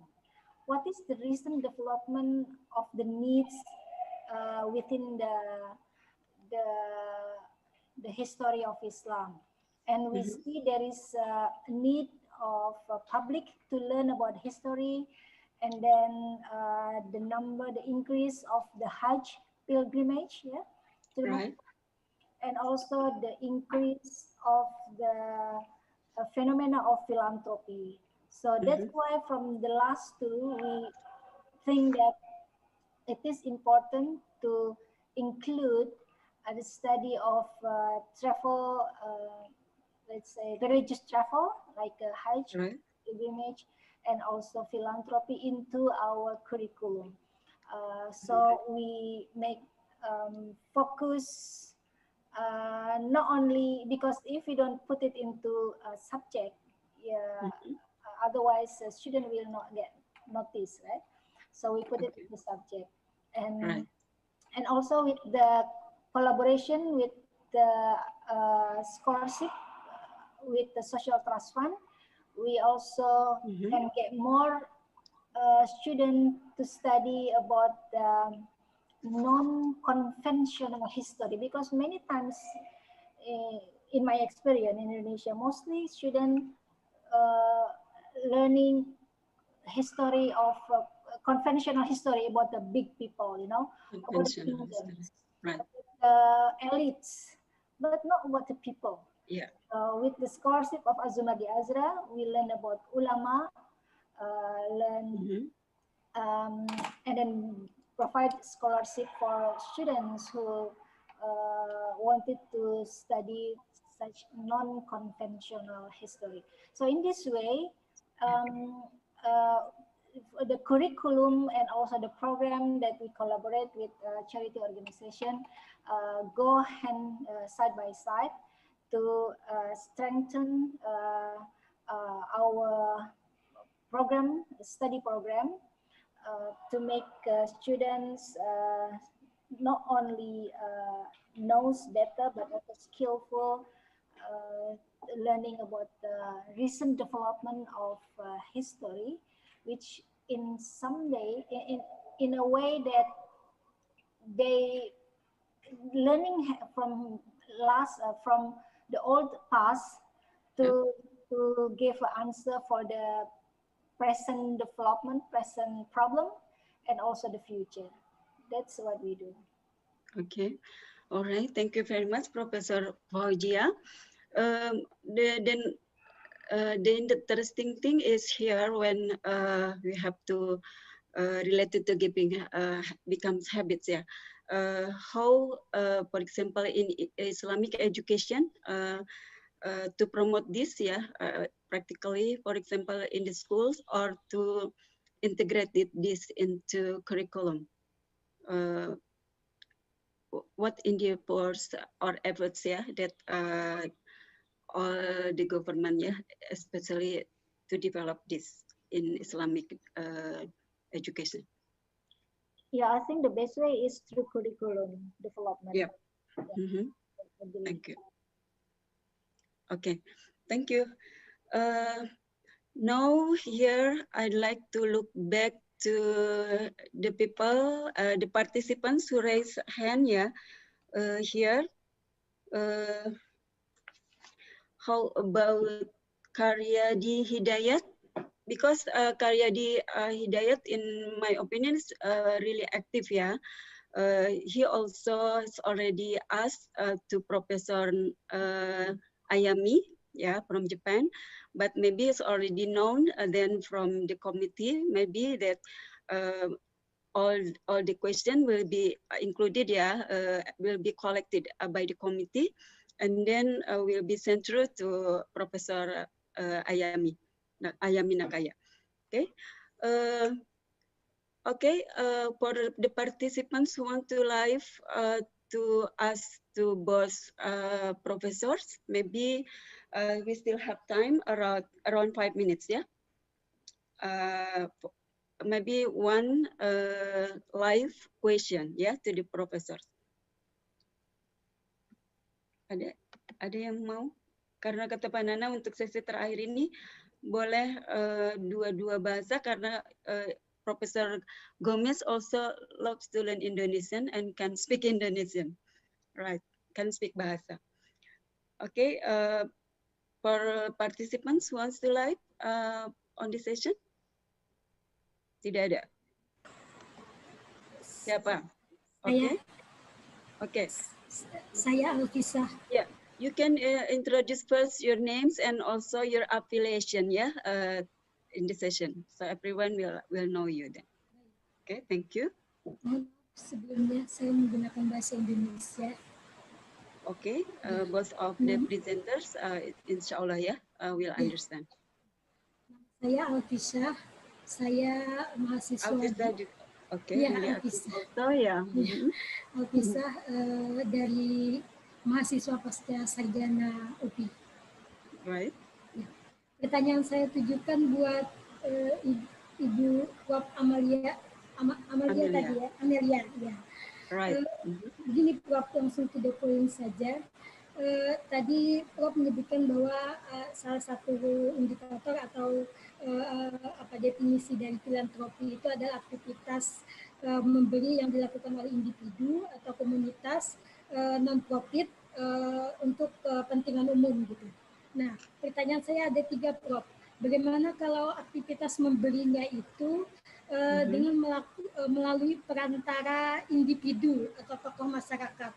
Kalau dalam konteks lokal, kami di Banjarmasin melalui tuan guru biasanya. Nah, artinya melalui individu gitu.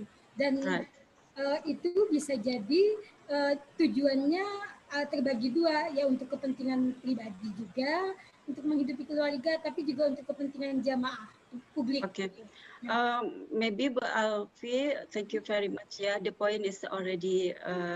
Bisa sedikit lagi, Bu. Okay. Sedikit lagi. Yeah. How about the other ones? Yeah, the time is up. Yeah, because of the time, but we can catch the point. Yes. How to, individually, not in a company like that, but in jamaah, maybe in our bahasa, like that. Dan satu lagi melalui. Oh yes. Yeah. Because of the time, Balfi, thank you very much. You are very active participants this afternoon. Thank you very much indeed for that. And and maybe Professor Amelia Fauzia wants to respond to these queries from for Alfi. Thanks so much, Alfi, for the question.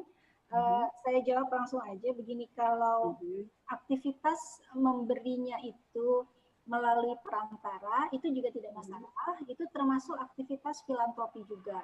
Jadi Jadi dulu memang semuanya diberikan kepada individu seperti amil zakat ya, tuan guru atau ulama. Tapi kemudian lama-lama oleh ulama tuan gurunya itu dijadikan lembaga. Jadi tidak masalah apakah ngasihnya itu ke individu atau lembaga, tapi di mana-mana lembaga filantropi dalam studi filantropi yang kaitannya untuk menekan kemiskinan, diharapkan pemberiannya itu ke lembaga supaya lebih program uangnya digunakan untuk program yang lebih jangka panjang. Jadi tapi tidak menyatakan bahwa itu kemudian dianggap tidak filantropi, itu tetap saja filantropi. That's my answer. Okay, thank you. Jazakillah, Bu Prof. Thank you very much, Prof Nana. Prof Nana, maybe we'll end all the session right now, and this is for the closing. Thank you very much for all panelists today, for such wonderful, insightful, and resourceful. And then also for the all participants, that who've been so very active, becomes participants in this afternoon, and also of course to the committee, because we still have another agenda. We'd like to end the session, with saying alhamdulillahirabbil alamin. Mohon maaf wabillahi taufiq wal hidayah. Wassalamualaikum warahmatullahi wabarakatuh. Terima kasih Prof. Amel. Senang ketemu Ibu. Terima kasih. Thank you very much. Thank you, Marsha. Thank you, sir. Thank you, Prof. Thank you, Prof. Marsha. Thank and you. other panelists. Terima kasih, Bu Moderator. Yep. We still have one other session, right? After this. Okay, thank you.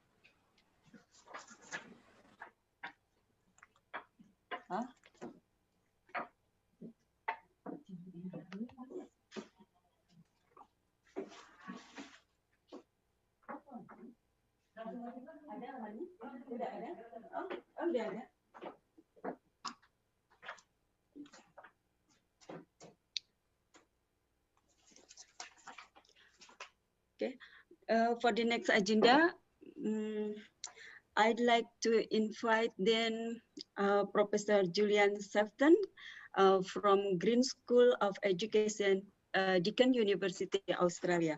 Yeah. And on this wonderful occasion, he'd like to give a topic on critical digital literacy in post-pandemic education. What can and should teachers do? Okay, Professor, time yours now. Thank you. Okay, thank you very much indeed. And thank you very much for the invitation. I particularly would like to thank Noor Mohammed Adriani for inviting me. I'm currently, although I work at Deakin University, I'm currently with my family in London, and I'm locked in here. So it's a slightly strange experience for me, but I hope what I've got to say will be useful. I have a PowerPoint for my presentation, so I'm going to begin by trying to share the screen.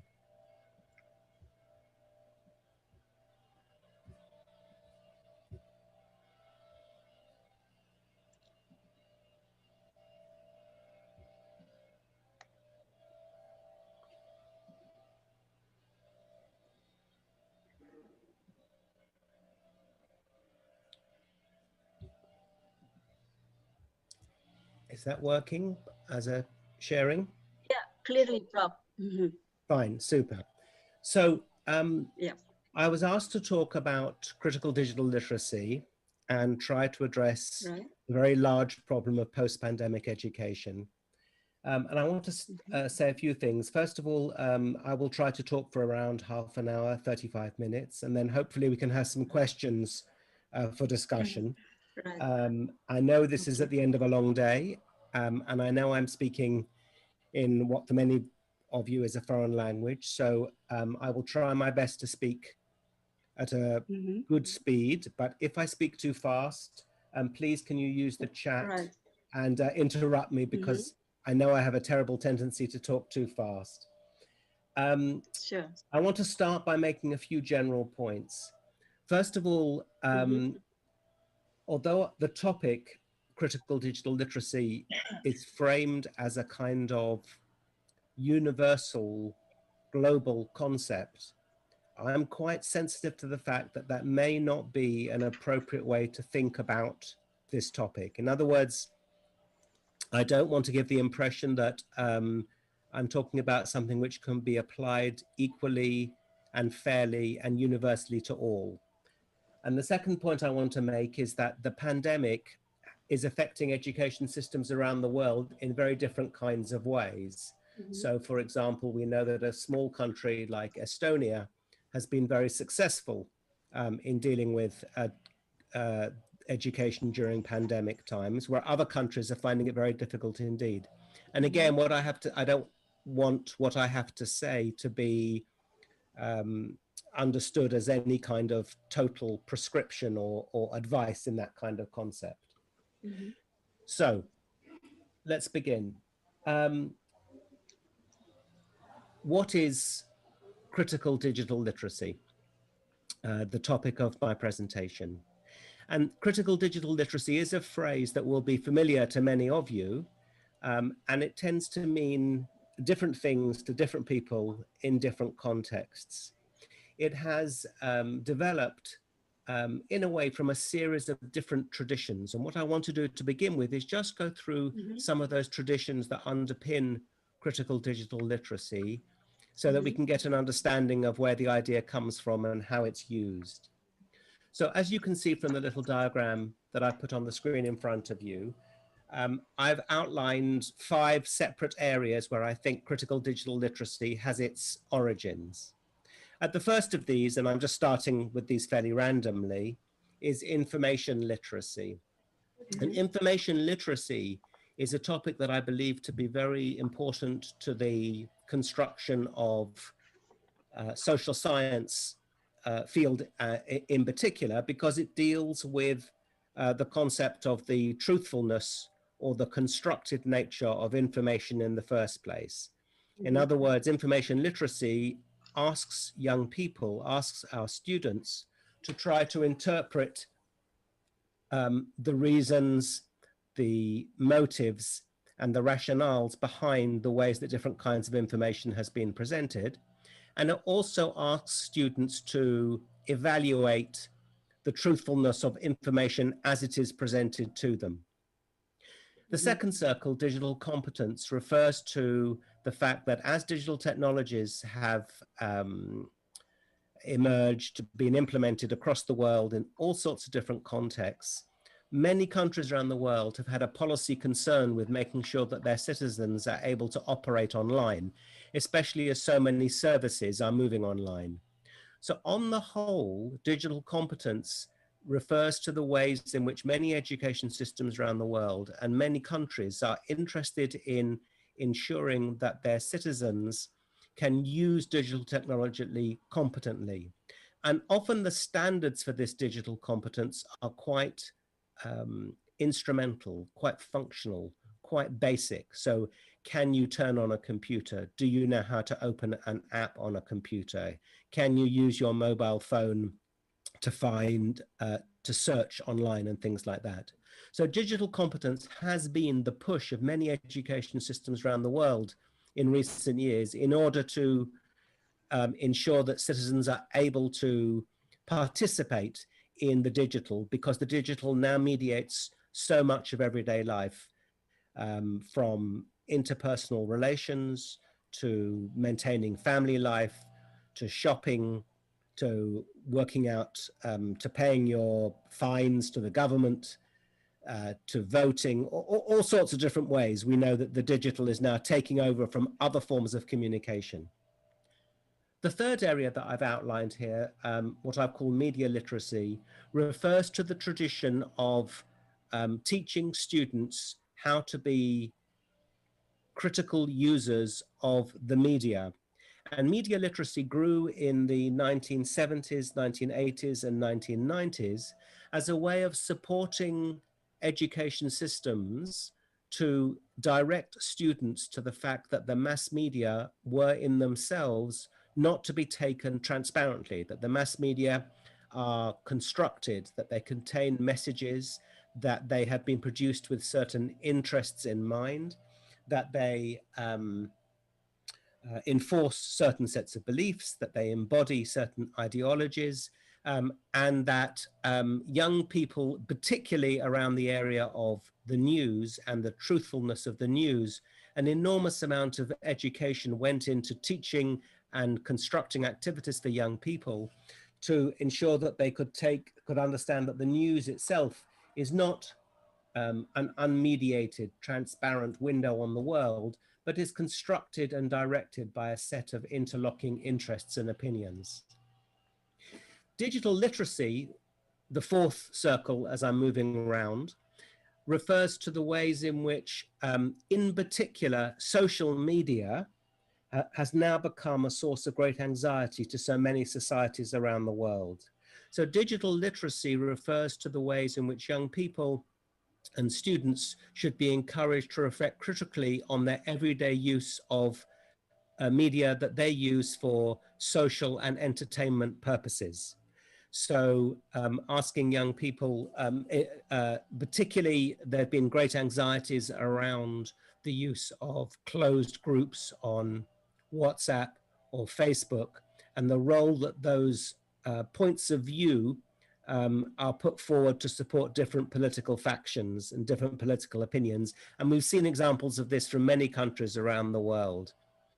Digital literacy is particularly interested in the ways in which young people, all of us actually, can live in certain kinds of what have been called filter bubbles, and that we tend to now get our news not from the mass media, not from the media that might be approved by the state, or not from the media that is part of civil society, but through media that is effectively controlled by large multinational corporations. And of course, we know that they're interested in our attention. So social media and social media work is very interested in exploring the ways that digital media create and reinforce your original view of the world. So rather than being exposed to different opinions, you look at the same opinion continuously. And finally, in this circle, we have critical literacy. And critical literacy is an old tradition. So it goes back several hundred years. And obviously it emerged when print and books were the main media of communication. And critical literacy is about the encouraging of students to possess opinions of their own, to be able to make judgments based on their own reasoning, and to come to their own opinions in respect of points of view, the motives of authors, and the ways in which text seeks to persuade or argue.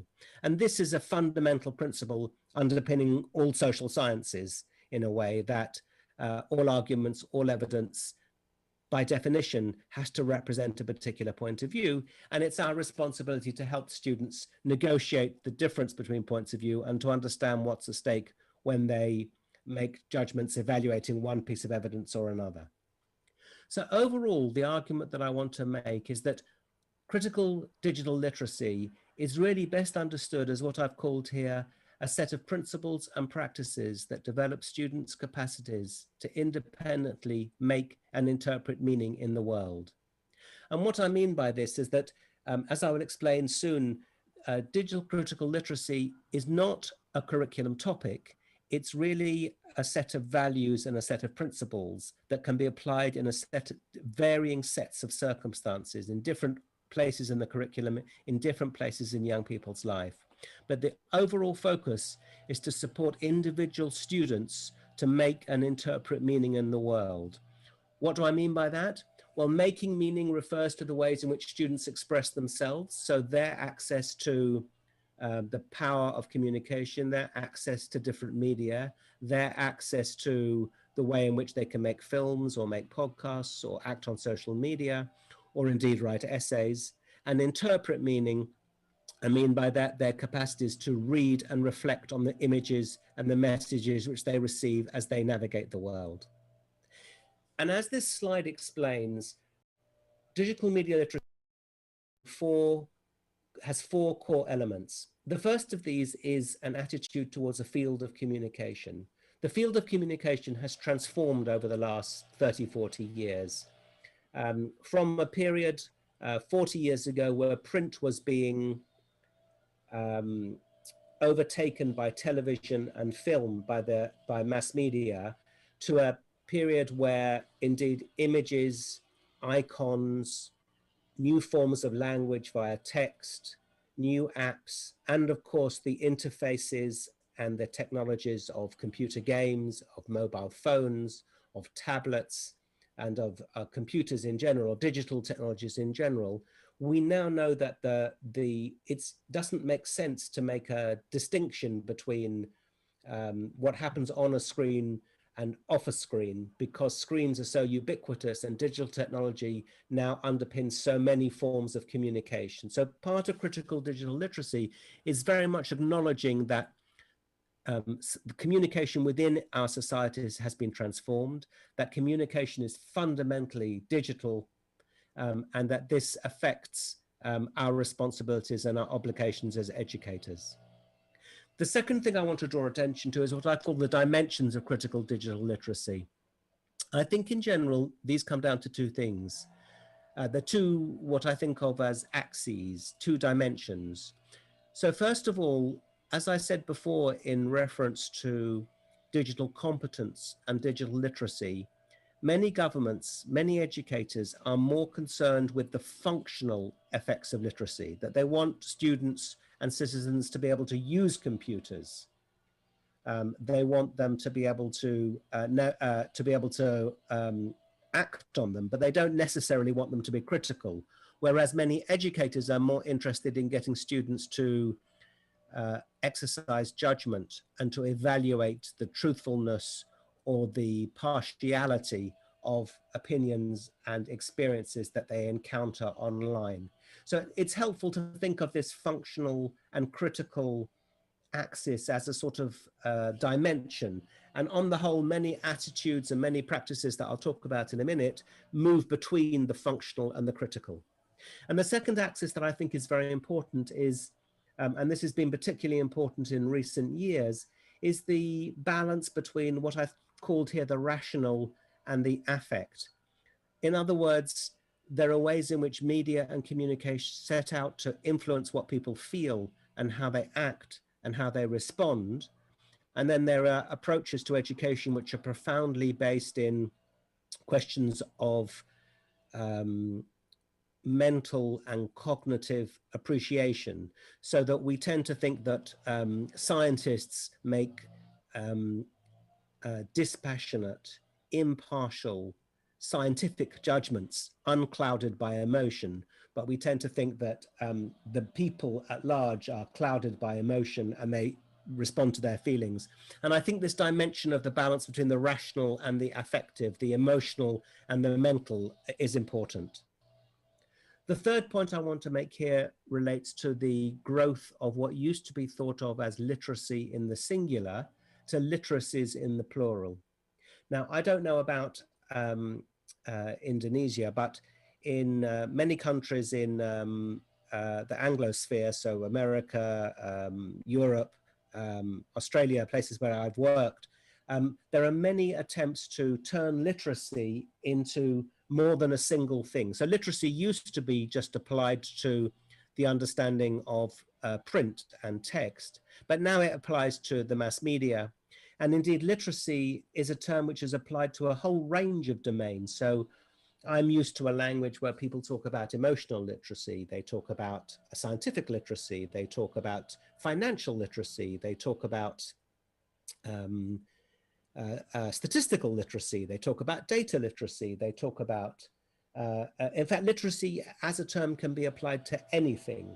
And I think it's in the fact that we're talking here about critical digital literacy, it's interesting that we want to use the term literacy because it's the only word in English that we have that explains the ideological nature to the competency of making sense, but also literacy tends to be applied to a particular domain or discipline specificity. So in this instance, we're talking about digital literacy. So it's literacy to do with the digital. So there is a sense in which the domain encourages a form of literacy, and literacy, to be critical, literacy in that domain needs to be directed towards helping individuals and young people exercise their own judgment. And the final point I want to make here, and I think this is perhaps the most challenging for education, curriculum and policy development, is that critical literacy in general, is built on a basis of concepts, not content. And by that, I mean that typically we tend to think of subjects being built around areas of content. But critical digital literacy is built around a series of concepts. So it's interested in the question of power. Who has the power to transmit messages and who is forced to consume them? It's concerned with the concept of political economy. So in this instance, we're very interested in the role of global multinationals, which own and control so many digital platforms that have so much of an influence on so many people's lives. And we're interested in the economics of that. And we're interested in the fact that so many digital platforms are driven by the economics of advertising. And this affects the way that they then get involved in politics. So when I was talking to you before about closed groups, the filter bubbles that we get in social media, part of the reason that filter bubbles develop is to do with the fact that what you get shown on many social media is developed by an algorithm that wants to keep your attention directed to that screen. So you tend to see more of what you've already seen because that's the way that the algorithm works. And we want students to kind of know and understand some of these principles so that they can make judgments about why they're being shown what they are shown online. The other concepts that are really important are to do with representation, like who gets shown, whose voices get heard, what kind of people get heard, whether women's voices are heard or marginalized, whether people from different ethnic minority groups in any society are given voice and treated equally. These are kind of fundamental questions that underpin critical digital literacy. But the point I really want to make here is that as we think about how we might develop critical digital literacy, it's much more difficult to develop as a school subject because school subjects traditionally have developed around content, around knowledge domains, around disciplinary expertise, whereas critical digital literacy is really a practice and a principle and not a curriculum area. My next slide is where would we teach critical digital literacy? This is an interesting question because in some ways, some people who are interested in critical digital literacy are interested in what difference it makes to people's actions as citizens. It's how you live your life that counts. It's not what you do in school. So one of the key questions for critical digital literacy is should it take place within school or should it take place out of school? In some countries around the world, like Scandinavian countries like Norway or where I am at the moment in the United Kingdom, there are regular surveys around the media literacy of adults, whereas typically we tend to think of these things being measurable and applied to the measure of students and our students. Many young people, of course, experience digital media out of school. They're playing computer games, they're on social media, they're involved in chat groups and all the rest of it, not in school. But we want critical digital literacy to impact what they do in everyday life rather than just what they do in school. So should we be thinking about critical digital literacy as something which we should develop in the family? Should we think about it as something that needs to be developed and raised as an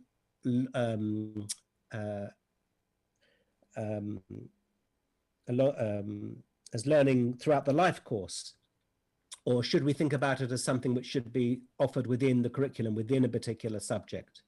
And if we do offer it within the curriculum, this is the second point on my slide, should it be a separate subject or should it be cross-curriculum?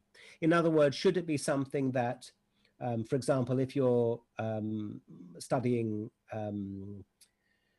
environmental questions in science, would you be supporting the development of critical digital literacy when you evaluate the materials that you use with students in a science lesson?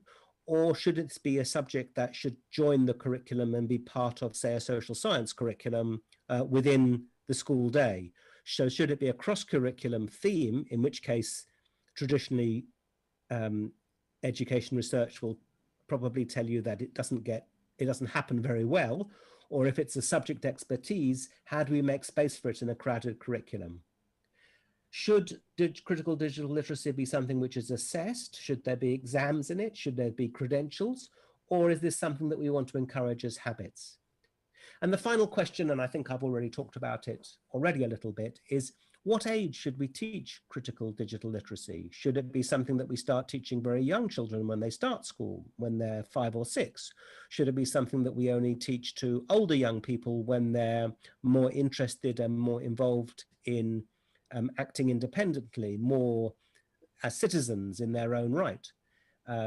What should it be something that should be an integral part of the university system? Should it be something that should be all undergraduate? We should decide that all undergraduates, it's an ethical responsibility that all undergraduates just have some understanding in reflecting critically about the medium which they're swimming in at university level. So those are kinds of questions that I think different countries make different decisions about, and I think are up for people to make decisions at local level. The next question is, how would we teach critical digital literacy? So I've drawn attention to 3 dimensions here. First of all, I would like to distinguish between knowledge about the digital, knowledge with the digital, and knowledge through the digital. Now, I don't know if these prepositions translate very well Indonesian, but the point I want to make here is that sometimes in many countries, people think that digital learning means if you do something with a screen, then you're going to learn about it. You're going to learn about the critical dimensions of it rather than just use it. And I want to make the point that I'm very much interested in knowledge about the digital rather than through or with the digital in that sense. The second point here comes to the heart of the question, which is what practices should teachers use to teach critical digital literacy? And I would identify creative activities and critical ones.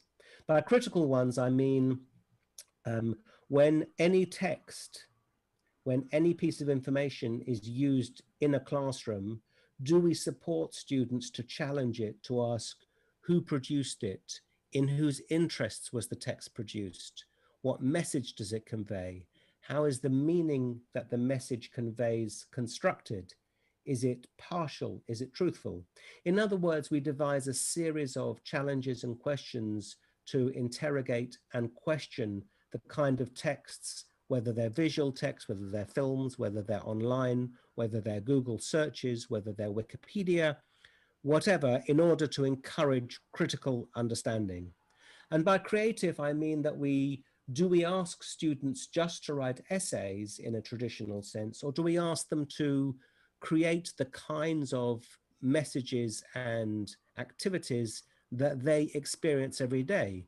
So do we ask students to make, say, TikTok videos, and then so they can get a sense of how the TikTok video itself makes its meaning? Do we ask them to produce websites? Do we ask them to work in images? Do they make videos about the local environment and so forth? So what I'm trying to get at here is that we need to balance creative activities with critical ones to ensure that students get access to the range of understandings that underpin critical digital literacy. In a way, the second point I've written there, embedded or standalone, repeats points that I've already made in this talk so far, which is, should we be asking students to, should we be changing what we do? Should we be offering special units in critical digital literacy, or should we be trying to embed critical digital literacy in our everyday practices? And the final comment is around, how do we assess critical digital literacy? How do we know that some students are more critically digitally literate than others? I've already mentioned the fact that in some ways we're perhaps more interested in people as they act as citizens than perhaps how they perform as students. But how do we assess that? How do we evaluate it? How does the society feel confident that its citizens are critically digitally literate in that kind of way? How do we know that other voices and other points of view are listened to and heard? I've got 2 more slides, and this slide moves a little bit more from these general principles into the context that we're in now. So my question here is, why now? Why is critical digital literacy important at this particular point in time? And I think there are 3 reasons for this, which are all interconnected. The first of these, as I've already explained, is that digital media itself is now taking over more and more of everyday life. There will be statistics, I just don't know them, about the proportion of time that young people spend on phones or in front of a screen. We know there are extreme concerns around what's been called fake news, and that's not a term I like very much, but it refers to the fact that we know that young people and older people, in fact, are experiencing accounts of the world that are misinformation, that have perhaps been manipulated, perhaps are false. And some of this is deliberately unscrupulous. It's deliberately manipulative. And some of it is simply the reinforcement of prejudice. But when I was talking before about the ways in which people tend to gravitate towards views of the world which they're familiar with, rather than deliberately expose themselves and seek to understand points of view that they aren't familiar with. So fake news is not a great term, but it's come to stand for general questions about truthfulness and honesty in the ways that individuals can understand the society in which they live. It's always a difficult challenge to know any more beyond your own experience, but typically the mass media have been taken as contested and in some cases responsible and in some cases irresponsible views of people's contemporary societies. Now we seem to be in a period of time where there's a declining public trust in what is the truth in our society. And this has given rise to a whole host of kind of complex challenges, both internal to many societies and between nations. Within this topic, I would also identify challenges around datafication and surveillance. And by datafication, I mean the fact that every time you do anything online, every time you look at a screen, every time you move or make a choice, every time you do anything, you are in some ways creating your actions create data which other companies can find information about. So we're now moving into an era where both the state and big commercial companies know more and more about us as citizens through our actions online, through the process of our actions becoming what's called datafied. So every one of our interactions turns into data, and then that data can be used for reasons that are beyond our control. And that is a very big question about our privacy, about the ways that both big corporations and the state can now surveil, can now find out what we're doing, and has great implications for the integrity of us as individuals in civil society. This is related to my second point on this slide, which is that the role of digital media in everyday life in politics. I can't think of an area of life that has been unaffected by digital media. And if it's affected by digital media, it's the process of datafication will have a huge influence on how we are being known about and surveilled. And finally, I think it's worthwhile reflecting on our own position in educational technology is now playing an increasingly large role in standardizing and managing our teaching and students' learning. That more and more material for reasons of economies of scale can be produced as digital curriculum, and more teaching is going online. So education itself as a space which might be assumed to be free of some of these constraints is itself being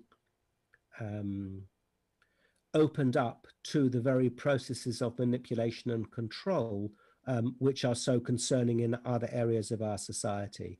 So the why now question, there are both sort of general political questions, there are questions about the health of our societies, but there are also questions about the health of our educational processes, the educational values and our educational traditions, which have been severely changed and will be continued to be changed by educational technology. And this brings me on to my last slide, which is about post-pandemic education, which is one of the promises of the title of my talk. I think the point about post-pandemic, well, first of all, forgive me, but we don't really know there is ever going to be a post-pandemic world. So much of the world is so much in the grip of the pandemic and is likely to be so. But what the pandemic has shown is a number of interesting features about the way that education works in our societies. First of all, more in the countries that I'm familiar with, I can't speak for you, more formal education has been delivered by internationally marketed educational technology, EdTech as I put here. In other words, more education is delivered online, more curriculum content is produced internationally. The more that this passes out of the control of teachers, out of the relationship you have with your students, the more challenging and disturbing such a trend becomes. The second point, which has become very apparent in so many countries around the world, is the pandemic has shown up the inequality between students' home access and the traditional role of the school to offer equal opportunity and social mobility. In all societies around the world, mass schooling is seen as a standardized way for all members of that society to have a chance at changing their lives and of participating in that society. So school has been, in so many of our societies, the dream of the great leveler. Whether it does that or not is a subject for another talk. I don't want to say that, but what I'm trying to say here is that the pandemic has really challenged how that's going to be possible, because we can see that young people who come from more affluent families have access to different kinds of digital technologies in the home. And this means that their education has not been as affected as those who come from poorer homes and who are reliant on face-to-face education and going to school. And where students rely on schooling as a space that is separate from their home life, the pandemic has really challenged what schooling, the very fragile nature of schooling in this kind of way. And the final general point I want to make just before I finish talking at you and hope to take some questions is that more and more the pandemic has had the effect of supporting that governments have used digital technology to control everyday life because of concerns about the health and safety of their populations. So the pandemic has in a way accelerated the drive towards the digitization of citizens and the ways in which all of us are now far more susceptible to the control of big government. So critical digital literacy is by no means a simple solution to these larger challenges, but I think my final comment would be that without a commitment to some form of critical digital literacy in our curriculum and in our education systems, at this point in time, where we have the growth and power of digital technology, and where the pandemic is exposing that power and increasing inequality, the prospects for education remain pretty tough, pretty grim, really. And I'm afraid I'm going to leave you with that final comment. So I'll stop sharing my screen now, and thank you very much for your attention.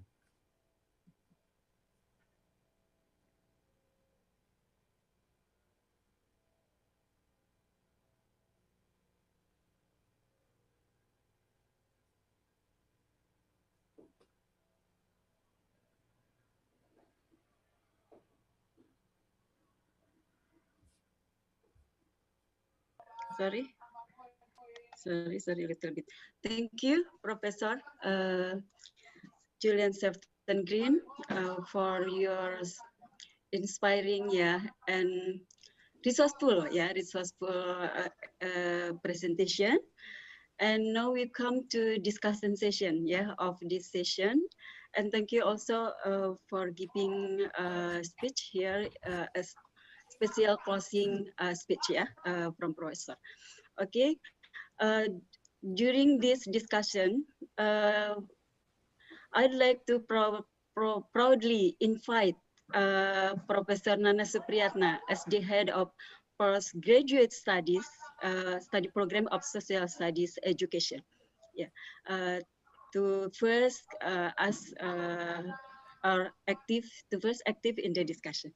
Thank you. Professor Nana, time is yours. Time for you to ask. Professor Green. Professor Green. May I introduce myself? My name is Nana Supriyatna, head of the study program of social studies education. Can you hear my voice? Yes, thank you. Presentation, and I think all participants here can learn from you about digital literacy. I think this is very important also for us, especially for preparing our teachers to be social studies education. Now, in the era of pandemic, there are a lot of information. There are a lot of information that's not all of the information are true. So what is the true information? Sometimes this is based on the most popular information. So this is the critical or the digital literacy is very, very important. My question is how to prepare our teachers to be more critical in, let's say, receiving the information from the media, from the mass media. Okay, that is my question. Thank you very much, Professor Sefton Green. It's very nice to meet you, and thank you very much for your kind words and your question. I think in teacher education, I think it's helpful to ask student teachers to behave, to undertake activities that they themselves would then teach.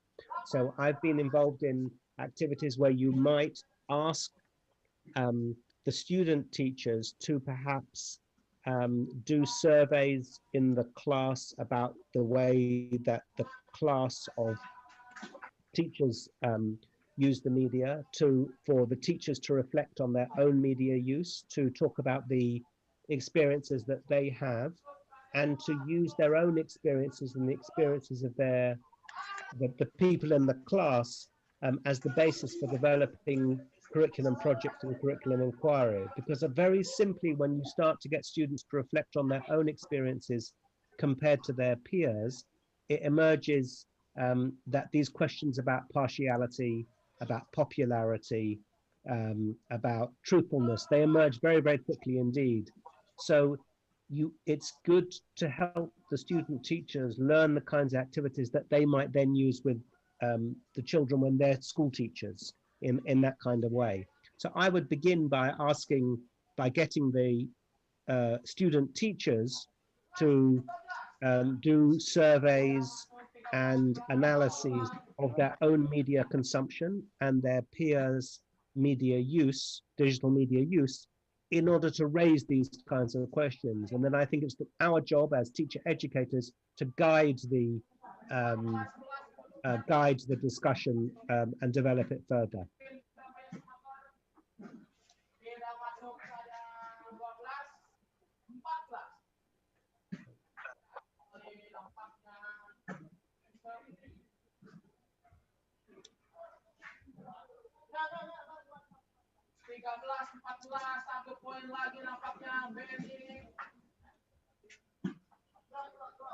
Stable again.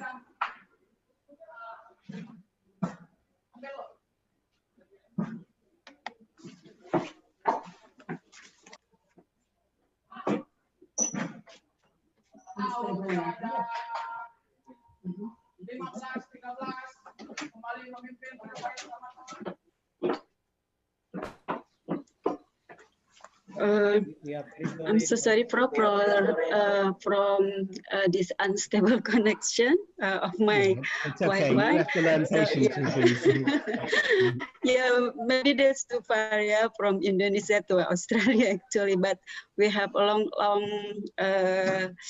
history actually. Because yeah, introduce myself. My name is Nur Hasana. You can call me Nur, right?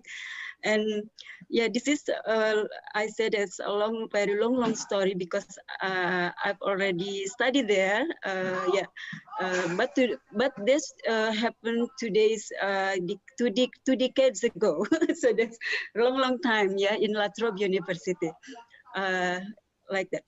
Okay, and then maybe thank you for the answer of the queries of Prof. Nana. Yeah, so really inspiring also and really something, yeah, for us to then consider, yeah, in our country.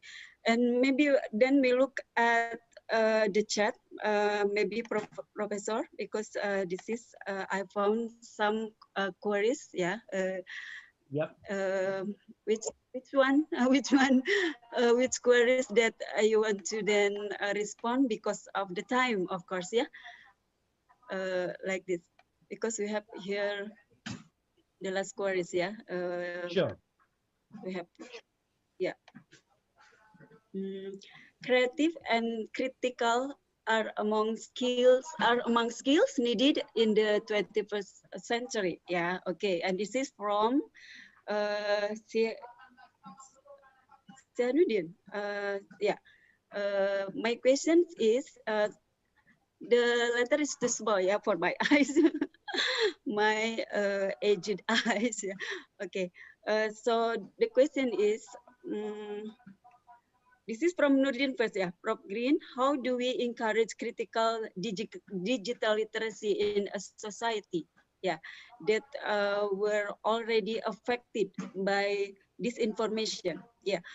For an example, here in Indonesia, many people still consider COVID-19 as merely politics. Okay, I think that's a fantastic. I Prof. think that's a. Thank you very much indeed, Nurudiani. I think that's a fantastic question, which is where do you start? And also one of the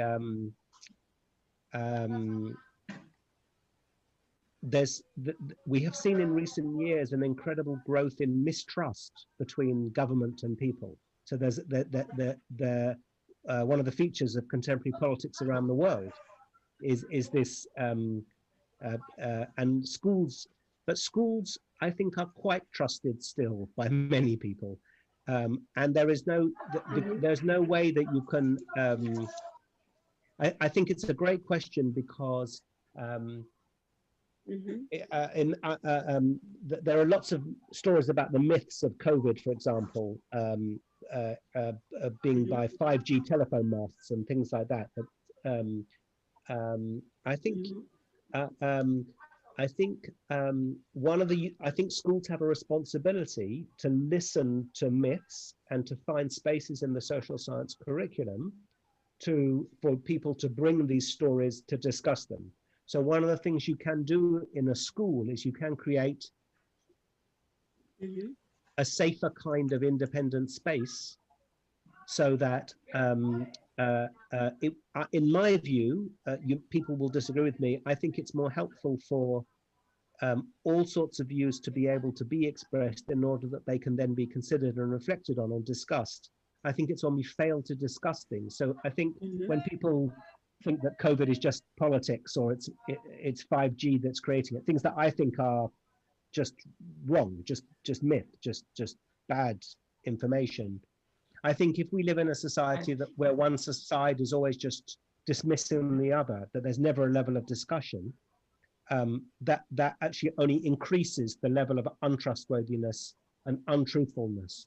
So I think even though it's very difficult, schools need to be the sort of space where myths can be discussed and reflected on, because then it's easy, then you can use the rational to try to discuss. And that's why in the talk I draw attention to the difference between the rational and the affective, the emotional and the mental, because I think we can see now how communication is all about affecting people's feelings rather than just kind of what they think.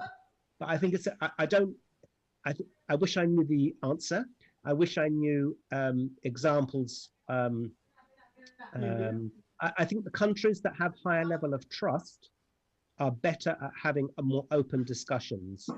And so I think we all have to work to make school a special kind of space where things can get discussed that you wouldn't normally be able to discuss. Because what would be bad would be if people are too scared or too ashamed to discuss some things in school that they might hear at home because they just get told off that they're being wrong. And that doesn't really help us educate them. So I can only suggest that we have to be open about discussing things that we as teachers might think are just wrong or superstition or whatever. I don't even know the right words. In order to encourage students to be able to bring those issues to us, because if we can't discuss them, then we're all doomed.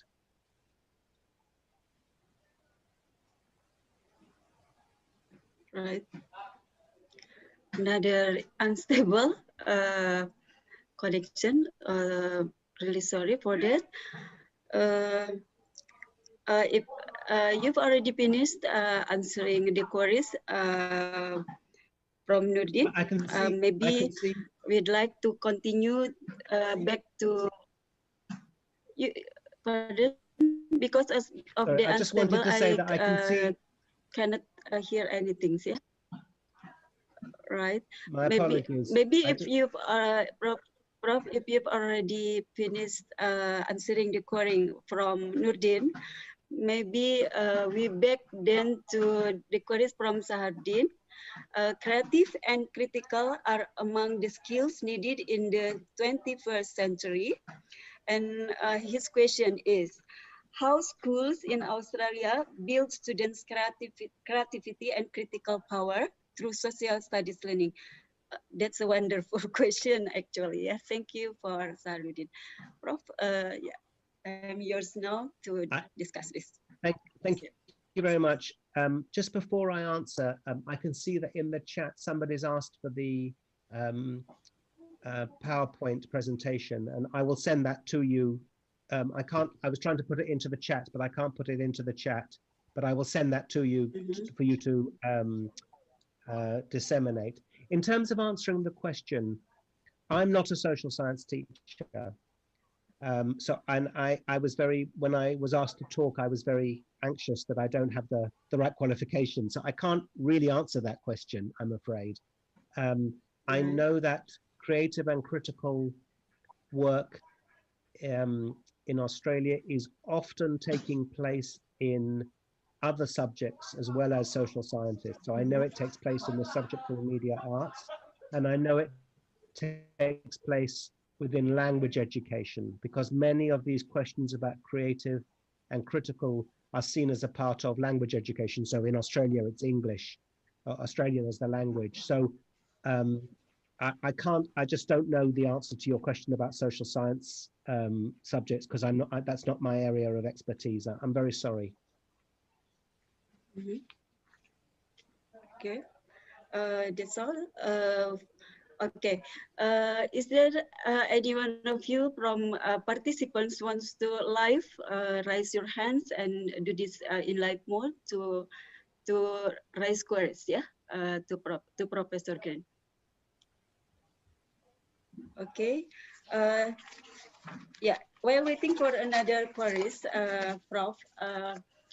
I myself have also difficulties, yeah, to understand this big shift, yeah, big shift in literacy. Yeah, as you know that from has big shift from a simply reading, writing, and counting like this, yeah, and then to become culture, technology, yeah, and also finance literacy. How in Australian government, yeah, for example, respond to this and how to integrate this in the curriculum. Interestingly, for me is the culture literacy. So it's culture, yeah. As we know that Australia is a really mixed culture, yeah. So that's the interesting thing, and maybe also the hardest thing to do, yeah, from for the government, yeah, to integrate this to this education. Thank you. Again, I think that's a very interesting question. I think questions of cultural literacy tend to be dealt with within the culture of the school. That they tend that there'll be general values and general principles that are meant to be part of everyday schooling.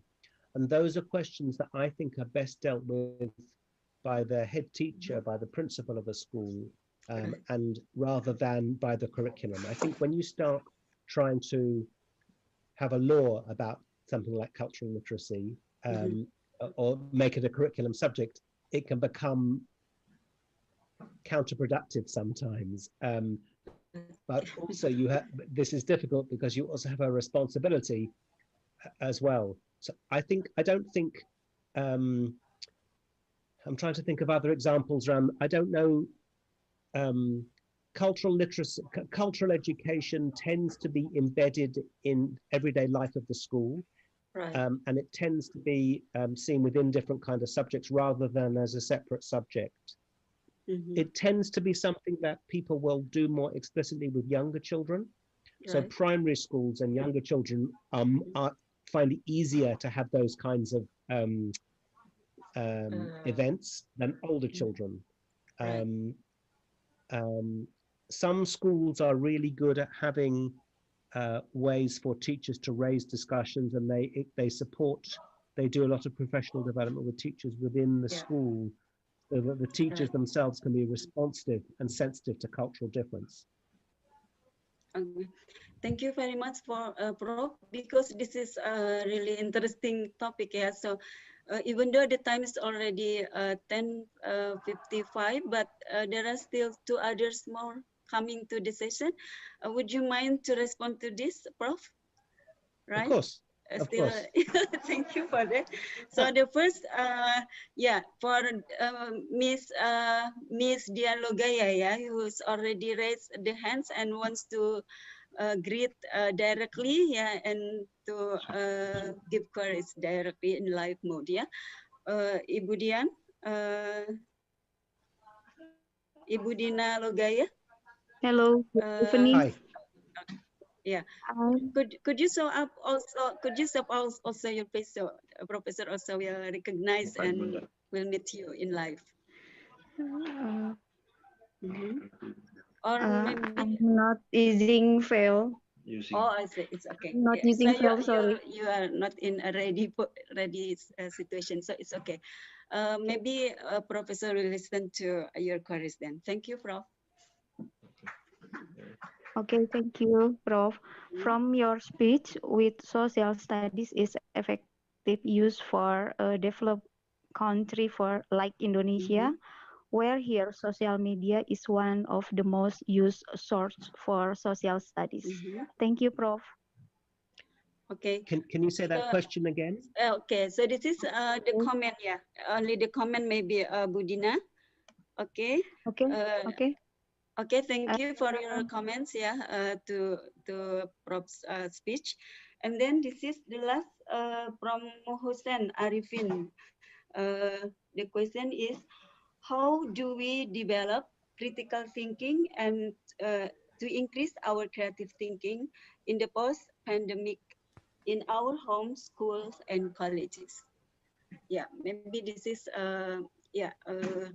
creative. How creative? The creativity itself is still things that we have to study a lot. Yeah, we have to study a lot, and this also becomes nearly all people. Yeah, to the terms because this era we have to be creative, and creativity is really highest in education, for example, like that, yeah, become highest place in education, and that's become the target sometime and the goals in any education. How do you, Prof, then respond to this? Thank you. Well, that's a huge question. I don't know that I can Yeah. answer it very well, I'm afraid. Right. I think schools can help offer activities for families. So in Australia, a lot of schools have called Bring Your Own Device, where the students bring their iPads or their tablets to school. And when they do that, the school then sends back activities for the parents to support their students. So if you expect the students the better the dialogue, the better the opportunities you can have with families from the school is one way forward. This tends to work better with younger children than older children, because older children are more independent and don't want to discuss things with their families. But I think it's a huge question, and I'd look forward to helping find an answer to that in the next few years. Next time, maybe we can invite for another presentation, Prof. Thank you very much. Another Yes. inspiring presentation. Okay. Thank you very much.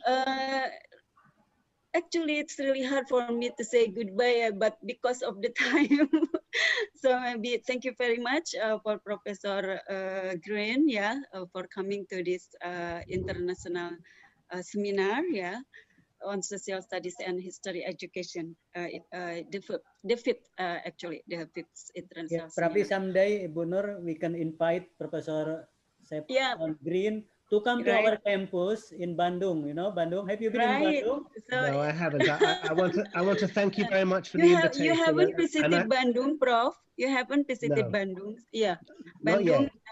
yet. UPI, Universitas Pendidikan Indonesia, Indonesian University of Education, has a very historic place, yeah, heritage building, yeah, as the main building.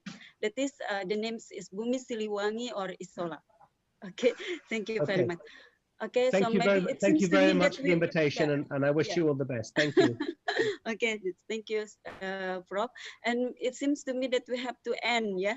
We have to end right now. Thank you very much. And also for all the participants, really thank you, yeah, for your participants. And yeah, also forgive me for all my mistakes, for example, or I'd like also to appraise all the committee, yeah, that has already helped this seminar happen for today. Yeah. Okay. So we have to end this by saying hamdalah together. Alhamdulillahirabbil alamin. Wabillahi taufiq wal hidayah. Wassalamualaikum warahmatullahi wabarakatuh. See you on the next international seminar on social studies education and history education. Wassalamualaikum warahmatullahi wabarakatuh. Thank you. Terus Pak, menarik yang terakhir.